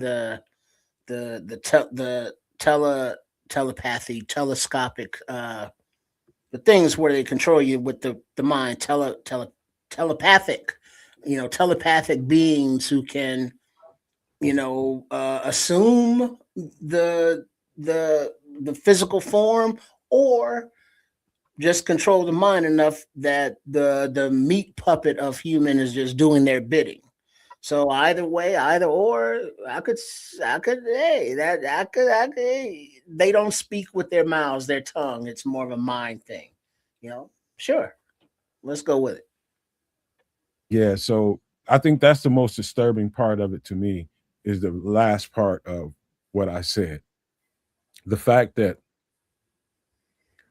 humans have been genetically altered 65 times since humans became humans.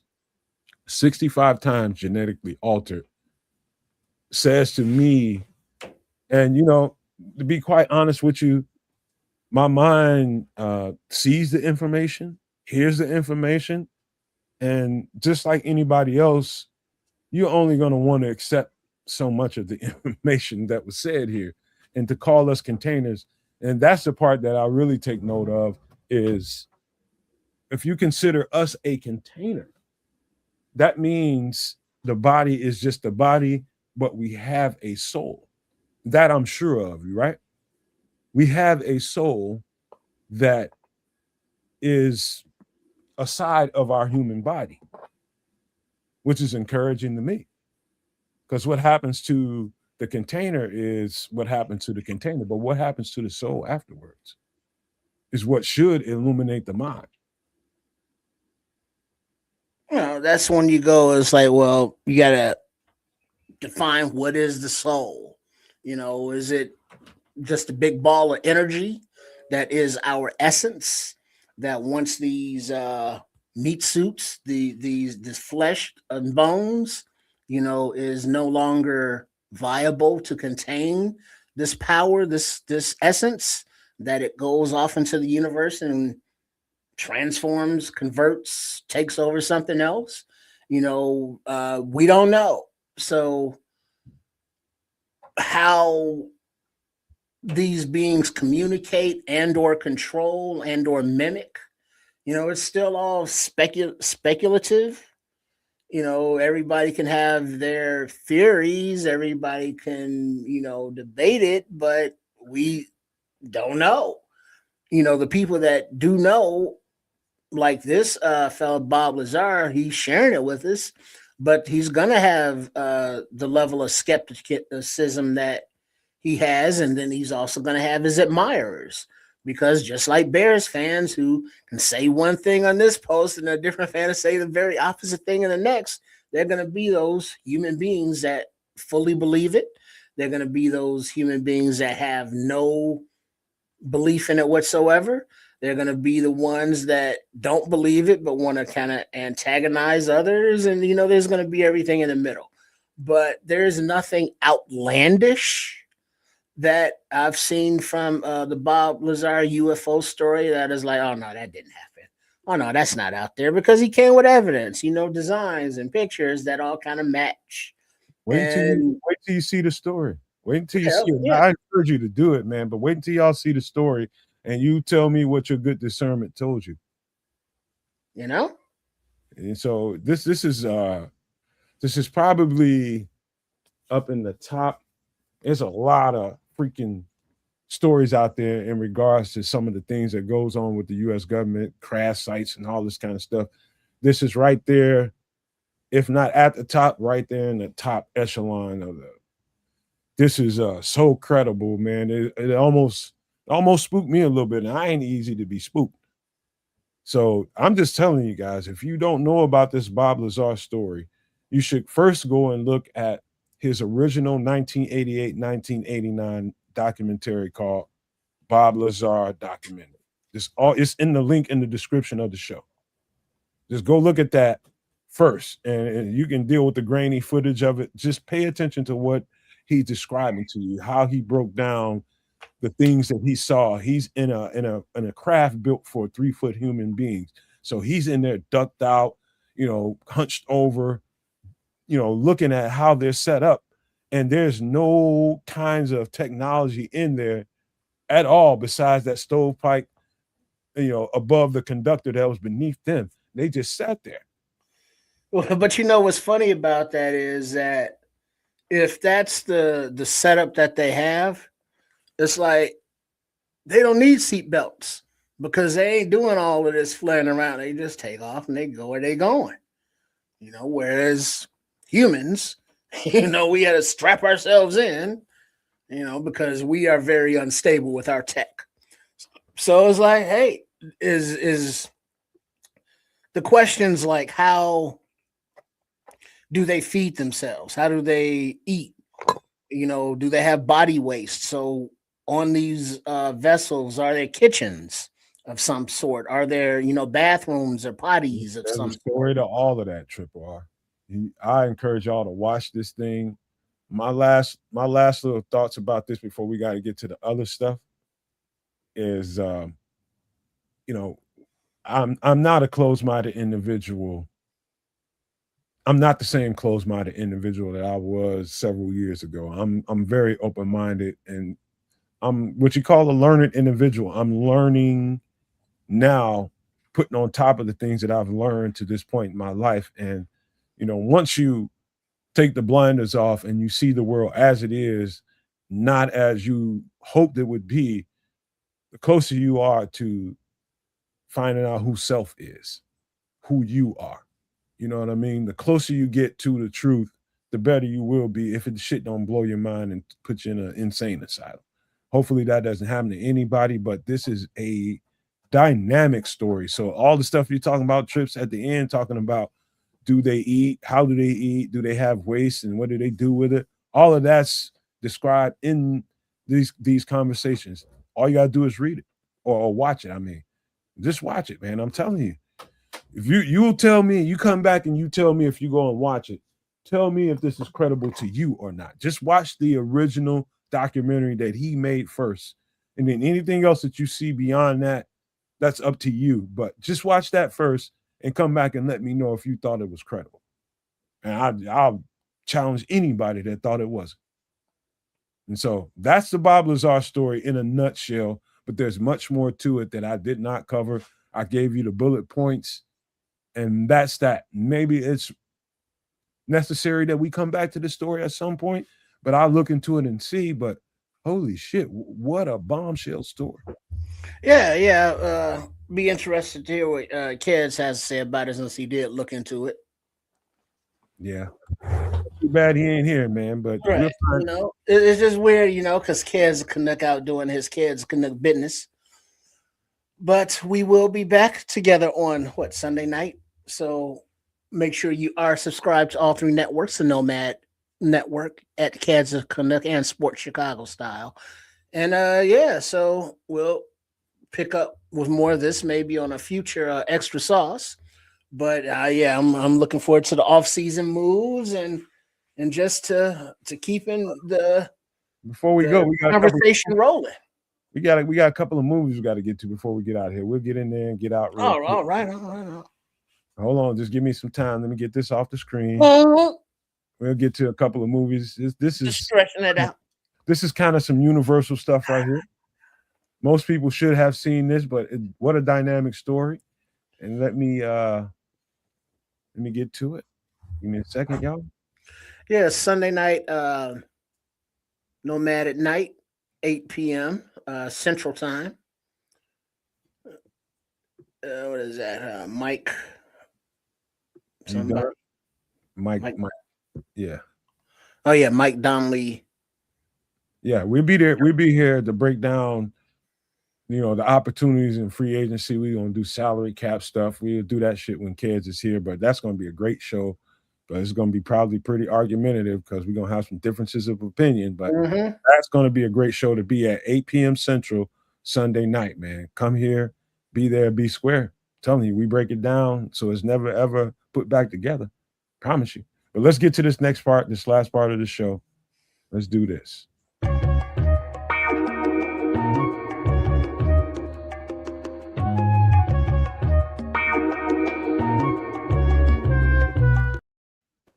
So this first movie, Trips, you said you saw it. Yeah. Good Will Hunting, Ben Affleck, Minnie Driver, Robin Williams, rest in peace, Matt Damon. You want to break it down? What's it about and all that? Yeah. So this movie is about a kid based out of Boston. So this happens all in the Boston area. How you like them apples?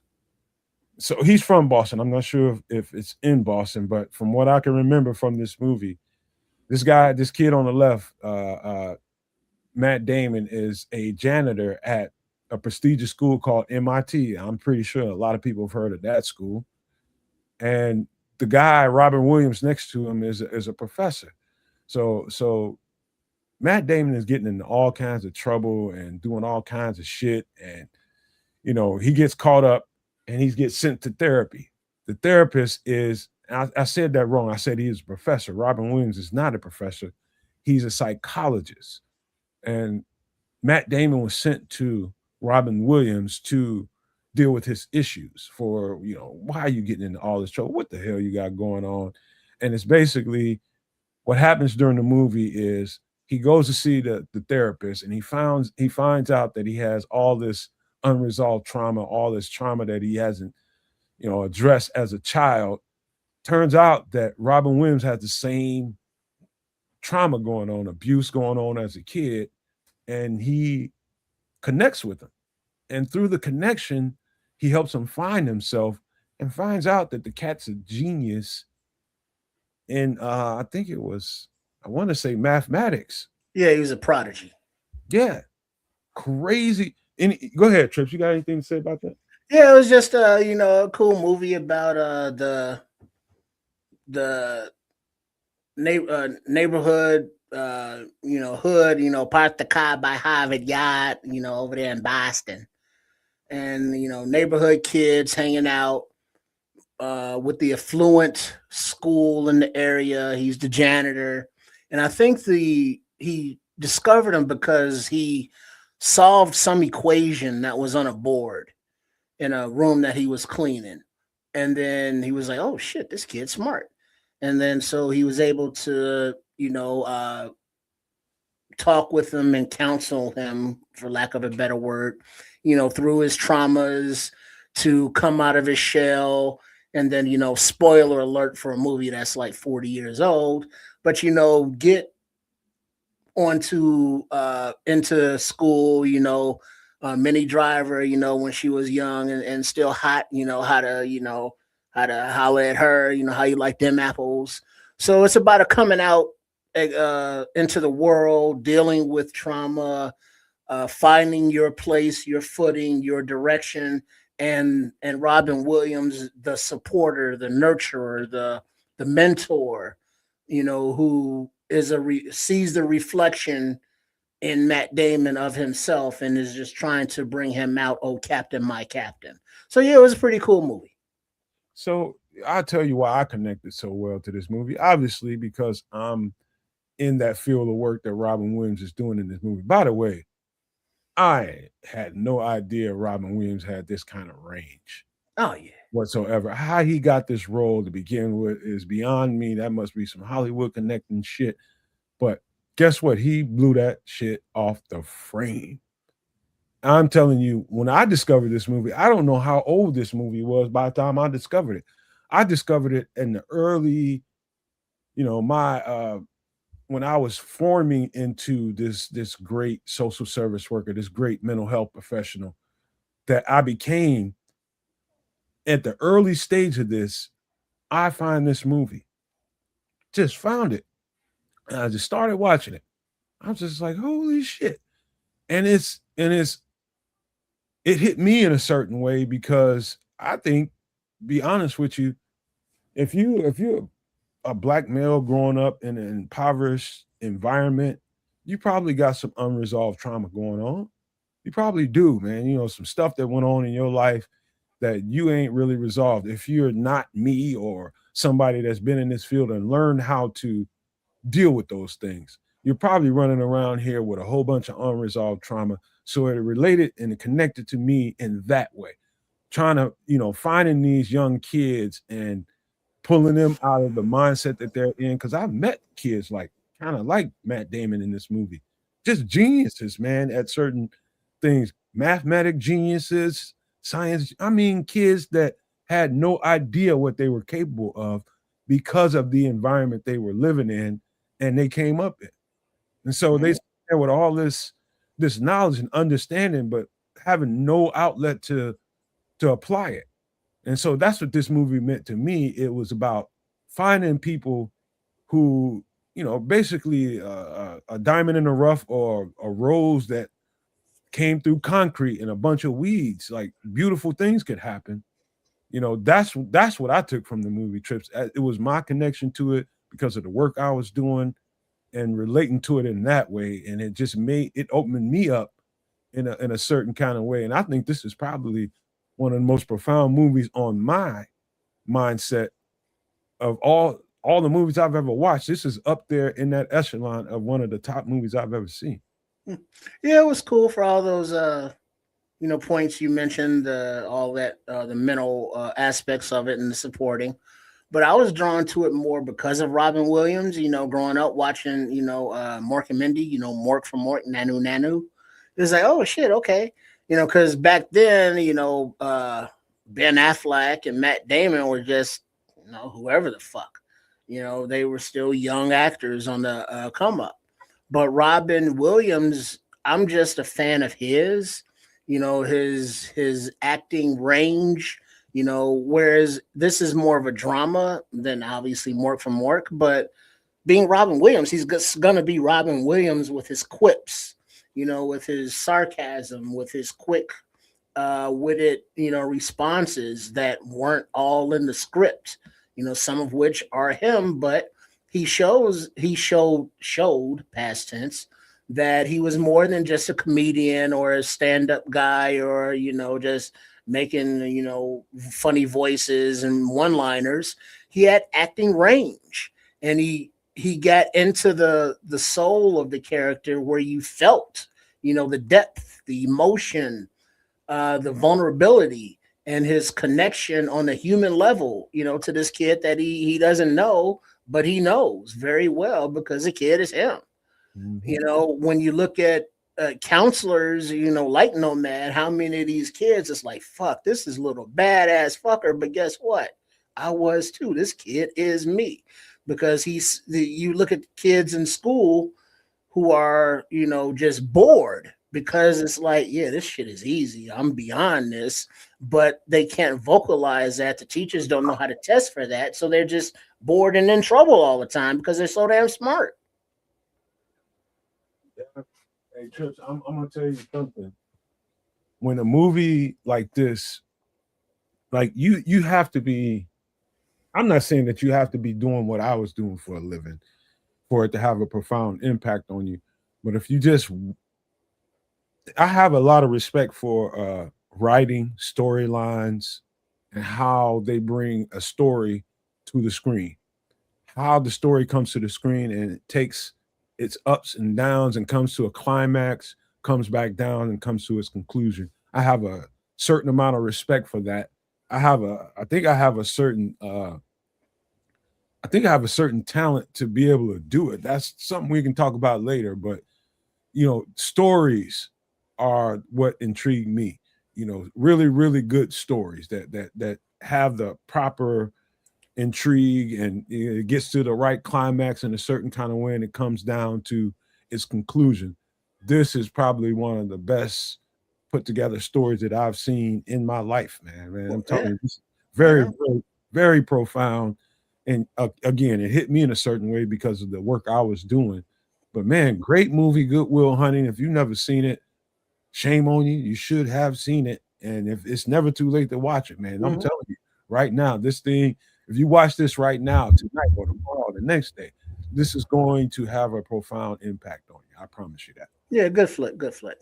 Great. And while you pulling up the next one, Red Baron saying Robin Williams was good in Insomnia. If you've never seen that, that was a very dark side of Robin Williams, more of his acting range and versatility, because it puts you in the mind of somebody who was in trauma, who was going through some shit, and you felt that shit coming through the screen. So he put you in that mindset of what he was feeling. And it was like, oh my God, that's scary and dark. And it was like, bravo. Hey, I mean, you know what, man? Robin Williams' story is, trust me, I've heard a lot of shit about Robin Williams, bro. Like motherfuckers that knew him. Literally, I met a couple people, man. He was wild. But that's a whole other story for another time. We still got another movie to get to real quick. And again, Triple R. You talking about, like, man, dude, I'm gonna tell you, this is Titanic. I'm gonna tell you how this happened to me, man. I gotta lead the story off like this. It was a point in my life where, again, this is during my time being a professional and doing the work that I was doing. And in my off times, when I'm off, I need an outlet that I'm not so focused on the job that I do. And it's important that you find that. And so one of my homeboys, he's from Long Beach, California. And he moved here. He married a girl from this area. That's how I met him. My girlfriend was his wife's sister, right? And so we get connected, bro. And she asked me to really just, look out for him, because he came all the way here from California. He needed to know the lay of the land. You in the Chicagoland area from California, you do need to know the lay of the land. And so I connected with him through that, just, showing him the do's and don'ts and all that kind of stuff, and showing him how to get settled into the area so he ain't gonna have no problem and shit. And I'm there for whatever he needs. So we get tight enough where about a year goes by and he gets a divorce from old girl that he married, my little girlfriend's sister. And me and her still messing around, but I'm wild. I'm doing whatever the F I want to do. And he's divorced now. He's got all his time in the world, and he's just waiting for my days off. And so what he was, Trip, was my smoke buddy. He's my smoke fella. Shout out to Sean Sierra. He was my homeboy. So what we did was smoke and play the game. We would play Madden from when I was off, the night that I was my last night of work. Let's just say I got off at about 11:30. We're gonna be at his crib playing Madden and smoking till like 6 in the morning. The birds is coming up. It's daylight outside, and we still playing. And one night he was just like, he called me. I'm at home. He at his crib. He's just like, dog, you ever seen this movie? I was like, what? I was like, man, what the fuck I want to watch this for? I called him all kind of soft ass motherfuckers and all this shit. I'm talking mad shit to him. And he's just like, dog, I'm for real, man. You need to watch this. I was just like, man, you soft, man. I ain't watching this shit. So he got on me for about 3 weeks. Around my waist. And I wouldn't watch it. And then I just got tired of him talking to me about the shit. And I was just sick of hearing about it. And I turned the shit on. Triple R. Again, this is probably one of the best scripts, best storylines, best character representations of an event that happened for real. Like in my life, I don't know about you, Triple R, but I can remember my elementary, middle school days that every fucking history book that I ever picked up and turned over a page in had a story about the Titanic. Am I the only one? No, because I Family Classics, was it Fraser Thomas, sponsored by Mutual of Omaha, Came on Sunday afternoons on Channel 9 WGN, and Titanic was one of the movies in their rotation. So I was familiar with it, before this remake. It was, oh yeah, the ship, the iceberg thing, that was way before all of the conspiracy theories about the banking systems and the Rothschilds and all that. But, just about a big ass boat that sank with a lot of people on it. I was intrigued so much about this story. Like I couldn't get enough of reading anything that I can get my hand. It's like this boat, because it was so big and supposedly unsinkable according to the stories, and they were telling all these. I mean, it was the boat itself just sitting there at the port was a tourist attraction. People will come from everywhere to see the size of this boat, and people talking about how unsinkable. There's nothing that can happen to this boat because of how it's built. It's too big to sink.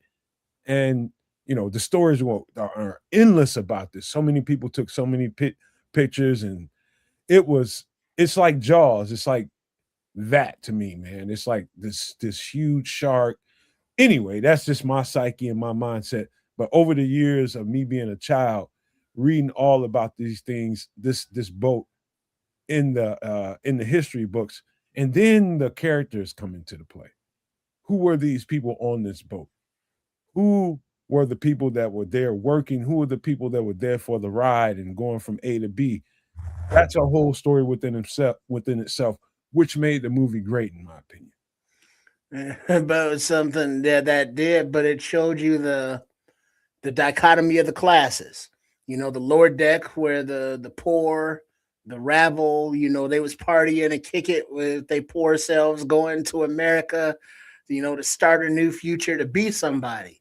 Whereas, upstairs in the ballrooms and such, the servants are serving, the well-to-do, the la-ti-da, the upper crust of society, if you will, but they're all on the same damn boat, so it's just like, wow. But it's, the character development, it's cool, seeing, boom, boom, little backseat action. I get the back blown out down there in the storage. Just like, go ahead, Jack, get on there and knock them boots. But that part of it, and then like the main guy, Kate Winslet's boyfriend, husband, or whatever the hell he was, the evil dude, and he had his henchman. His man Friday was like, go handle that shit, and he was like, yes, sir. And I was like, oh shit, I got to get me one of them. And then just the pure, this ship is unsinkable, the hubris of it all. And it's like, oh shit, iceberg took us out. And then the people down there working, making the ship go, is like just the whole experience and story of it all, because all of those souls, all of those lives had their own story, so to speak.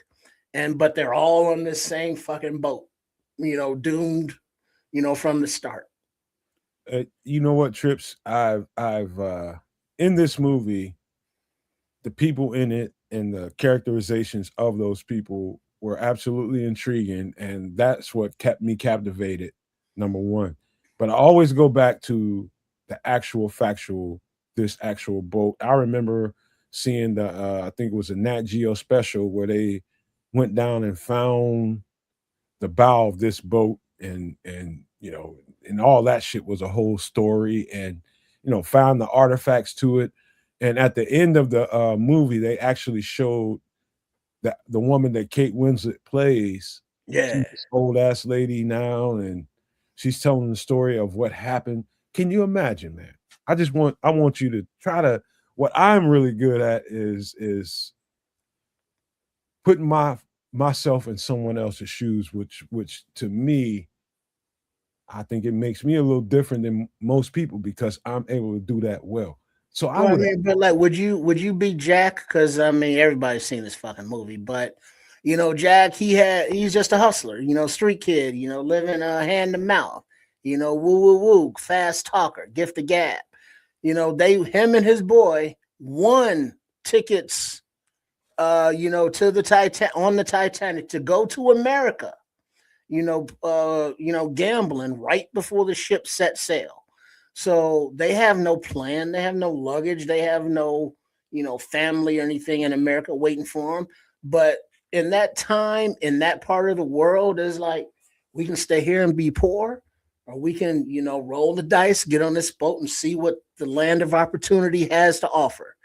And so it's like it ask yourself, not only Nomad, but all the no maniacs and everybody listening, if you had that opportunity as when you were younger, you don't have the responsibilities you have now, granted, because you didn't have those. But when you were 17, 18, 19, if you had the opportunity to just throw caution to the wind, and dive in with both fucking feet, would you do it? Now, granted, the dive into both fucking feet was in North Atlantic and he froze to death, but that's beside the point. Well, you got to let me finish this, man, because putting yourself in someone else's shoes, watching that movie, just think of how cold that water must have been when they touched it. Ooh. How freaking cold was that water? And at that point, what are you thinking? Now they did another thing that they did. It was another Nat Geo special. They did a 3D representation with AI, with the assistance of AI, and showed exactly what that thing would have looked like, how the ocean works, and how it would have pulled, because the thing split up in two. So there's a part that went down first, and then there's another part that went down after it. How the people around them must have been reacting. So as one part of the boat is going down, it's going to create a suction. How many people did it pull down with it? Another part goes down, and all the people that got, outside the flank of what was going on with the suction part of it, how long did it take them to freeze to death and sink under that water? And the part of the movie at the end shows that, it's like he's just hanging on with dear life. And next thing you know, he gets too cold and he sinks, to the bottom of the ocean. But holy shit, Scrooge just asked the question. He was just like, what would be worse, being in a plane crash or on a sinking ship? Oh, that's easy, bruh. shit. Bruh, I don't even know, man. I don't even consider those thoughts in my head. Well, consider it. Like on a plane, if you're in a plane and you're going down, you got maybe 30 seconds to panic, to be scared, to worry. You're on a sinking ship, you got hours, to panic and worry and be afraid and scared and fearful. So, you want it over quickly, or do you want it to shit to linger? Because either way, you ain't surviving. Hey, all I know is this, man. And again, a profound movie of a story that's intrigued me since I was a small boy. Teeny tiny boy, I was always intrigued by this story about the ship that sank, that was huge as hell, and nobody thought it could sink. And I just was intrigued by that by itself. And that's what, to this day, that's always been the intrigue. Like, why did these people have that much confidence in something man-made? I mean, they were acting They made it. the way the people that survived this sinking talked about how the people were acting on the ship. It was basically some snooty patootie MFers on this thing, acting like they eshed. I don't like them kind of people. I don't give a shit what color they are. I just don't like folks like that. But yeah, that story had all this in it. Before we get out of here, Trips, we gotta go. I gotta give a suggestion to everybody. If you have not seen this show on Netflix, and I'm talking to the Bears fans, all the people that are Bears fans that don't live in the Chicago area, but they love the Chicago Bears.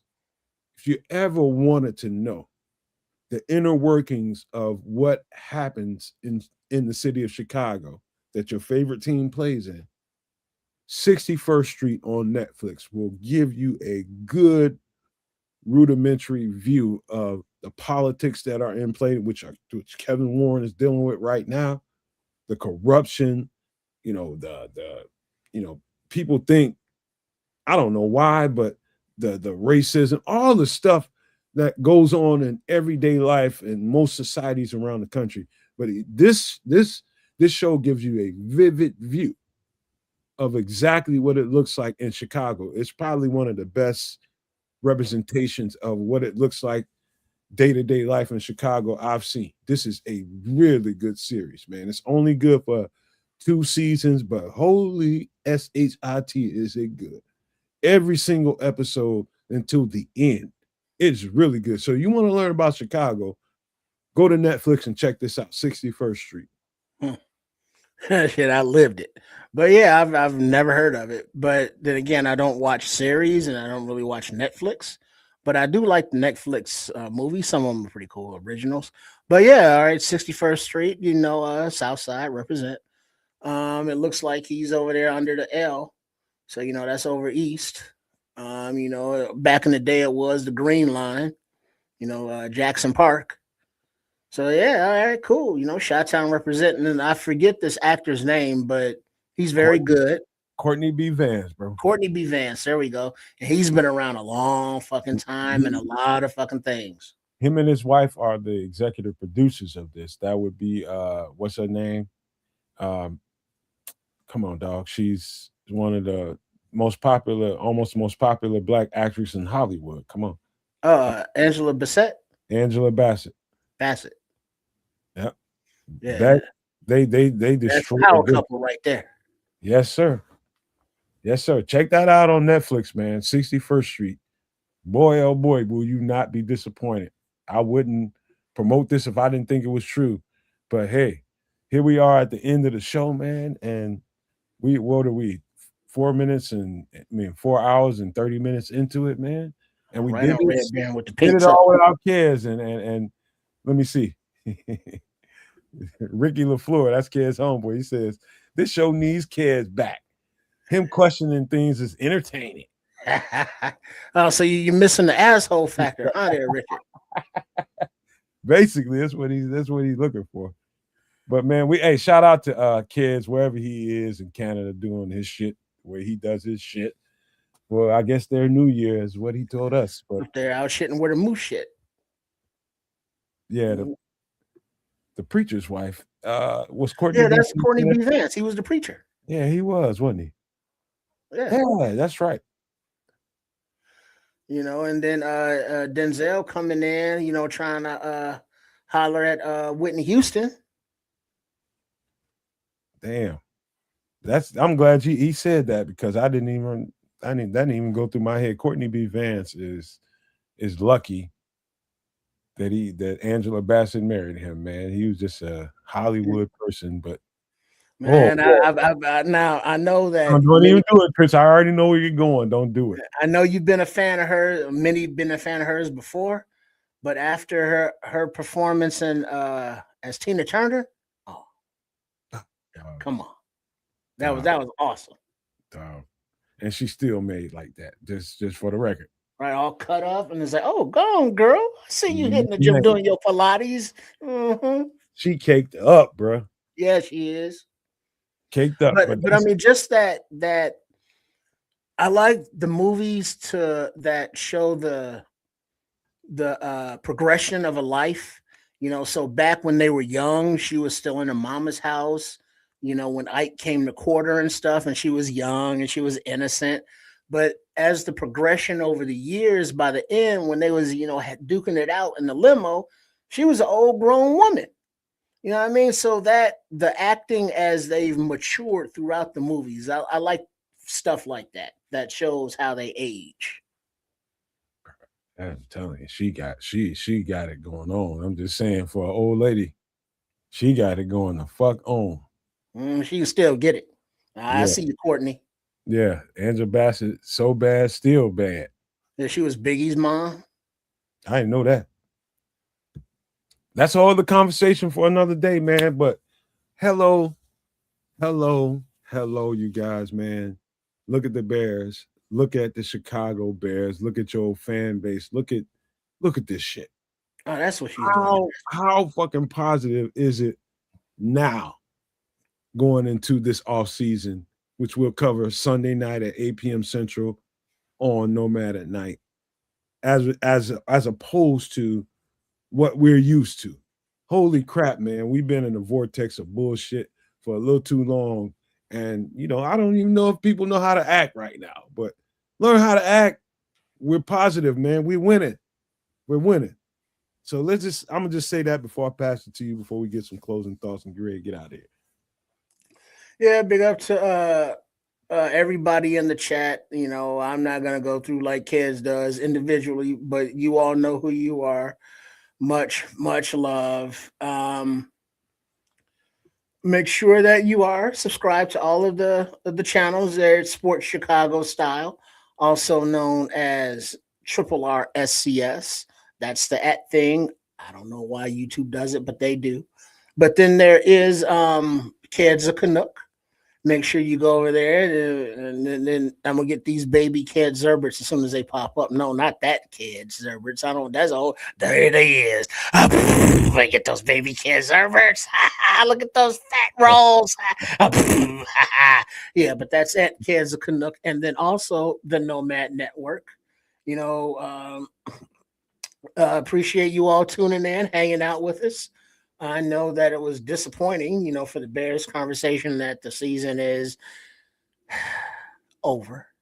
But, as we are passionate about the whole damn thing, the off-season content is just now firing up. And, now sadly, for us as fans, but for other quote unquote fans, this is their time of year to shine, because they're like, the season's over. Oh, finally. I couldn't say them fast enough. So now they get to do their thing in their whole off-season process. Big up to y'all. But either way, make sure you are tuning in with us, because guess what? The breakdowns that Nomad and Keds and I will have for the free agents, and that Nomad will make for these draft prospects, we got you all covered. So during the season, during the off-season, it's always the Nomad Network season. So shout out to all of y'all, and look forward to seeing you Sunday. Amen to that. And before we get out of here, I just want to say to you all, man, everybody that contributes to what we do, all you have to do is be here and hit the subscribe button, and you're already contributing. It actually absolutely costs you nothing. But those that are members, those that are Super No Maniacs contributing $5, everybody that contributes to anything that we do over here on this channel, man, thank you. Thank you so much, man. And let's get into this new year the right way and appreciate the people that appreciate you. And let me just say that for the Nomad Network, Sports Chicago Style, for Kids of Canuck in his channel. Let me just say that for all of us. We appreciate you all, because we don't have anybody to talk to if you're not here. Guess what? There's nobody to talk to. We just be here doing shit and enjoying ourselves, talking to each other, and that'd be the end of it. But you all enjoy us as a trio and what we do, and that includes Samo, that includes Bishop, and everybody else that's been always a part of what we do around here. We just thank y'all, man. And I thank y'all with all the graces I can give you, man. Just keep on coming back. Keep supporting what we do over here in any way that you can. Don't be afraid to give us a super chat. Don't be afraid to send a donation to help this thing out, because the small people are always the ones that go first. And it's in this big conglomerate, man. And the small good podcasts always get eaten up, but we ain't trying to have it, man. I'm not no meal. Trips is not no meal. Kids of Canuck is not no meal. We ain't trying to get ate up, and it ain't gonna happen. So keep doing what y'all doing, supporting everything that we do. We love y'all. Into this new year we go with a successful Bears football team. And I'll tell you this, man, I'm so proud of them boys that I'm beside myself on how proud I am of these boys, man. They made a believer out of me in some areas that I didn't think they could do. But, here I am cheering on and coaching everybody else on, and I'm watching myself not very sure about what they can and can't do, but they blew all that out of the proportion, blew it all out. And so shout out to the Chicago Bears, shout out to Ryan Poles, Ben Johnson, Caleb Williams, his team, Kevin, everybody that was involved in this thing, the coaches, everybody. we're about to flip the table and get into the real off season, and that is free agency, and that is these draft prospects, and that starts Sunday night at 8 p.m. Central. Be there or be square. And we may not be meals, but I am a tasty snack. All right. I don't know about all that. I ain't trying to taste your ass, but I'm gonna leave your ass with these famous words, though, Trip. Love, peace, and hair grease, y'all.